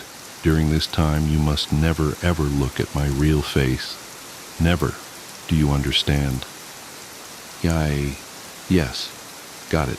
Don't ask about it. Don't look at your real face." Samantha stood up. "Now, I'm going to go into the bathroom and clean my face. That will give you plenty of time to think about what I've told you. If you're here when I'm done, that's great. I would like that. But if you're gone, I'll understand." She turned and walked into her bedroom. I sat in stunned silence as I heard the bathroom door close. I gave the thing some serious thought. It was possible that it was a joke of some kind. It was possible that it was a delusion. Was it possible that it was true? Well, it was certainly possible to transform an actor's face with movie makeup, so I supposed it was possible that Samantha wore a removable face every day. Maybe she had had a horrible accident where her flesh had been mangled. Maybe her face had been melted by acid or burned by fire, or the skin shorn off by heavy machinery. If it had, I would never know, because she would never tell me, and I would never see it. I pictured a face of raw, naked muscle rotting away. Could I kiss her, if that was what I was kissing? But wasn't that what we all were, under the skin? Just muscle and bone and blood and squishy organs. I paced around the living room, running my hand through my hair. I liked Samantha a lot. She was smart and funny and beautiful. But was that beauty real? Did it count? Did it matter if it was real or not? Was I being superficial, even worrying about it? When she came out of the bathroom, I was still there. I looked at her face. She smiled, and I was in love. We dated, we moved in together, we decided to get married. For the most part, it was a completely normal relationship, typical of two young people in love, building a life together. During the day, it was easy to forget about the face altogether. It looked natural enough, and only in certain positions, in certain lights, Was there ever any indication that it wasn't natural? But every night was the same. Samantha would close herself in the bathroom, sometimes for an hour, sometimes for 2, and clean the inside of her face. The curiosity never left me. I would sit there and wonder what was under that face. I came so close to barging in on her a few times, but I never did. I did occasionally ask her about it. About what, if anything, had happened. About how it was possible to make the removable face look so real. About what it really looked like underneath. I tried to coax her into showing me, assuring her that I loved her no matter what, and didn't give a damn what her real face looked like. I was just curious, that's all. She never showed me or told me the story behind it. She didn't get upset at me, unless I was really badgering her. She'd just shrug and say, "You know you can't see it. You know I can't tell you about it." I never told anybody about Samantha's removable face. It's not that she asked me not to. I just didn't think it was anybody's business. Except once, I did tell somebody. It was during my bachelor's party. We had rented several cabins in Big Sur and spent the night drinking and packing our noses with powders that we shouldn't have been packing our noses with. Everyone else had passed out and the sun was creeping up behind us as I stood on the majestic cliffs with my friend Chris, looking down on the Pacific waves crashing against the rocks. Chris was my best friend, as close to a brother as I'd known. We'd grown up together and visited each other at college often, and spent the summers together. After college, we'd moved to different cities, but we stayed in close contact. Standing there on the cliffs, I told Chris about Samantha's removable face. At first, he thought I was joking. Then he had 1,000 questions, most of which I couldn't answer. "What's underneath?" "I don't know, man. I don't know." "Doesn't that drive you crazy, not knowing?" I shrugged. "Lots of stuff I don't know.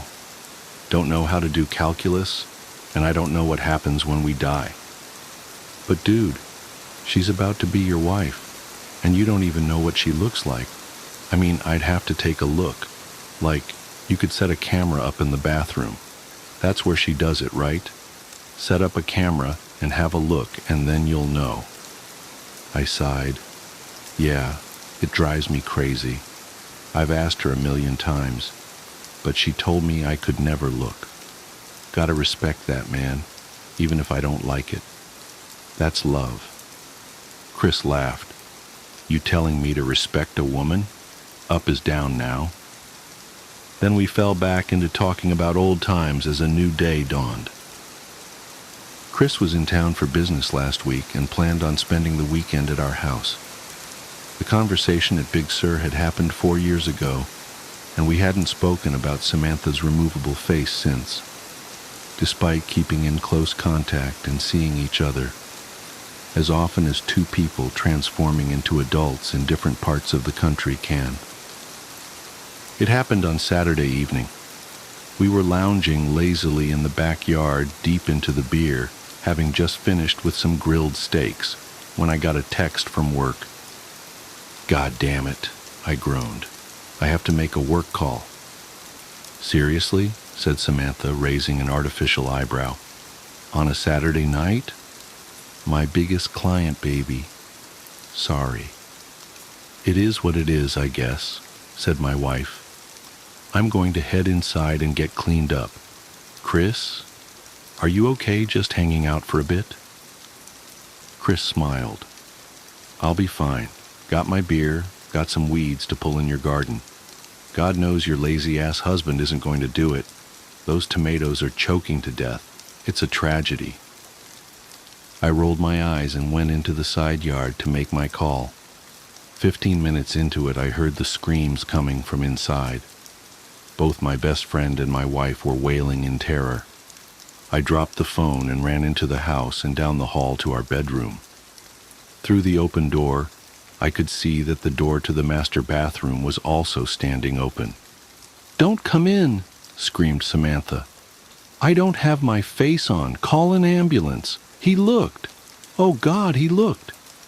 She sounded desperate and truly horrified. That made me desperate and horrified, and I wanted to rush into the bathroom, but I knew suddenly that that would be a mistake. I knew suddenly that Samantha didn't want me to look at her real face, not out of a sense of vanity, but for my own safety. Chris staggered backwards out of the bathroom. He was holding a straightened-out paperclip, which he had used to pick the privacy lock. Now he was stabbing it again and again into his eyes, shouting gibberish. He was clearly in the depths of madness, and it turned my stomach to see him mutilate himself. "Call an ambulance," my wife screamed. "Don't come in here. He looked." I turned and ran back to the side yard where my phone was lying in the newly mowed grass. My client was still on the line, alarmed, asking what was happening, what all the screaming was. I hung up on him and called 911. When the paramedics arrived, Chris was having a seizure in the hallway.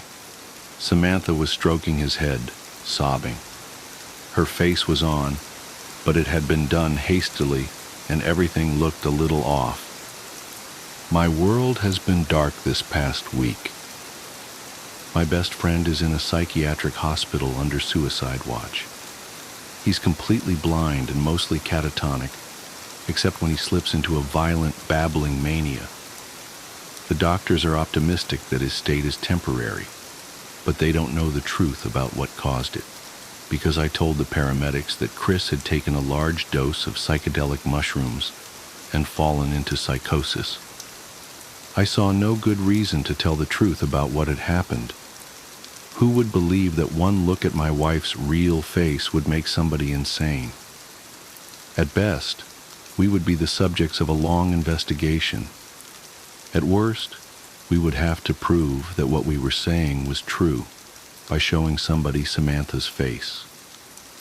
Then the same thing would happen again, and what after that? I had no idea, and no interest in finding out.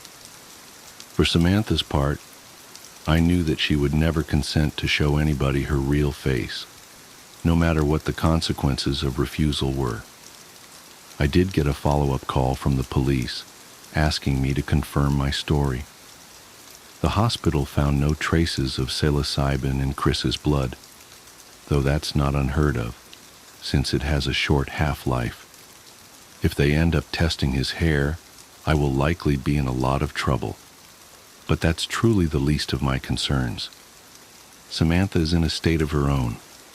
She still cleans the inside of her face, though not as regularly, and when she puts it back on, it's always crooked now. It is beginning to smell a little bit.